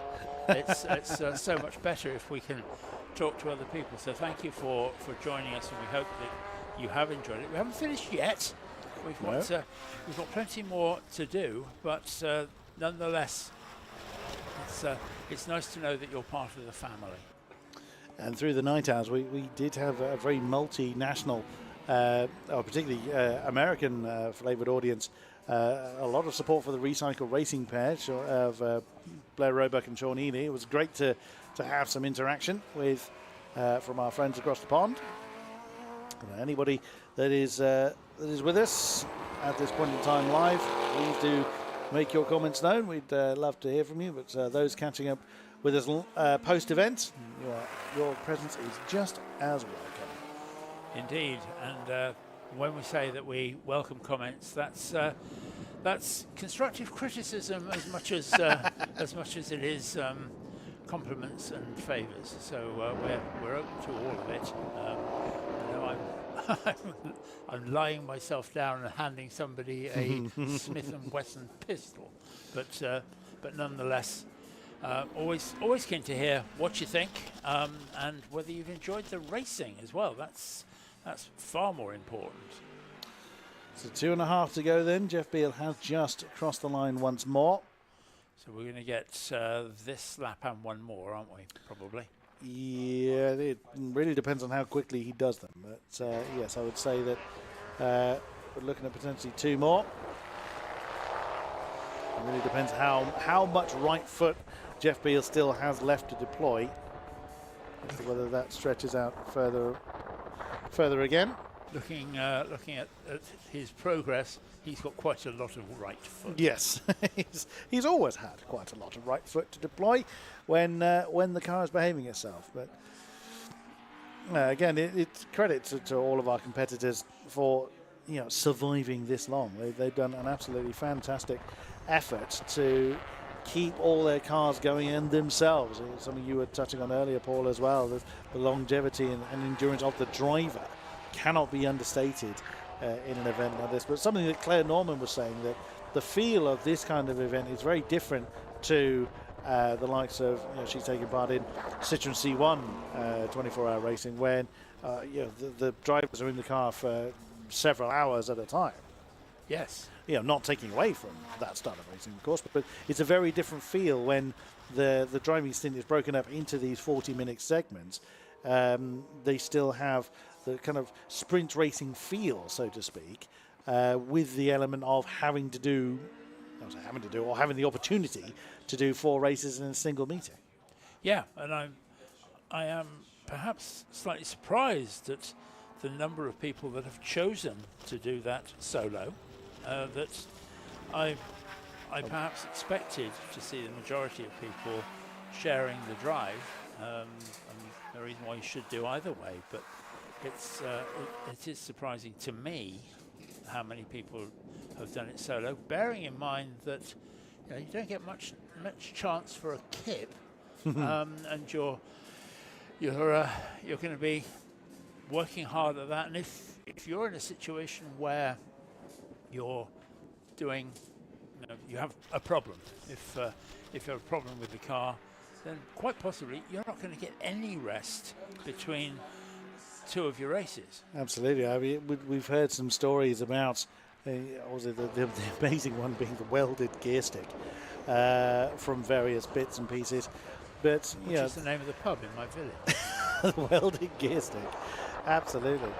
But yeah, the way that various different drivers have rallied around to help those that really need it, and fashioning together an amazing solution that really can only exist in club racing circles.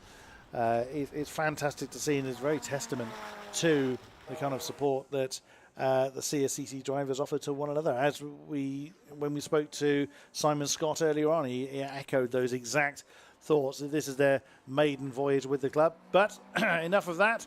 Checker flag being presented, and it is to the Talbot Summing Motors number 63. Jeff Beale has brought the checker flag out. It is, of course, the black and white checkered now, as the sessions are now coming to an end. Here comes Chris Boone to come across the line. He will finish in 5th position overall, chased home by Keir Edmonds.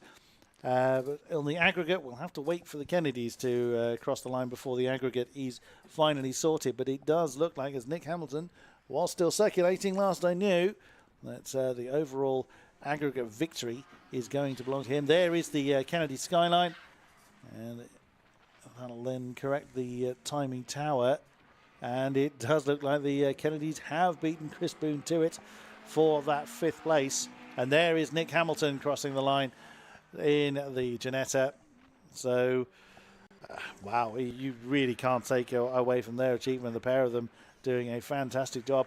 We still have to pick a driver of the day, and that's again going to be difficult for these two categories, even though the Modern Classics doesn't have too many in it. Yeah, that's not going to be an easy one. No, we'll do that off air, because that's a fair way of doing it. Whilst we get to the end of that, we have a message from Tower Tom, who says the sound of the race is the skyline dragging along the track. Memorable, I dare say. But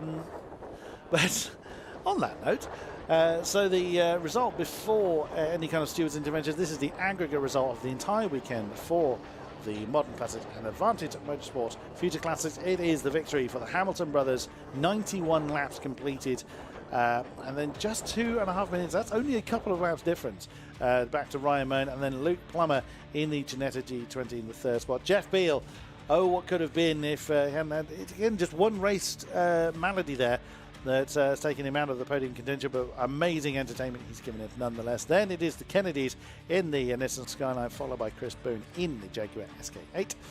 Keir Edmonds in 7th, 3 laps back with the Smith and Spooner car in 8th place, 4 laps behind, and the Gilby Molyneux BMW in 9th, with Stephen Robertson, the winner of the Mazdas over the course of the weekend, in 10th, and the Reese Moody Jaffa Cake car in 11th, with the Beswick Baker Toyota MR2 in 12th. Andy Bailey, despite having the quicker overall pace, of course not having the consistency he would like, in 13th, with the Peacock and Thompson 924, sadly struggling a bit in the course of the weekend. But that is how the 3rd group has concluded. 2 more groups remain to be concluded, and next up is our Magnificent Sevens, our Slick Series, our New Millennium Series, and the Open Series. So the longest name, if nothing else.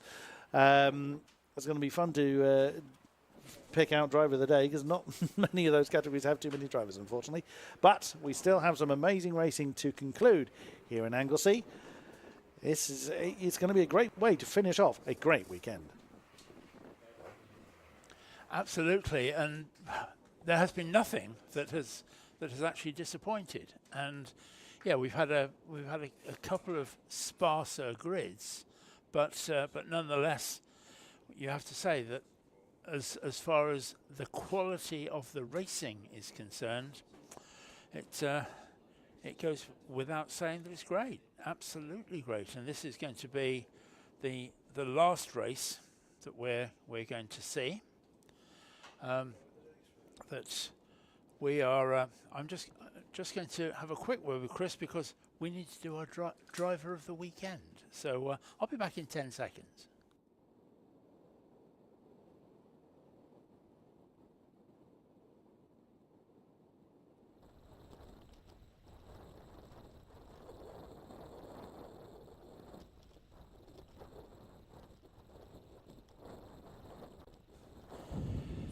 So Jack, you've cast your vote. Yep, and obviously all has been decided, and in terms of what we would do, whether there is further intervention downstairs, that's down to interpretation. But yeah, we've got 4 different series all taken to the circuit at the same time. It's the Gold Art Magnificent Sevens and the Liquid Moly Slick series, as well as the Wasp New Millennium and the Viren Builders Open series. All have got various different classes. In the Gold Arts Mag 7s, there are usually, when I find my piece of paperwork, there can be obviously Group 1s and Group 2s, and Group 1 you go from A to C, Group 2 you go from D, E, F, G, right the way through to K. So there's a real range of classes. This weekend we've only got A, B, E and F with us, and we've got Class A in the way of that's cars with a power output up to only 135 brake horsepower, which only 135 is sort of the common thing in motorsport, but you've got to remember, these cars weigh absolutely next to nothing, so 135 horsepower is more than enough. We also got Malcolm Ash, he falls into B class, that's for cars with an output of 136 to 150 brake horsepower, and that's for obviously something like a 310R or a Mazda 7 or something like that, or even Grads. And then we've got a Class E runner, that is for somebody that would fall into Group 2. In this case, it's Richard and Pascal Green, a very quick 420 R2 litre, and that is for the R300s, 420Rs, anything like that, and they all run a spec Toyo tyre. And then we've got a couple of Class F runners, that's for cars with a power output between 180 to 230 brake horsepower. Jeremy Adams, we know he's quick, he's shown us he's quick, as well as the Lanyons, both Simon and Mark Lanyon. When it comes to the Slick series, again, there's a couple of classes. This weekend we've only got, we've got 2 cars for the Slick series, but they are separated into 2 different classes, so whilst they might not race against each other in their specific series, they will potentially find somebody else out on circuit to have a little battle with. So we've got Dylan Papovich, who I can't see down in the collecting area, which is a shame. At the moment, we've got 2 BMWs and 5 Caterhams, so we could see a little battle between the Caterhams. But obviously, we can update you on the classes as and when it becomes relevant throughout the final outing for the weekend for the Mag 7s Slick Series, New Millennium Series and the Viren Builders Open Series as well.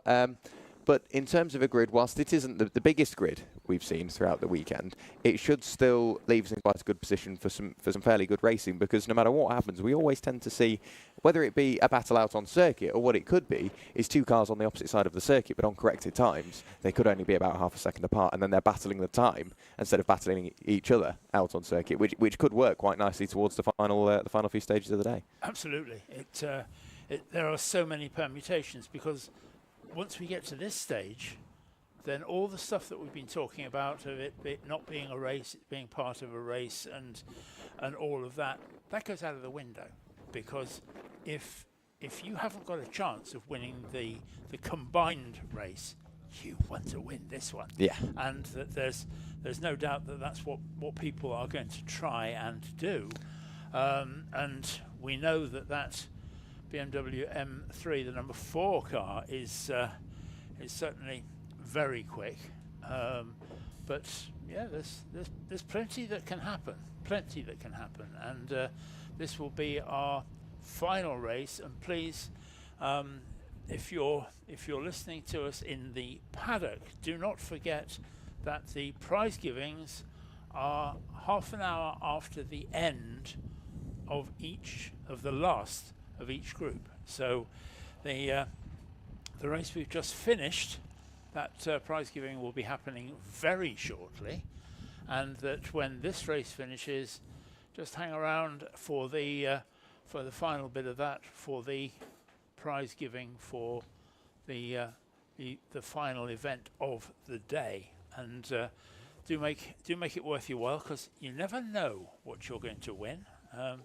That it could be all sorts of different things. Yeah, I was looking, and it's you're more than right with that one. Manoj Patel from the Co-World Sport Tin Tops, and Manoj is a great guy, such a character, always welcoming, such a friendly guy, and he's not had the best. If he didn't have bad luck, he'd have no luck at all throughout this year. Put it that way, it would be some sort of mechanical issue or something like that, and you obviously you feel so sorry for Manoj. And then I went for a quick walk through the paddock earlier on. Big smile, grinning from ear to ear, over the moon, because unbeknownst to him, when he crossed the line, he just thought, oh, there you go, that's my weekend done. He'd won. Yeah. on collected times, on all the combined times from the weekend, he'd won. And to be honest, he's deserved it. It's been a long time coming, and I know he's really close with Danny Cass, our usual top step sitter. Put it that way, it is Danny in the Coward Sport Tin Tops. He's been given a good run for his money this year by Andrew Windmill.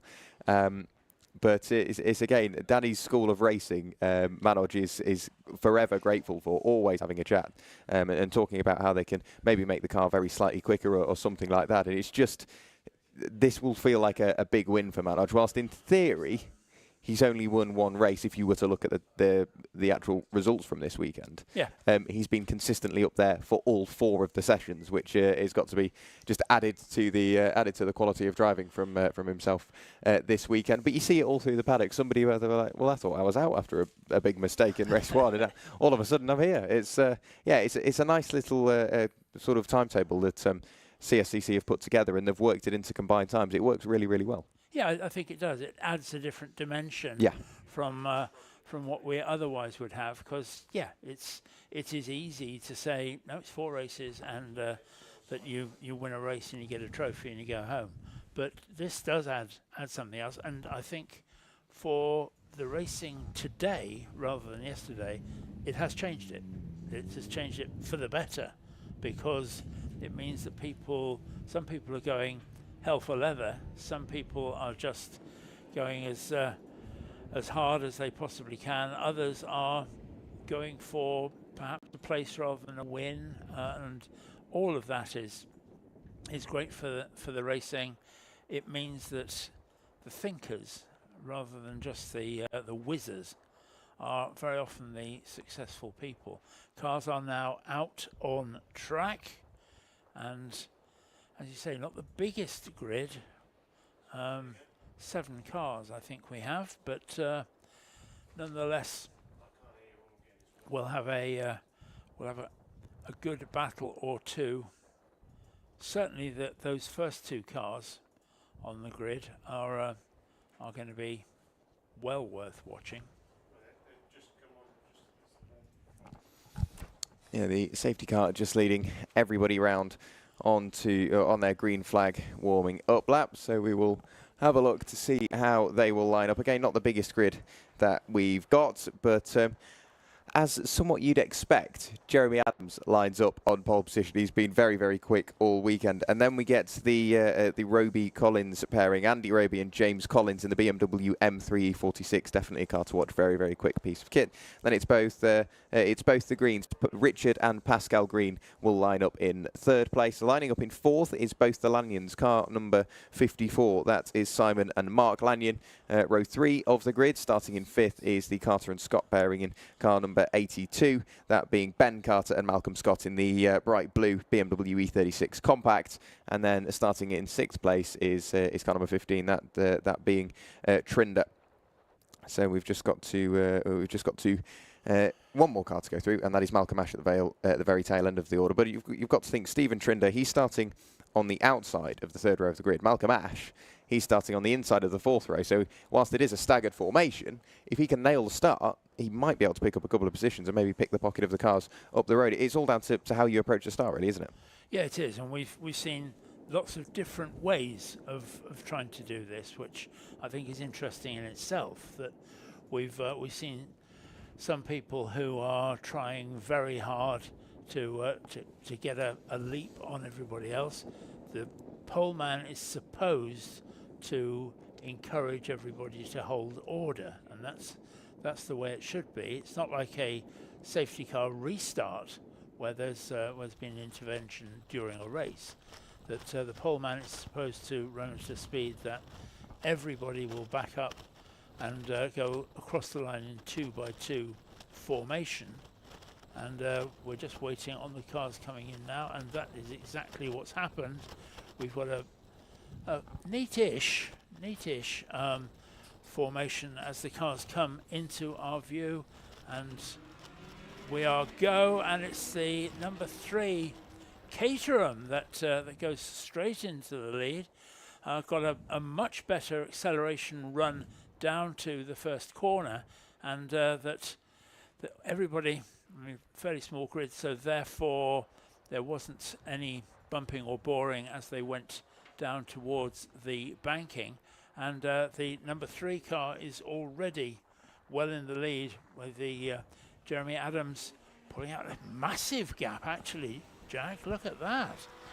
Yeah, straight off the bat, Jeremy Adams is just putting that space between himself and Andy Roby and James Collins behind on the run up towards Rocket for the first time again. It just means that Jeremy Adams is so late on the brakes because the car weighs absolutely nothing. It's got probably a little bit too much power for its own good with the live rear axle. It's just absolutely flying off the corners. Down the straights it can keep up, if not go quicker than the BMW. On the brakes it can brake later. Everything swings the way of Jeremy Adams, but as we know, no matter how far you are into the weekend, it can all come undone. And looking at corrected times, he's only 1 lap in front of the Roby Collins BMW. He's only 1 lap in front of both the Lanyons and the 54 Caterham.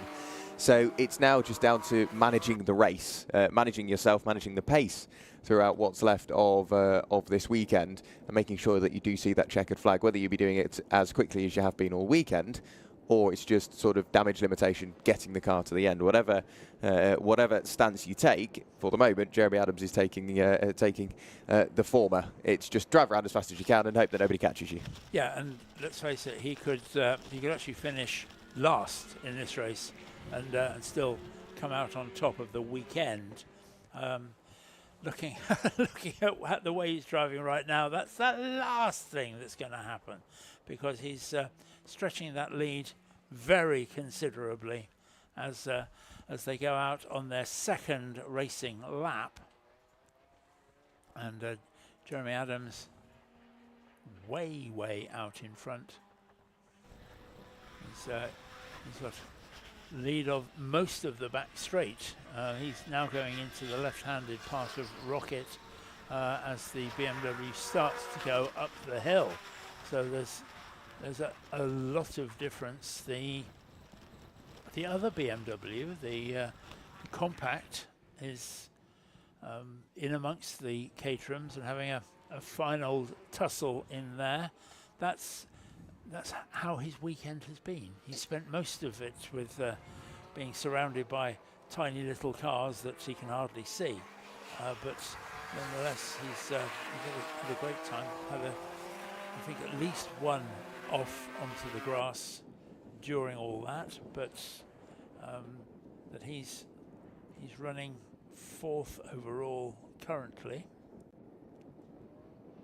Yeah, you can imagine if you are behind the wheel of that E36 compact, whether Ben Carter or Malcolm Scott is behind the wheel at the moment, I don't know. You'd imagine racing little Caterhams you would give them an extra little bit of room because you're well aware you are in a much bigger car, but also whilst you're in the Caterhams, you'd give the E36 compact quite a wide berth, so you find monumental gaps between the cars. They're trying to have a good race, but they're always too respectful to each other. But obviously, they're just trying to make sure that they, whilst they are having a battle, they do it as safely as possible. So for Ben Carter and Malcolm Scott, I'd imagine it's quite an unnerving experience, because an E36 by no means is a big car on its own, let alone an E36 compact. But then you're racing little Caterhams. It must make that BMW feel absolutely massive.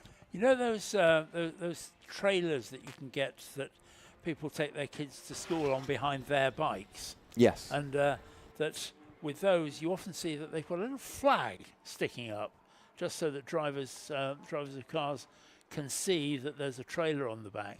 I think if I was out there in a Caterham, I want one of those flags. Yeah. I want one of those flags to sit up in the eye line of the BMW drivers, so that they actually know that I'm there, so that if I'm going down the inside on the way into a corner, at least they can see my fluorescent flag, if nothing else. Yeah, I'd imagine you pretty much disappear behind the door in a little Caterham if you're going up the inside on the brakes. But for the moment, it's a good little battle a little bit further down the order between the E36 compact and the relevant cars behind them. Just looking, that could be the Lanyons. Yeah, Simon and Mark Lanyon in their Caterham Superlight R. Got to think that's a 1.8 litre engine in a car that weighs probably south of a tonne. So it's going to be a very, very quick bit of kit. But just taking it easy, somebody that isn't is Jeremy Adams, a 1 minute 36.9 1:091, one of the fastest laps we've seen all weekend from any of the series. But a 1:36, absolutely flying. And you've got to say again, whilst we didn't think wind would play too much of an effect. Of course, we spoke to Stephen Rees, driver of the Mazda MX-5, and he said it actually does play a massive effect because you just sit there buffering because you've not got a roof. I don't think so much that much is befalling Jeremy Adams up at the top of the order, but if you're in a slightly lower powered Caterham, you can imagine the effects could be quite substantial. But there is another side to that, which is that if you're in a Caterham, the side profile is probably half that Yeah. it is for one of the BMWs, and that There's no you get a- windscreen either, so No. So, yes, you're going to get buffeted and blown around, but certainly if you're coming out of corners and there's a crosswind in one of those BMWs, that can probably cause you a few bits of pain as well. So who knows? But certainly it's a Caterham at the front, and that's kind of what we expected. But Jeremy Adams is really making that very, very clear for all to see that he intends to win this. And that I'm not going to say any more than that at this point. We're not even at the 30 minutes to go stage yet, and these cars, like all the cars in all the races, will have to make their obligatory pit stops in this 40-minute race. And that's this is turning into quite a nice little battle now. The two Caterhams and the blue BMW compact. That's shaping up to be something which is pretty good. We've seen all weekend that those cars are very closely matched.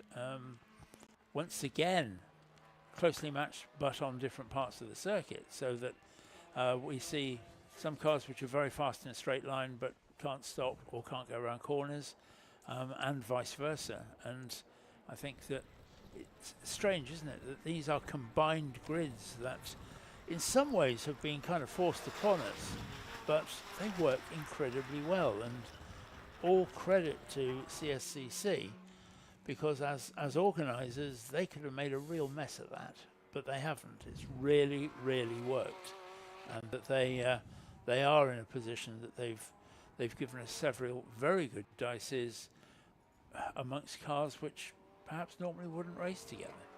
yeah, it's a good little battle I've noticed as well, because whilst the BMW E36 is fairly quick once it gets up to speed, it's the corners where the Caterhams catch. So that's when we see Ben Carter and Malcolm Scott lose time to the Lanyons Caterham, Simon Lanyon and Mark Lanyon, but they're also trying to catch Richard and Pascal Green just up the road. And for the moment, Richard and Pascal Green, uncorrected times, are behind the BMW, so they'll want to be trying to just make up a little bit of time. I don't think they'll get anywhere close to what they need, but stranger things have happened at sea. We could see a swap very late on, and of course we've still got the pit stops to worry about. Yes, and I am surprised this weekend how much of an effect the pit stops have had. I mean, we know that in essence the pit stops are to encourage shared cars, shared drives, because that obviously helps with the cost of these things. But the pit stops in themselves have been part of the race, and the in-laps and the out-laps have made all the difference. And so yes, the Green's car is running very, very neatly and very sweetly. It's great to see those three, the two Caterhams and the E36 compact, get up to the top of the hill and turn left into Rocket, because every time it's this battle where the Caterhams are much later on the brakes, but nonetheless it doesn't really make much difference because the BMW has got so much more power. They're doing almost identical lap times with completely different ways of driving. Yeah, It's nice to see because, again, the classic sports car do it so well where you can be in a front-wheel drive car with a lot of power, so you've got to be so careful mid-corner. The BMW E36 Compact gets very, very sideways on the exit of the penultimate corner. But yeah, because the CSCC, their regulations, I'm not saying that they're broad regulations, they are series-specific regulations that allow you to race in certain series. But what we've seen throughout this weekend is that some series merge together, so you can end up with a very powerful front-wheel drive car with a very stiff chassis. We've got the safety car parked somewhere on track. Pit window is open. Yeah. No. Oh right, that's okay. That was false alarm. False alarm. Oh, it's okay. With this small grid, it is actually that you can tell where everybody is. So I was trying to work out who had gone off where. But having said that, we have a Caterham going very slowly. That's the Lanyons. We saw them battling away with the E36 Compact, so something has gone wrong for Simon and Mark Lanyon. They will get the car well and truly out the way behind the tyre barrier, and that's sportsmanlike driving, really, isn't it? It's whilst you might not be having a great time to have the like-mindedness just to get the car out the way comfortably behind the barrier. It's the best way to do it. But yeah, back to my original point, you could be in a really stiffly spring front-wheel drive car, lots of power. You drive that completely differently. You can almost lift off into a corner and not worry about the rear end getting too much out of check, because that's almost how you drive it. Drive it like a go-kart, scrub with the rear wheels and try and fire the car through the corner as best you can. But if you're in a little, nimble, lightweight Caterham with a lot of power, you've got to feed the car out the corner and be a little more tentative on the way in, because you don't want to get on the power too early and find yourself looking at the corner you've just gone through. So there's so many different driving styles that the CSCC managed to work together so well with all kinds of different configurations of car, capacity of car, generation of car as well. There is a real range of absolutely everything, and if you're lucky enough to be in the situation where your grids get mixed, you can find yourself racing against a car you'd never thought you ever will. That blue Beamer is beginning to look a bit of a handful. It's certainly kicking the tail out, not a lot, but enough that it's perhaps just something that he's having to keep an eye on. There's our leader in the pits for his stop. Not so much checking the tyre pressures as just checking the bolts on the wheels to make sure they're properly done up. It's true about anybody in motorsport. They can never leave a car alone. that you know, it's true at any level of motorsport. That I've walked up and down the pit lane at Le Mans on the Friday before the race, and the most professional teams will say, "Oh, I think we'll just change the master cylinder because it might be a problem or whatever," and they've got no reason to do it. It's just because they can. Yeah, they can't leave it alone. And it's only the very, very best teams who say nope.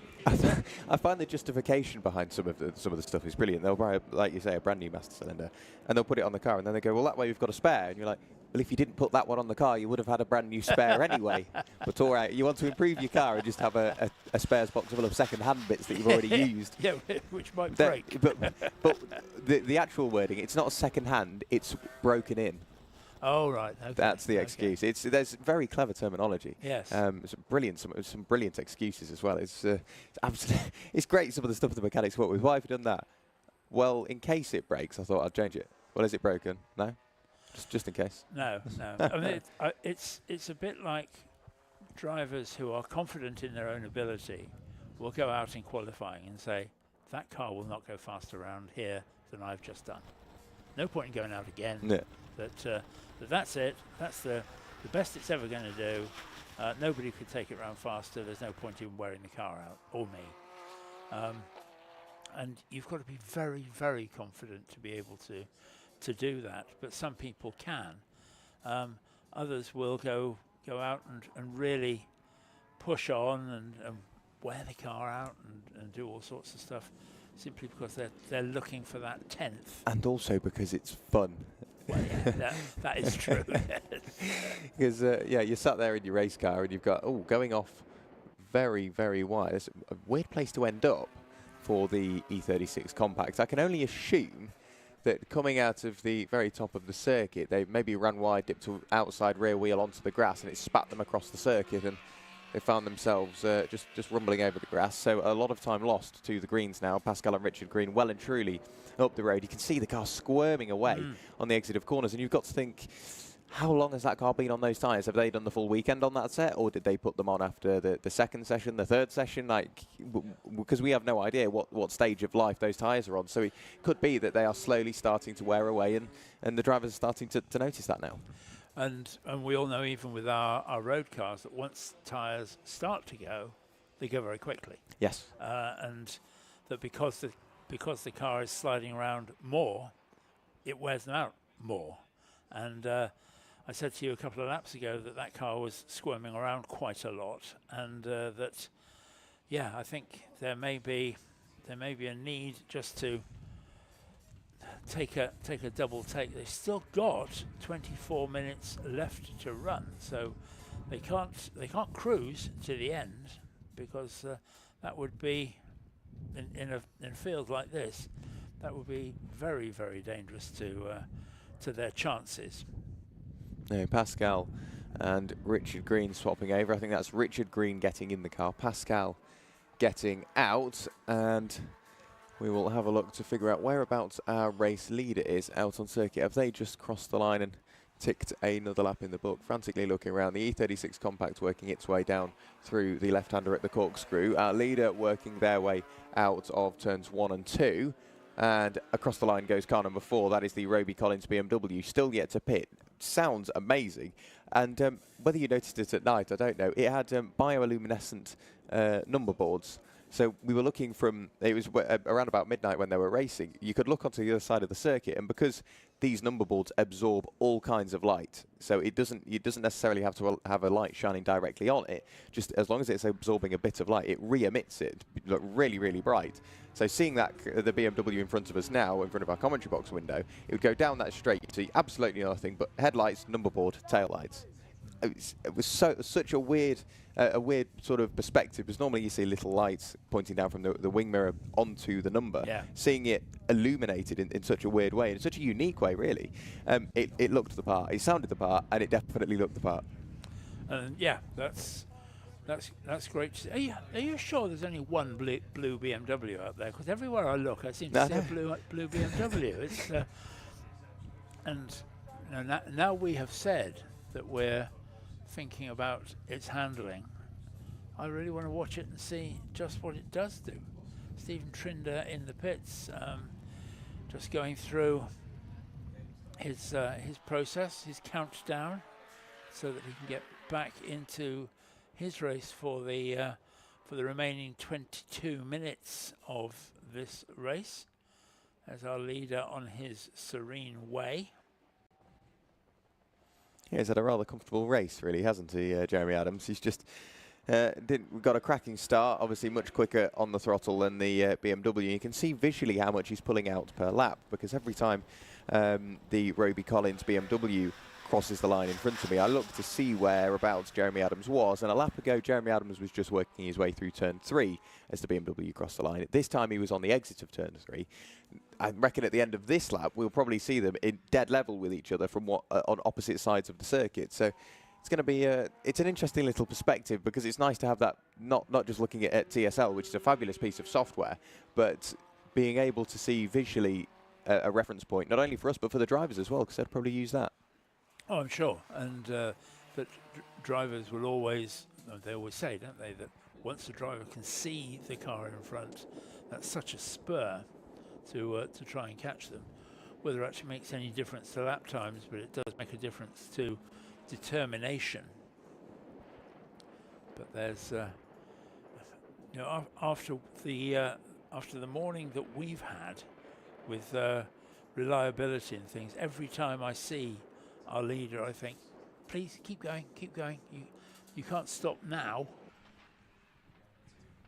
But as we watch everything out on track, we've got an interview down in pit lane. I have got one half of the Green family.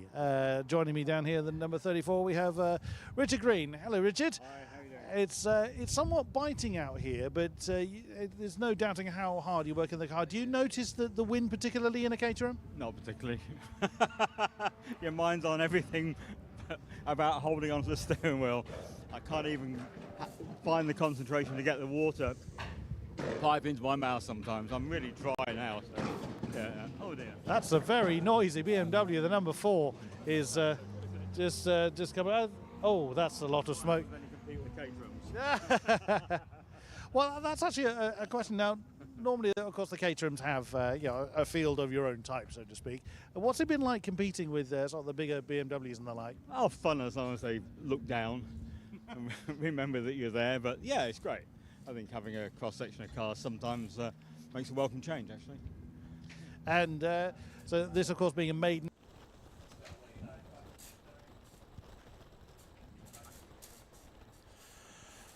Okay, so cut short there, but the BMW, the number 4 car, came down pit lane and making all sorts of strange noises, which we could even hear up here in the comms box. Now, whether that was just something routine or not, I don't know. All the doors are shut. I think it's going back out. So, yeah, maybe it's just the kind of noise that car makes when it's running slowly. Haven't heard it. I think it's on a pit limiter that's just the engine is almost overfueling itself whilst it's on that pit limiter, so it just all ignites in the exhaust. But yeah, apologies for cutting the interview short.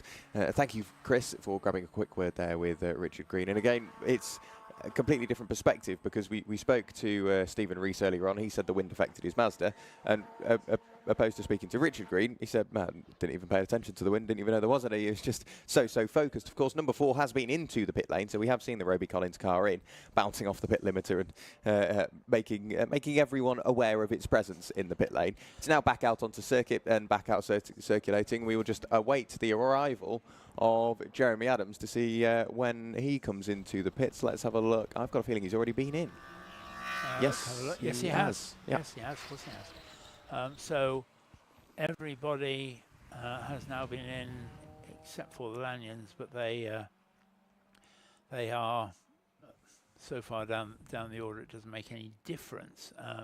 But everybody has been in, and it's the Roby Collins car, which is currently, as far as the timing screen is concerned, in the lead, and that Jeremy Adams will now very shortly put that right. Comes back across the start-finish line, and that resets everything. He's still going very quickly. That his best is a 136.09, and his last lap was 137.5. So he's not easing off anyway. And the Roby Collins BMW currently sits down, going across the line now, and we'll get a time on that. 30 seconds. 30 seconds between first and second. So that it really is a matter of stroking it home now for Jeremy Adams. He's got to make that work, but it's quarter an hour ish for this car. 16 minutes and 9 seconds to be precise. Roby Collins are in second place, and then we just heard from Richard Green, and Pascal Green is out there now, father and son team, and that they are in third place, and they sit. They sit a further 24 seconds behind the second place car. Fourth place is the Cater and Scott BMW Compact that we've been looking at, and interesting that their best lap is a 1:41.4, and I'm going to keep an eye on that because if they are having some handling problems, that will show up extremely quickly with that. So it's a 141.4 that we're going to be looking for. Obviously, with their stop, their last lap was a 3:22, so we can completely ignore that. Yeah, up towards Rocket goes Jeremy Adams, and continuing more or less just to control this race from the front. He's not, for the moment, put a foot wrong. He's just continuing to circulate as best he can without putting too much pressure on himself or the car as well at this late stage in the race. We've only got, what, a quarter of an hour of the race remaining. Up towards Rocket now goes the Roby Collins number 4 BMW. So there's quite a substantial gap. We're getting close to almost a full lap separating Jeremy Adams and the Roby Collins BMW. But the wind is picking up. You can hear the almost occasional gust every now and then. So whether that is plaguing more cars than others, I don't know. No, I think at this stage we're not seeing anybody battling. So I think people can take a considered view of the line they take. They're not going to have to do anything else. It's when you start doing something different to try and get track position or something similar that's when these kind of things make the difference. But it's this lovely yellow Caterham, prophetically with Boss on the back, because he certainly has bossed this section of our weekend very, very convincingly.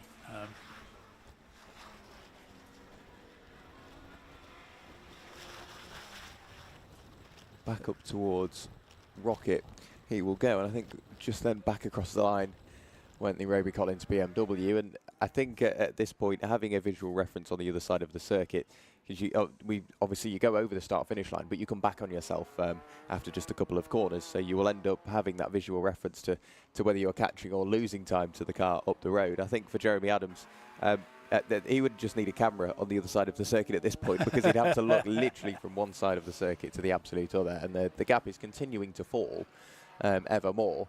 And it's not like Jeremy Adams has really slowed up throughout this entire race. He knows he's quick. I think he's just out there for a laugh now, enjoying the car, enjoying a brilliant circuit here at Anglesey, and why not? Jack, we've been talking about the blue BMW Compact, and I said that his best lap in this race has been 141.4. Last lap was 147.0, and the one before that was 149.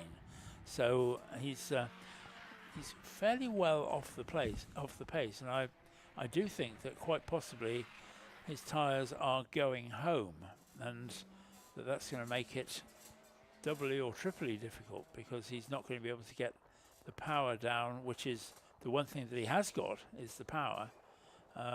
Leader coming up behind him, giving him a fairly wide berth as they go down the back straight and up towards Rocket. In fact, to the point that our leader doesn't do anything about it, slots in behind the Beamer, and is quite happy to do so. So the stuff that we were talking about, Jack, in terms of that our leader Jeremy is kind of taking it easy, seems to be true, because he's doing the times when he can, but he's not taking any risks. Certainly didn't take any risks there with the blue car. Having said that, he's now passed it and he's got about 2 second lead, but that's different again. But yeah, I just have a feeling that the number 82 BMW is in a deal of strife about probably tyres. Could be brakes, of course. Yeah, absolutely. It's been a long weekend with I'm sure some up towards Rocket. We've seen some optimistic braking moves. So whether that is slowly starting to play an effect on the BMW, I don't know whether I'd imagine it's probably running track pads or maybe even race pads. I don't think the discs will have been done to the same spec. I'm guessing they'll just be sort of sport brake discs or sport or track brake discs. I don't think they'll be full race race equipped all round, because it's not the heaviest car. Of course, it's had all of the weight stripped out of it to in an aid to make the car as quick as possible, and it doesn't really hang around that little E36 compact. So all of that weight that's been stripped out, of course, that's going to make the rear end very light, and in a rear-wheel drive car with a lot of power, it just means one thing: a lot more oversteer and a lot more tyre bills coming through. And I think, yeah, they're starting to feel the pinch of that one. Up towards Rocket goes the race leader, Jeremy Adams. I think, again, we've just had through the number 4 Roby and Collins BMW E46. So that little bit of traffic has put him on a level playing field for now, but it shows it literally takes traffic to slow Jeremy Adams down. Yeah, and that's the only thing. That's the only thing. I mean, short of building a roadblock, I don't think you're going to stop him from running away with this. But nonetheless, it's interesting to see just how he's doing it, and carefully but quickly, and that's exactly the way that it needs to be done. That's at number 3. We get a close-up on our live stream screen here in the commentary box, which is an absolute godsend as far as being able to tell you about things that are happening out on track and exactly what's going on. So thank you to all the team, the camera people out on track, and everybody else who makes it work, because it does make our lives so much easier. There's again one of the E36s, because we keep on seeing it, but it's there. Let's have a look at the lap times on that car now. Yeah, you see 146.5 against the best of 141.4. So he's 5 seconds plus a lap slower than he was. Now, partly that, of course, is that he can smell the end of this race, and that he has no reason to run too quickly. But nonetheless, he can. I don't think he could go very much quicker, even if he had to. No, we've still got 8 minutes of the race remaining, just under now. So that would sort of equate to around about what we're looking at. We're 1 minute 40 lap times on average, something like that. Though I would imagine, yeah, we'd get 4 or 5 more laps out of this one with the pace Jeremy Adams is going. If you're Roby or Collins, you might be thinking, right, let's go conservation mode. And if Jeremy Adams works their way by, that's one less rotation of the Anglesey Circuit that they have to do come the end of the race. So whilst I don't think they'll worry too much about the result at this point. Yeah, conservation, less miles and less hours on the engine and on the chassis. I'm sure it would help the car at the moment. I'm just looking. I've got a feeling they've already managed to get by, barring any sort of mistake from the number 4 car, because last time I looked, it would be Jeremy Adams working his way through the corkscrew, and on the opposite side of the circuit, up towards Rocket, would be the Roby Collins BMW. This time I've looked, Jeremy Adams worked his way out the final corner, and that BMW was only just working its way through the corkscrew, so I'm guessing they're probably not too far away from putting a lap over on that car at the moment. They're on. They are closing down. They were initially on opposite sides of the circuit. They've slowly started to do that, and to the point where they almost look like they're on the same lap in a battle. Yeah, but sadly they're not. So these Caterhams, and clearly one of the things is that we tend to look at Caterhams and think of them as all as being much the same, but they're not. I mean, the Stephen Trinder car, the number 15, which is the black car, that's a Caterham Academy car, and that's perhaps the entry level for racing Caterhams. And then we have the Super Sport, which is the Malcolm Ash car, which is a 1600cc car. Then the Greens car, Richard and Pascal, they have a Caterham 420R, which is 2 litres, and our leader Jeremy Adams is in a 2.5 litre Caterham. That must be quite a beast to run. Actually, I would think, Jack, that with that much power. I mean, we've talked about the fact that these cars are nimble and quick and everything that goes with that. But actually, if you think about it, with the amount of power that that number 3 has, you're going to have to concentrate pretty hard on that. Yeah, the thing is with the Caterhams, they've got a live rear axle, which for those that maybe don't know, say if on your road car you've got a differential, so it will be almost 2 half shafts, so your rear right wheel and your rear left wheel, they've got the axle which go into the differential, and that sort of modulates how much power goes to each wheel. If there's one that's got a little less resistance, obviously naturally it's easier for the power to direct itself to that wheel. So that's when you end up in maybe a rear wheel drive car turning in. If you've got an open differential, you'll lift up the inside rear wheel and that will just spin and you won't get any power to the outside. A live rear axle is pretty much just imagine a pole from one wheel to the other, and that is then connected straight to the drive shaft, through the gearbox into the engine. So you put your foot down, both wheels are going to spin at exactly the same rate, and you think, well, yeah, they usually do. Not quite. If you're going through a corner, naturally the outside wheel has got to go further, so it spins a little bit faster than the inside wheel. So if you put your foot down halfway through a corner, the outside wheel is more than happy dealing with that. The inside wheel thinks, what do I do with all of this power? And that's how you find yourself pointing sideways more easily in a Caterham. Yes, there isn't a lot of weight in any of these cars, any of these Caterhams, and that must be a bit like driving a go-kart. That must be a similar kind of thing. And at a place like this, something like that Academy car that we were just talking about, that Stephen Trinder is racing, that probably is a bit like driving a go-kart. That you're running that, I won't say flat out because clearly you're not, but you're running it in such a way that your corner speeds are well up on where you should be, because you can just drive it flat out everywhere. Yeah.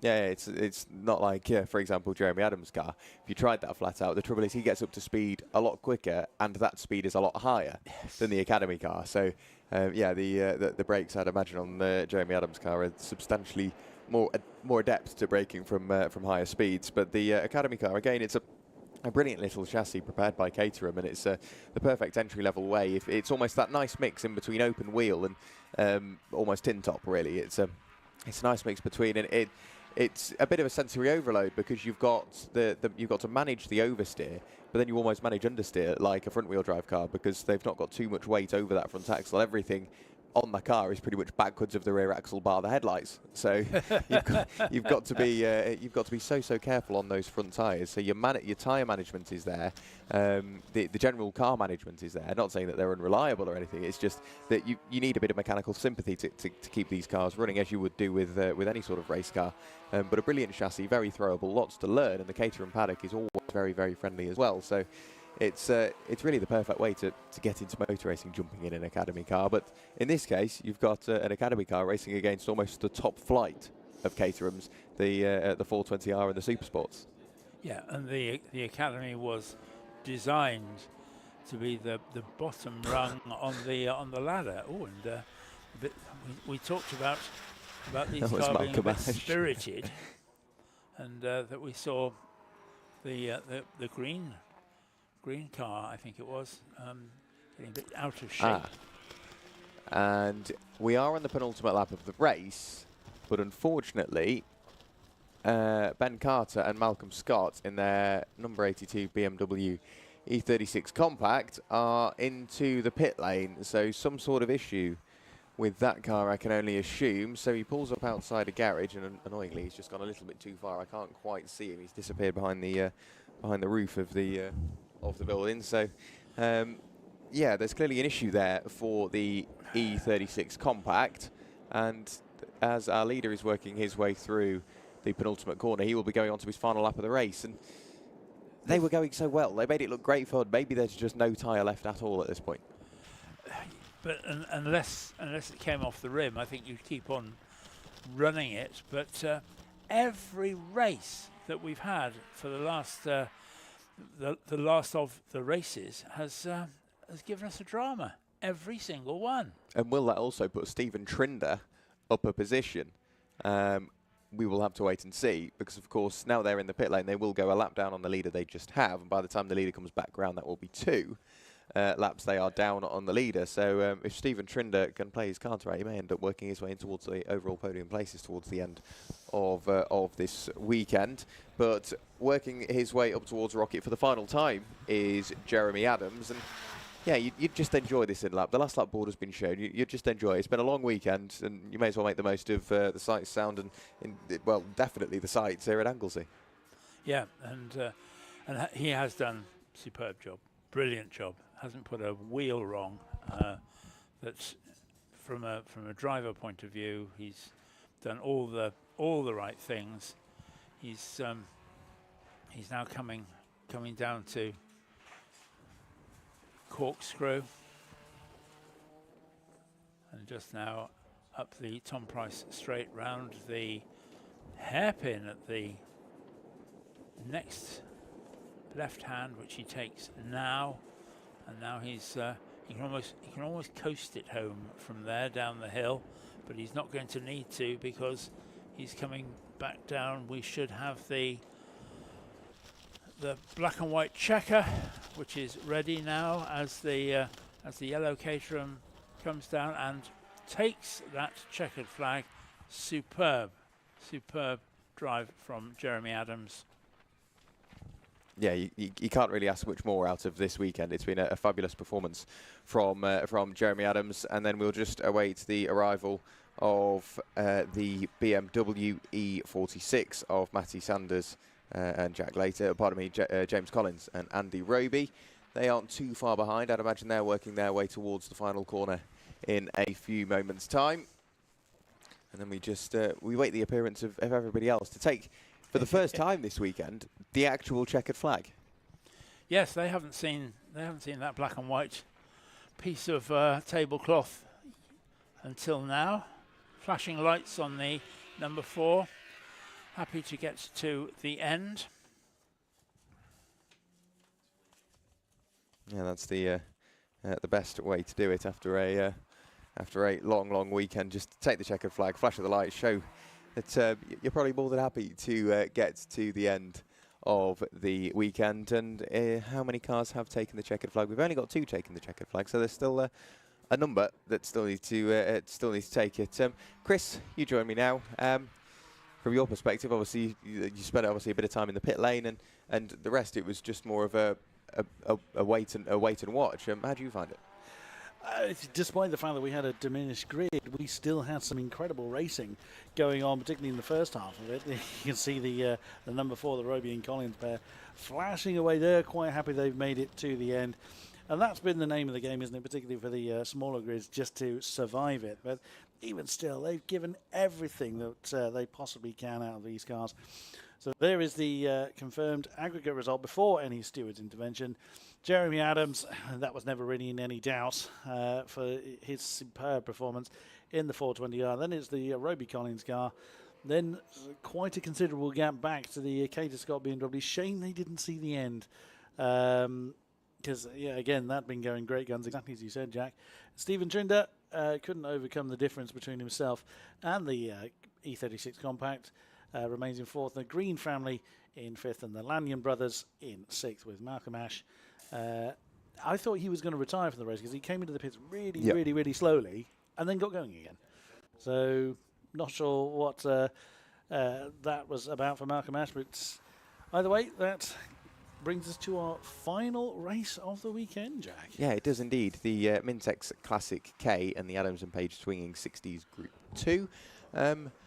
I want to try and grab a word with a couple of people in this one. Mainly Nick Crispin, because he's racing with Nick Rhodes in the Citroen.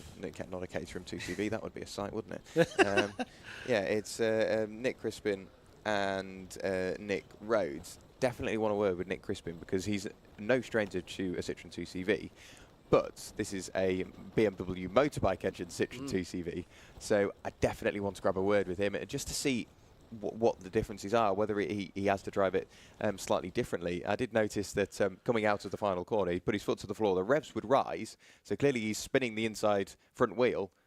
and then it would slowly die off again as everything settles back down, the weight distribution is back to normal, and the tyres finally grip up, or the wheels finally grip up. It looks like it's got mini R53 wheels on there, on that little 2CV. It's a brilliant bit of kit, but yeah, should be a good race. I'm looking forward to spending a bit of time down in the pit lane for this one as well. Yeah, we had a chat with Nick Rose, the car's owner, earlier in the weekend, so it'd be great to have if you can catch up with Nick Crispin in the course of the weekend. A car you would not assume to do well, but wow, they have done brilliantly well against certainly my expectation.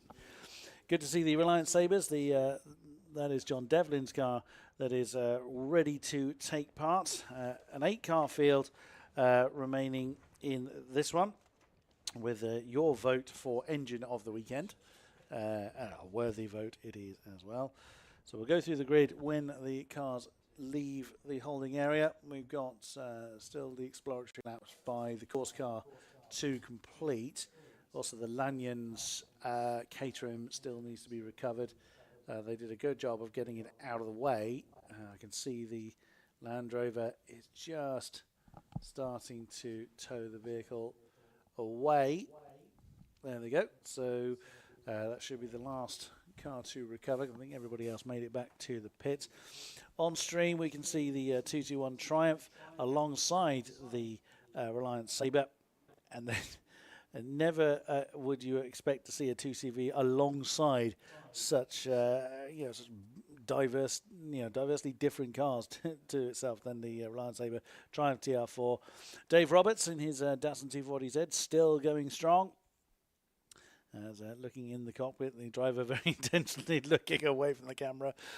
Fair enough. Not everybody likes to, as we discovered, didn't we, on our paddock? Well, there were a few that scarpered when the camera appeared. There's the Rutpen sponsored Datsun 240Z. Dave Roberts, keeping the door open. Not surprised because, as we said before, it gets really warm.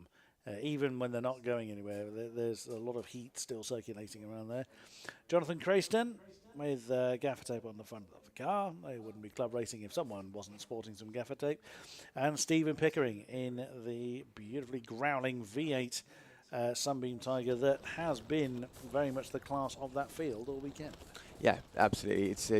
The trouble is that car is so fast in a straight line. It's got some fairly good brakes on it as well, so it can control that speed. But also, he knows how to handle that car, doesn't he? You see it sideways out of the corner, and at no point does it look out of control. It is very much a power slide instead of a drift. It works very, very well. And again, the little 2CV, you see it fighting away with a straight 6 Reliance Sabre. And you're thinking, how is it doing that? I know it's got I know it's got a motorbike engine in it, but it doesn't make sense when you're looking at it. But it's again another thing that goes the way of the CSCC. It's cars that you'd never expect to see racing against each other, battling door to door for 40 minutes, even after pit stops. They find themselves battling away, and it's something the CSCC does very well indeed. Absolutely. So unfortunately, 2 cars that are not in the holding area. That one of them certainly was one of the playmates of the 2CV. The Blewett and McDonald number 44 Ginetta isn't down there, and Niall Sinclair's MGB is not down there. The number 44 Lotus, was it Lotus? Ginetta. Ginetta. It was down as a Ginetta G4. It turns out it's a Ginetta G12. That's right. Yes. They had an issue with, I think it was a water pump, and they said any other car, it's fine, we can change it. But with this Ginetta, it needs to be taken away. A lot of bits need to be taken off, and it needs to be repaired or replaced. And unfortunately, he says, whilst we do have one, we can't do it in the paddock, and we may as well just go home early, which they did. So fair play to the Ginetta boys. But yeah, whilst it is somewhat of a minimised grid, I'm expecting to see some good battles once again. And of course, we've got the Reliance Sabre, we've got the Citroen 2CV. All else fails, we've got those 2 to watch. Yeah, absolutely so. So all eyes are going to be towards Stephen Pickering in that beautiful 5-litre V8 Tiger. Entertaining us with, if nothing else, a lovely soundtrack as he comes past us. Jonathan Crayston knows how to handle that Lotus Elannis 4. He's had it for a long, long time. Dave Roberts in the Datsun doesn't have, there's usually a pair of Datsun 240Zs. We have only enjoyed the company of David so far. In the Triumph TR4, Chris Edwards' car. He's been sharing with Ian McDonald this weekend. Do we have the second Reliant Sabre, or are they just opting? No, I can't see them in the pit lane. Nor I. Now, they have been running both cars in the course of the weekend. They may have opted to run just John Devlin's car, which is the maroon colour one with the white stripe. It's funny you mentioned that, because me and Paul were talking about it. If you're running two cars, and instead of splitting the race, you split the races. Mm-hmm. If one car fails, you can still, instead of just working with two cars, you just work with one and do a driver swap instead of sending the car out under a very similar number. So it leaves you on the front foot.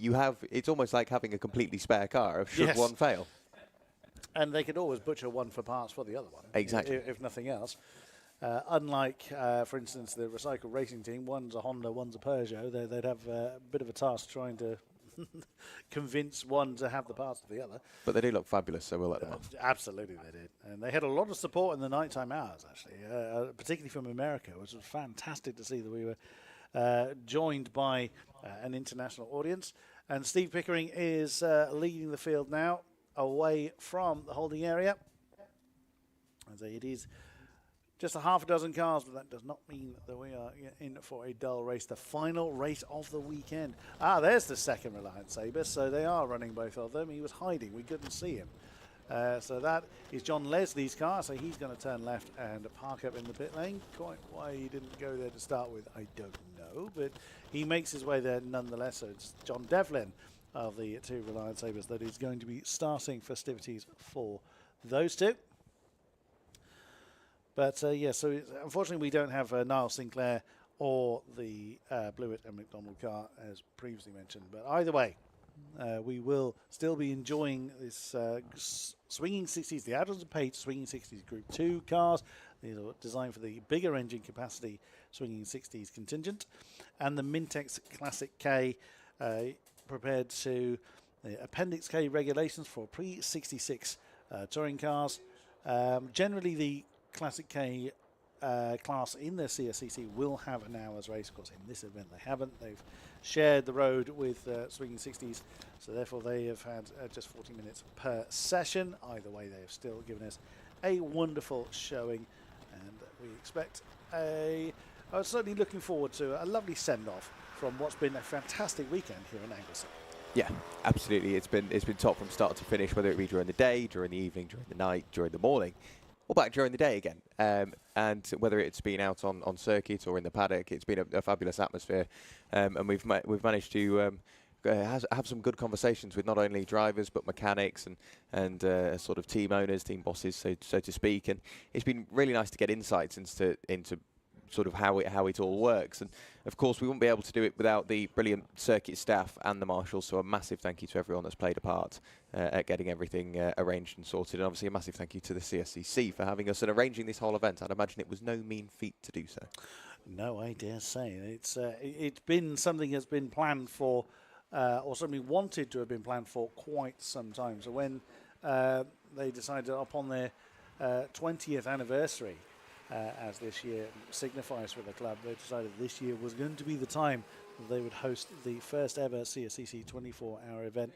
And by and large, the feedback from the drivers, certainly that I've spoken to, has been very, very positive indeed.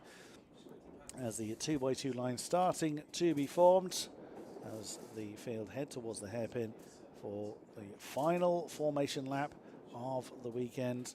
Will Stephen Pickering maintain his gap? It is only, as you can see from the aggregate tower there, it's not if Stephen Pickering encounters a problem, that's not an insurmountable gap for Jonathan Crayston to then overcome. So it's not just done and dusted. Whilst the Tiger has been generally the class of this particular field, Jonathan Crayston still in with a chance to overcome that gap. And then you've got quite a close battle between the Edwards and Devlin and Leslie pair. But either way, for the final time we get this race underway. Who's going to be bravest on the brakes coming into turn one? Well, Stephen Pickering got the jump on the rest as Dave Roberts secures his second position heading down towards the banking for the first time. Everybody just finding their own bit of track. You see John Devlin just getting his position. I did wonder whether the 2CV was going to poked the nose along the inside.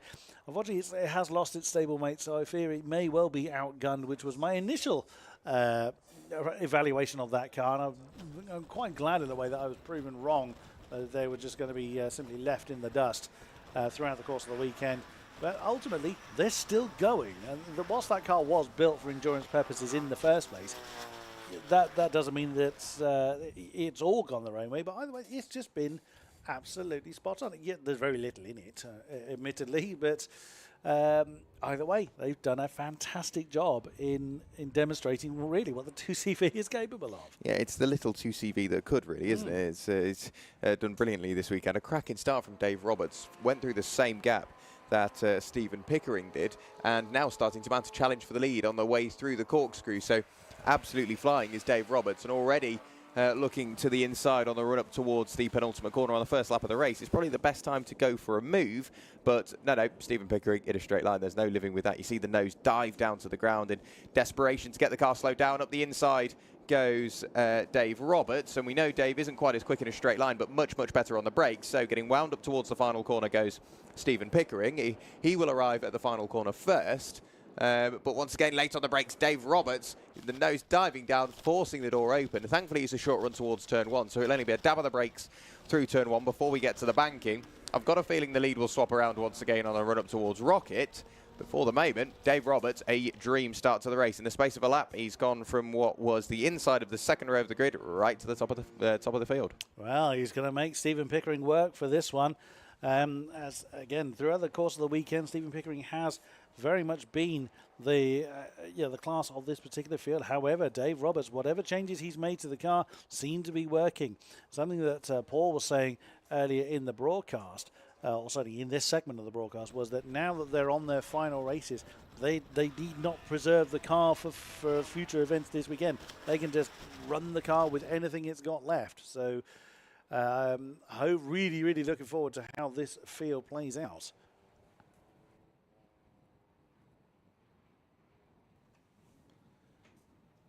Roberts from Pickering at this point. Of course, the tower still showing the aggregate timing, so Stephen Pickering again may well just be opting to use use a bit more of the thought of I've got time to play with. My main competition is actually the car behind me, which is Jonathan Crayston. I don't need to chase after Dave Roberts, but let's face it, they're racing drivers at the end of the day. They still want to do well. They still want to press on and race. I remember Stephen Pickering last year here at Anglesey when the tyres were really crying enough. And you want to talk about a wagging tail.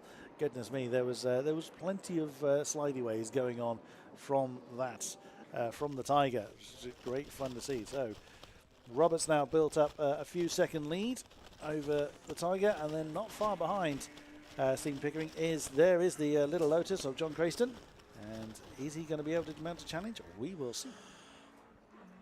But all the way through we've seen that Jack was talking about the little cars that could, and we've seen plenty of that in the big cars that can as well, and that it's very much out there doing the best things that we can imagine, and that's something Tiger has entertained us brilliantly for the last weekend, and continues to do so.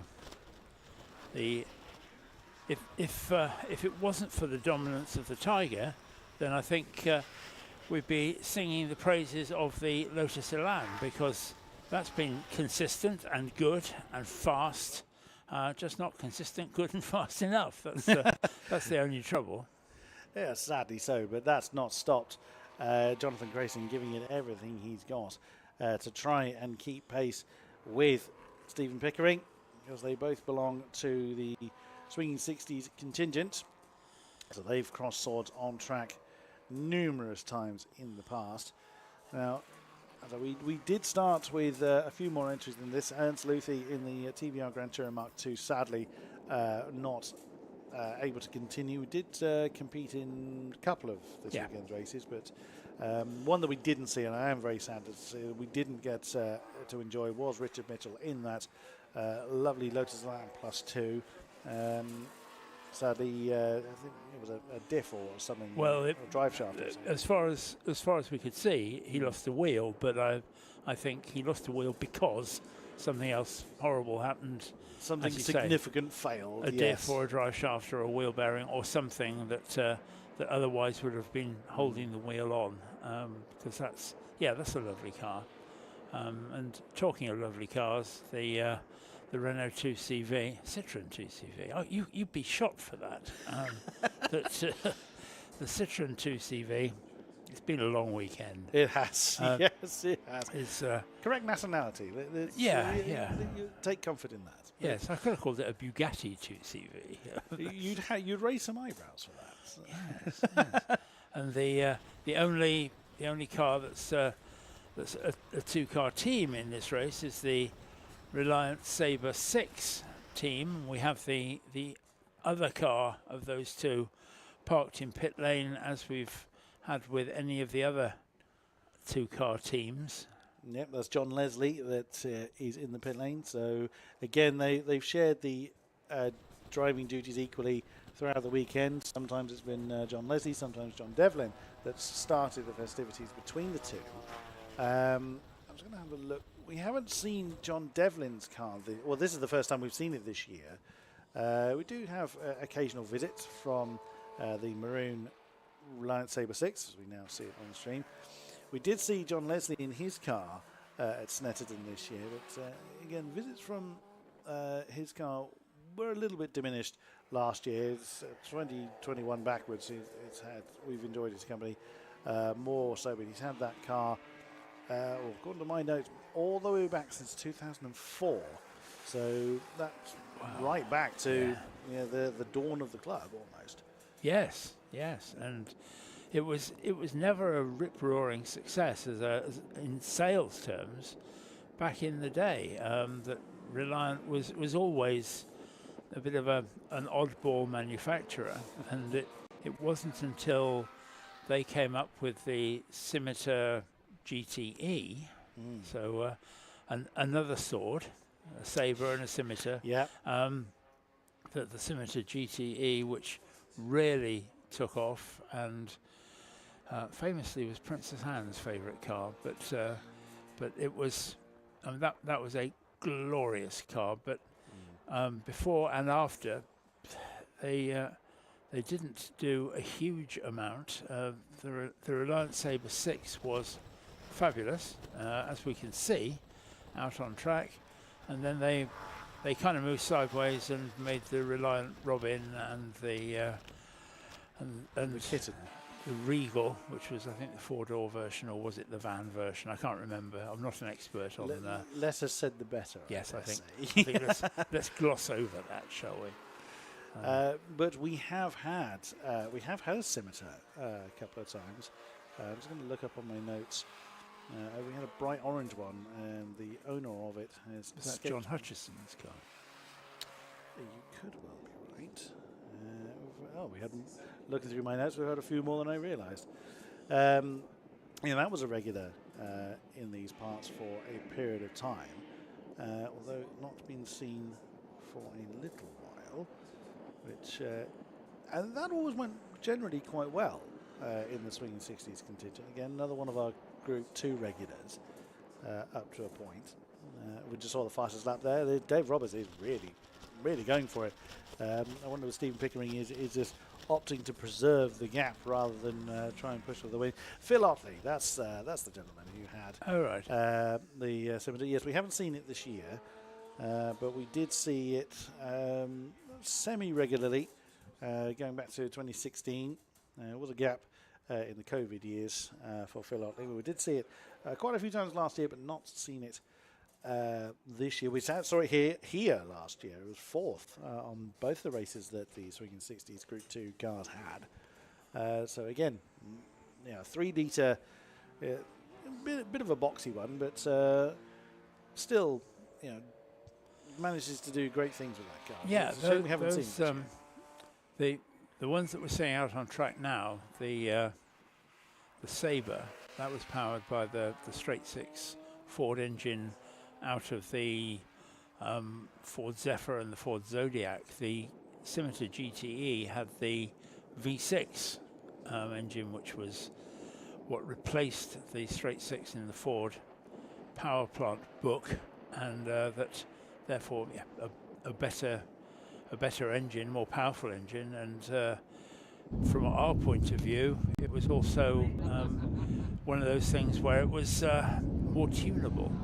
We're seeing the signs now on the live stream telling us that pit lane is open, so any of our 6 runners can now come in and serve their time for the last time. For the final time, indeed. So those that aren't sharing the car may well opt to come in a little bit earlier, whereas those with the shared car do tend to, or shared entry in the form of our Sabres, will probably go for the halfway stage in the race, so we may not see them in the pits for a little while. I think even if all 6 of them came in at once, there's enough room.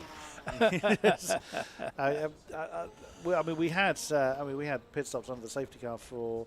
That was when we were doing with the tin tops in the night race. It was, and wow, was that busy?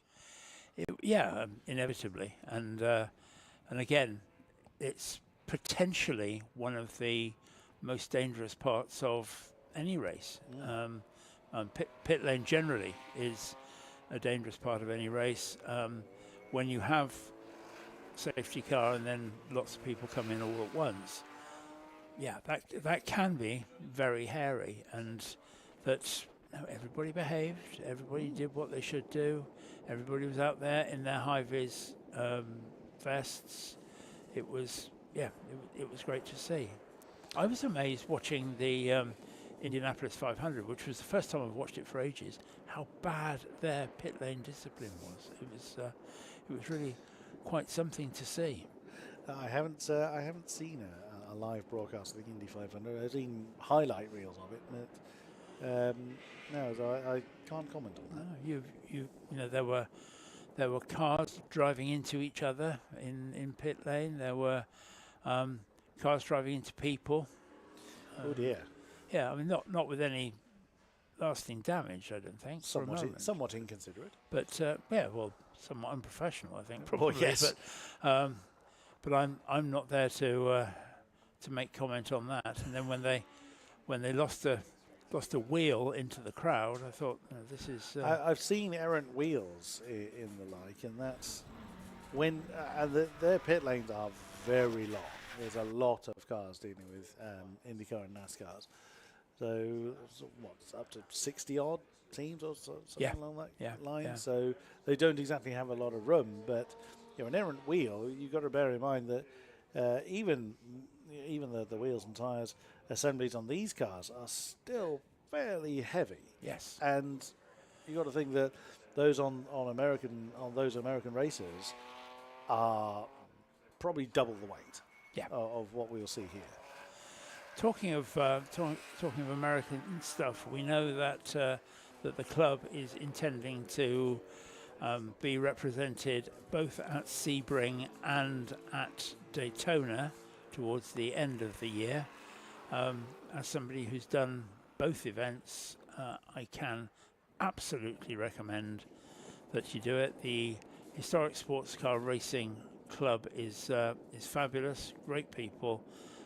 They do this thing at both events of having this huge marquee for catering, and I mean huge.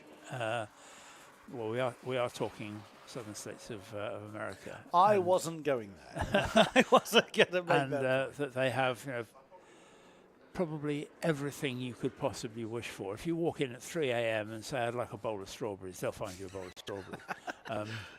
And that's just the way they roll. That everything that they do is they have talked to me in terms of their people who are racing as customers, and that they just make a fuss of everybody all the time. So if you're thinking about it, think no more, that just get on and do it. And if you want to be persuaded, just go to HSR website, which is HSR race, all one word, .com, and you can have a look there at some of the stuff that they've done. Have a look on YouTube as well, because it's well worth it, and you will love it. Yeah, the Tarsi seal of approval. It is. It is. I don't readily give that away, but it's one of So those it's things. more worth the earning then. It's rarely given. It is more worth the earning. Absolutely. Yet to see any visitors to the pit lane, so Jack Worrell has headed down there to try and chat to somebody. Now he wanted to go and have a chat with John Leslie, and I can see that he's ready to have a chat. Jack, have you managed to catch up with John?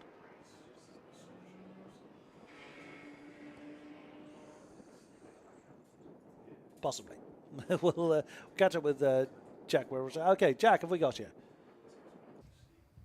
Yep, you've got me down here in the pit lane. I'm stood outside John Leslie's MG. It's sorry, the Sabre. It's a Reliant Sabre. I do apologise. Yeah, so it's a Reliant Sabre. Again, a unique stance to racing because they're not sharing the car; they're sharing the race, but in two separate cars. We'll come in and have a quick chat with John Leslie. John, of course, you're doing it sort of let's go with the uncouth way. You instead of sharing the race in one car, you're splitting the race and doing it in two separate cars. Is that maybe a bit more fun, and you don't have to get out of the car, you can relax in here, there's no rush in the pit stop, anything like that? Yeah, well, I mean, it's a bit easier on the cars and a bit easier on the driver, you know, on the drivers, and it's just quite a good fun thing to do actually as well. You know, we're here for over 24 hours, and it's just you know, fun thing to take part in. So yeah. Yeah, and Anglesey obviously very windy, a bit of a roller coaster circuit. What's the Sabre like around here? It goes well, actually. I mean, obviously, we're a two-Sabre team, and we're very, very close to each other in terms of times, which makes it quite fun as well. I mean, I love Anglesey. It's a great circuit. Yeah, you just got to keep your eyes on the track because the view's so nice. Great stuff. We'll let you crack on. Best of luck for the race. Quick word there with John Leslie. He's got to start the engine. He's going out very soon. Back up to you in the commentary box. Thank you, Jack.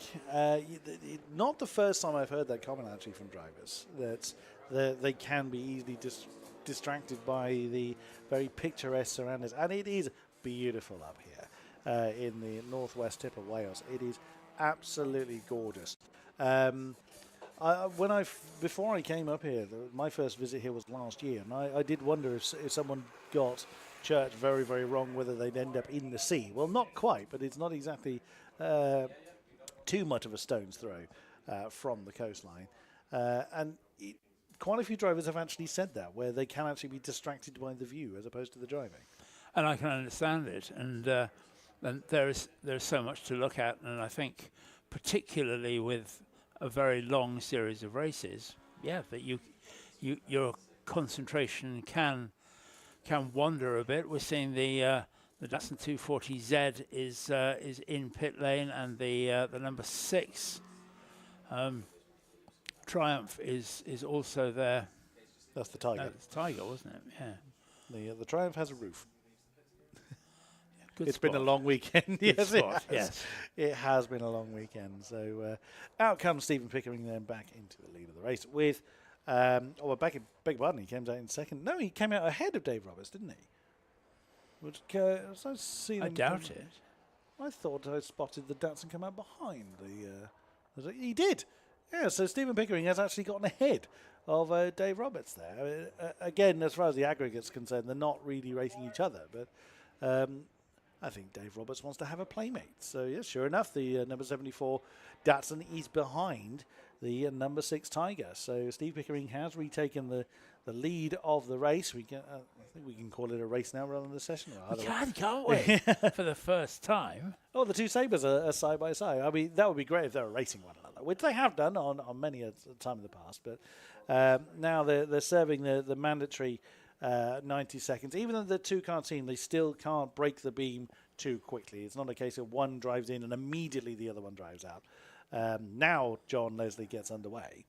And that's only right and proper, because otherwise they would be they'd be stealing 90 seconds from their competitors. And that wouldn't be right. No, absolutely so. Even if it was a fast as you can pit stop in a 2-car team setting, there still has to be a driver out and driver in element of the pit stop. It's done slightly differently for 2 cars, yes, but it still has to take place. So your competitors can take part, as most drivers have, in a single car, or 2 drivers sharing a single car, or, as the Sabres are doing, a 2-car team. As we see one Nick being replaced for the other in the 2CV. Amazing effort that they've put into keeping that car going. And whilst it was built as an endurance specification machine, it's still amazing they've done so well and really challenged far more than I thought they were, particularly against Niall Sinclair's MGB that sadly hasn't made it this far. I think Jack was hoping to catch up with one of the Nicks with regard to that. There is the Triumph. With the roof. With the roof. So that is Chris Edwards' car that he's shared with Russell Martin this weekend. One driver out, one driver in. And that's a lovely little car. I mean, it's quite it's 2.4 litre engine in a very, very small package. Whilst these are I say this carefully. It was before my time, before your time too. I'm well aware of that, Paul. But it is a very, very handsome little car. It is. Oh dear, that's Dave Roberts turning into a lighthouse. That's still running, hasn't hit anything, just dented the pride a little bit. Maybe now he's questioning whether he was going to play with Stephen Pickering. He's got it all to do. It's still enough time on the clock to do it. I cut you off rather unceremoniously. No, it's.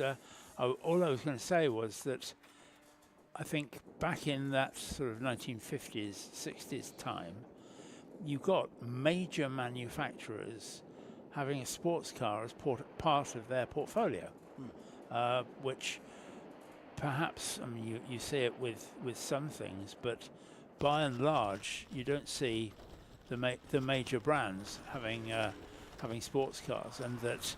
Yeah, there was a bit of parts being special about it. That with the Triumph TR4, that was the same engine as they used in their saloon car, and none the worse for that. But with Triumph, what they did was they went to Michelotto in Italy, and he was their sort of favourite designer, and he did the TR3, TR4, TR6, TR5 is to all intents and purposes another TR4, and then the reskin of the Triumph 2000, which was a fabulous looking 4-door saloon car. So they got the engineering right and got it designed by a top Italian designer, and that was not unusual, that even Ford, up to a point, did it with the Capri, which, whilst it wasn't a sports car, it was a sort of poor man's European Mustang in many ways, but it was aimed at a very specific sporting market there. And then you had people like Lotus, and we see the Elan on screen there, and they were and still are specialist sports car manufacturers. Yeah, the Lotus Elan has had several iterations in its lifetime, but all maintaining that very small, well-engineered design and profile. There aren't too many large Lotuses. That seems a very oxymoronic thing to say, really. They lost their... I'm not sure. I'm not going to say lost their way. They changed their direction. Probably in the 70s, they built the Eclat and the Elite. That was not the original Elite. They built the Eclat, which had another version, which had a sort of almost an estate car body on it.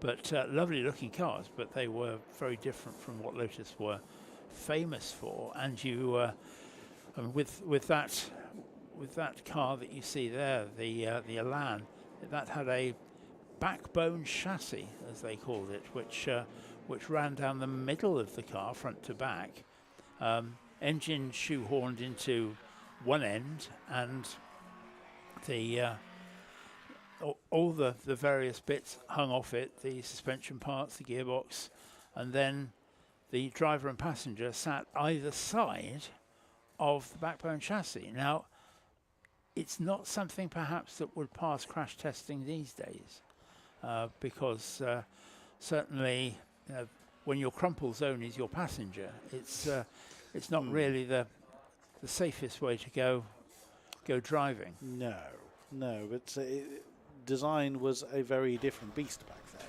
Safety was a very different beast. Absolutely so. And that's gone leaps and bounds and many evolutions since then.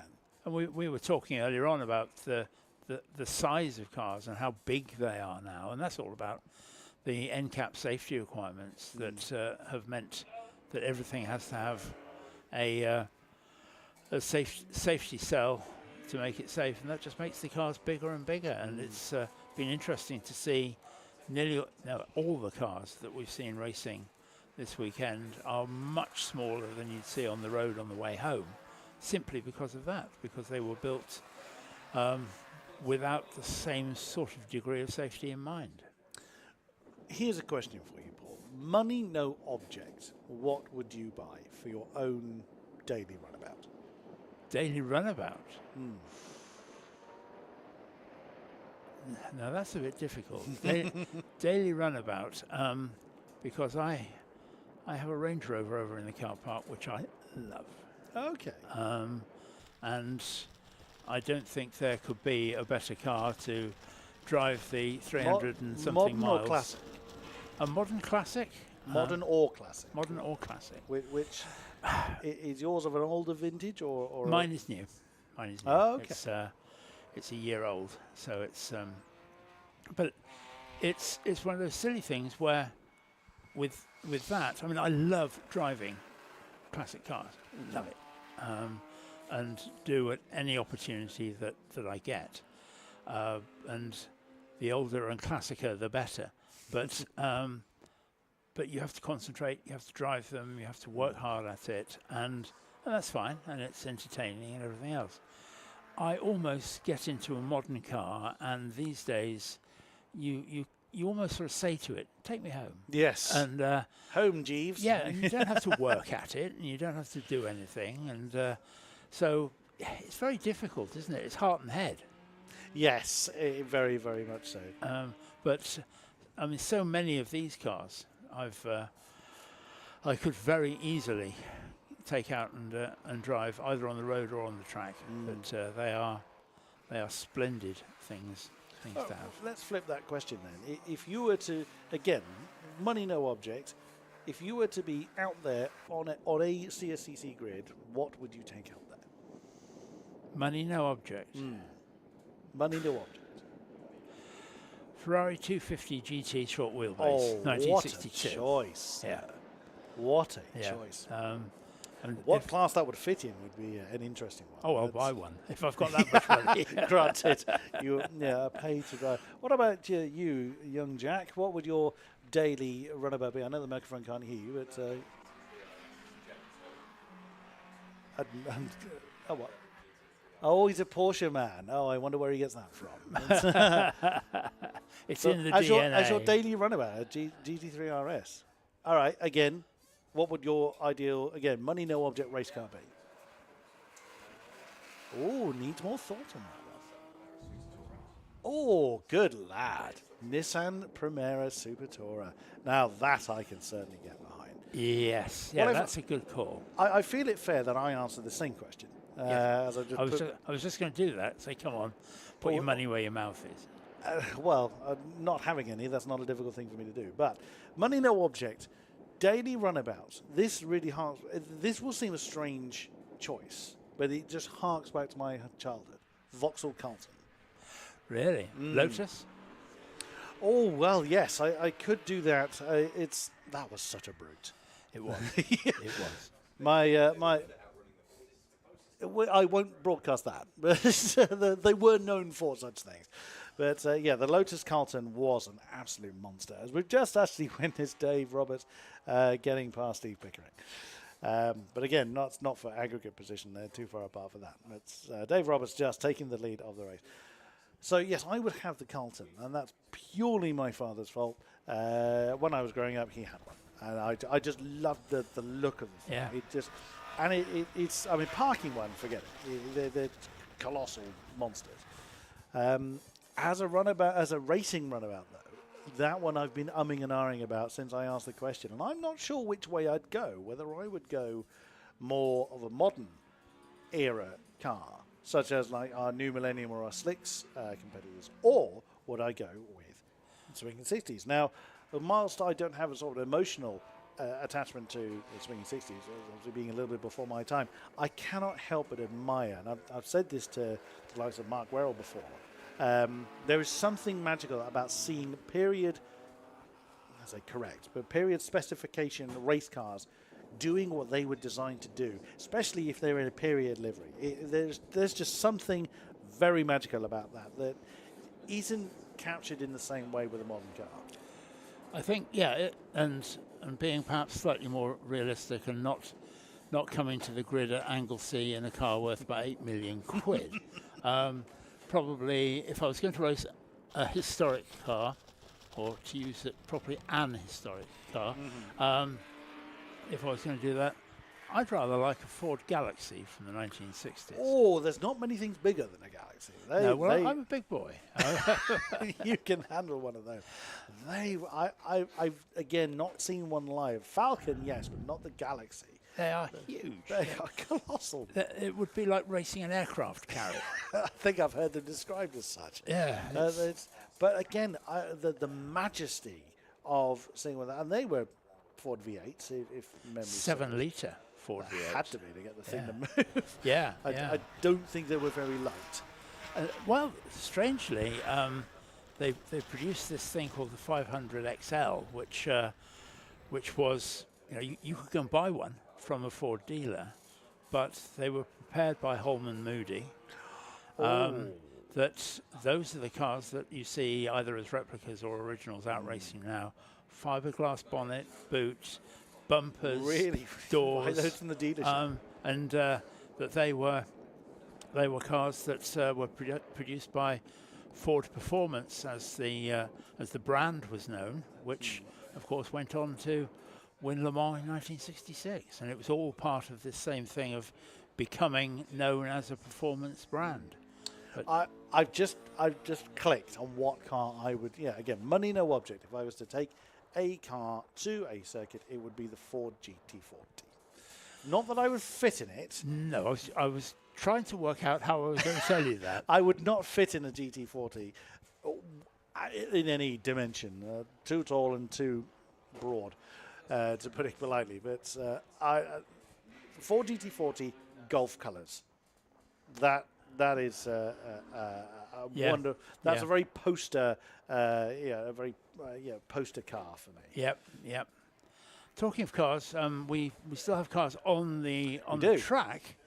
We have a new leader, which you pointed out to us earlier on. That's the Datsun 240Z. What's the gap between those? Because I'm too far away from the screen to see. 5.7 is the on-track gap between them, but as far as the aggregate is concerned, several laps, because we'll need to wait for them to cross the line once again. But Jonathan Crayston is second in aggregate to Stephen Pickering. And again, Stephen Pickering has that Tiger has not put a paw wrong all weekend long. That was pretty bad. That's as best as I could come up with at this late stage of the event. But we've only got 5.5 minutes left of what has been a fantastic and overall successful 24-hour event by the Classic Sports Car Club here in Anglesey. All credit to everybody, not least of which the people at the top of the club for being brave enough to do this, because let's face it, it's a very considerable investment to come and hire a whole circuit for 24 hours with everything that goes with it. And let's not forget the circuit itself, Track Mon. To be able to go and buy steak and kidney pie, chips and beans at 3 o'clock in the morning is a considerable achievement. And, yes, indeed. And I thought that They have made everybody very, very welcome. Yeah, it's been a huge success. It would be nicer to see bigger grids, and you can't ignore that. And I hope that the people who didn't come will look at that and say, yeah, okay, I should have done. Yeah. Should have been here. And that's the hope, isn't it? Is when exactly as you say, it is a very large undertaking to organise and to make sure all the necessary marshals and safety precautions are dealt with. But of course, it being such a very different event to the usual Classic Sports Style Club goings on, I can understand why there will be some that would just think, I'm not so sure about that. I'll wait wait for others to do it. Or, but now, and from the drivers that we've spoken to and asked this question to, the feedback has been very, very positive. Yes, some grids have ended up a little bit smaller, but for a maiden voyage, I'm not 100% surprised that that we haven't had so much of the uptake. But hopefully, with the overall positive feedback that certainly we've seen, that will, exactly as you say, will encourage the club to do it again. And for those that weren't here, last time that went very well. Now I'll put my hat in the ring. And I think that for me, I'm delighted that they didn't fall into the trap of having displays and the Formula One car around Anglesey and all those sorts of things, which I suppose it's very tempting when you've got the circuit for a whole weekend. Thankfully, they concentrated on the racing, and that's all we've had, and that's all we wanted. Yes, and for the most part, yes, we've had quieter times, but the racing by and large has been absolutely fantastic from all our competitors. So again, a huge thank to the competitors as well for putting on an amazing show in every single category we've had, and for sticking it out for the most part. Yes, we've lost a few along the way, but that's to be expected. I think percentile-wise, the attrition rate has been pretty impressive for a lot of drivers. This will be their first attempt at a long endurance event or several events in the same weekend. A number of these drivers have done maybe 2 races in the same day or same weekend, but doing 4 sessions in the same weekend, so having to then make sure the car is either fixed or able to do the next session, then the next one, then the next one, is no mean feat. So all credits to the drivers and to the teams. All the officials, top to bottom, and not least of which are incredible Orange Army. We could never go racing without them, and they've stuck with us through all the hours and all the weathers. We've got a almost last minute slippery surface flag up. I thought that was a member of the MCC had arrived. Not quite. Now, I wonder what's been dropped out there. All 6 cars are still running as far as I know, so no one has expired. Now I've said it. Watch for someone to detonate. Yes. Kiss of death. Yeah. I was just wondering whether there might be a bit of rain in the air, but it would seem not. Not that we've seen it. No, I wouldn't be surprised if it did, but it's going to start raining after the race, because this is the last lap. The board is out for last lap, not only of this section of the race, but of this race and of this weekend. And before I hand my microphone over to Jack, I just want to say thank you to everybody for making me so welcome. This is my CSCC debut, and that it's been an absolute joy working with you two guys and with everybody else round and about. Thoroughly enjoyed it, and I hope that you've enjoyed what I've done. Absolutely. That, it's been absolutely great, and I'll be hanging over the barrier, waving at you very soon. But I'll hand this over to Jack, and from me, Paul Tarsi, thank you very much indeed. If you have been, thank you for listening.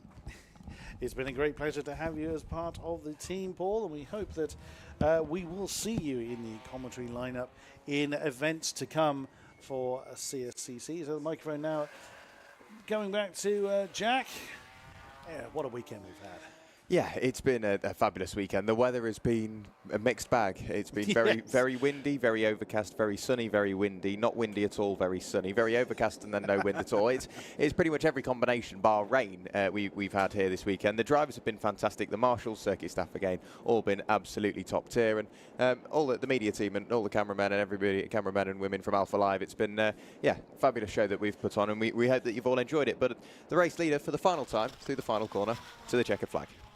It is indeed. So to see off the weekend then, to take the final checker flag of the event, it is Dave Roberts in the number 74 Datsun 240Z, and chasing him home is the Reliant Sabre number 4 John Leslie, who's being chased by a Citroen 2CV. Again, anytime we've mentioned that car, it always goes into the category of I bet you never thought you'd say that in your lifetime.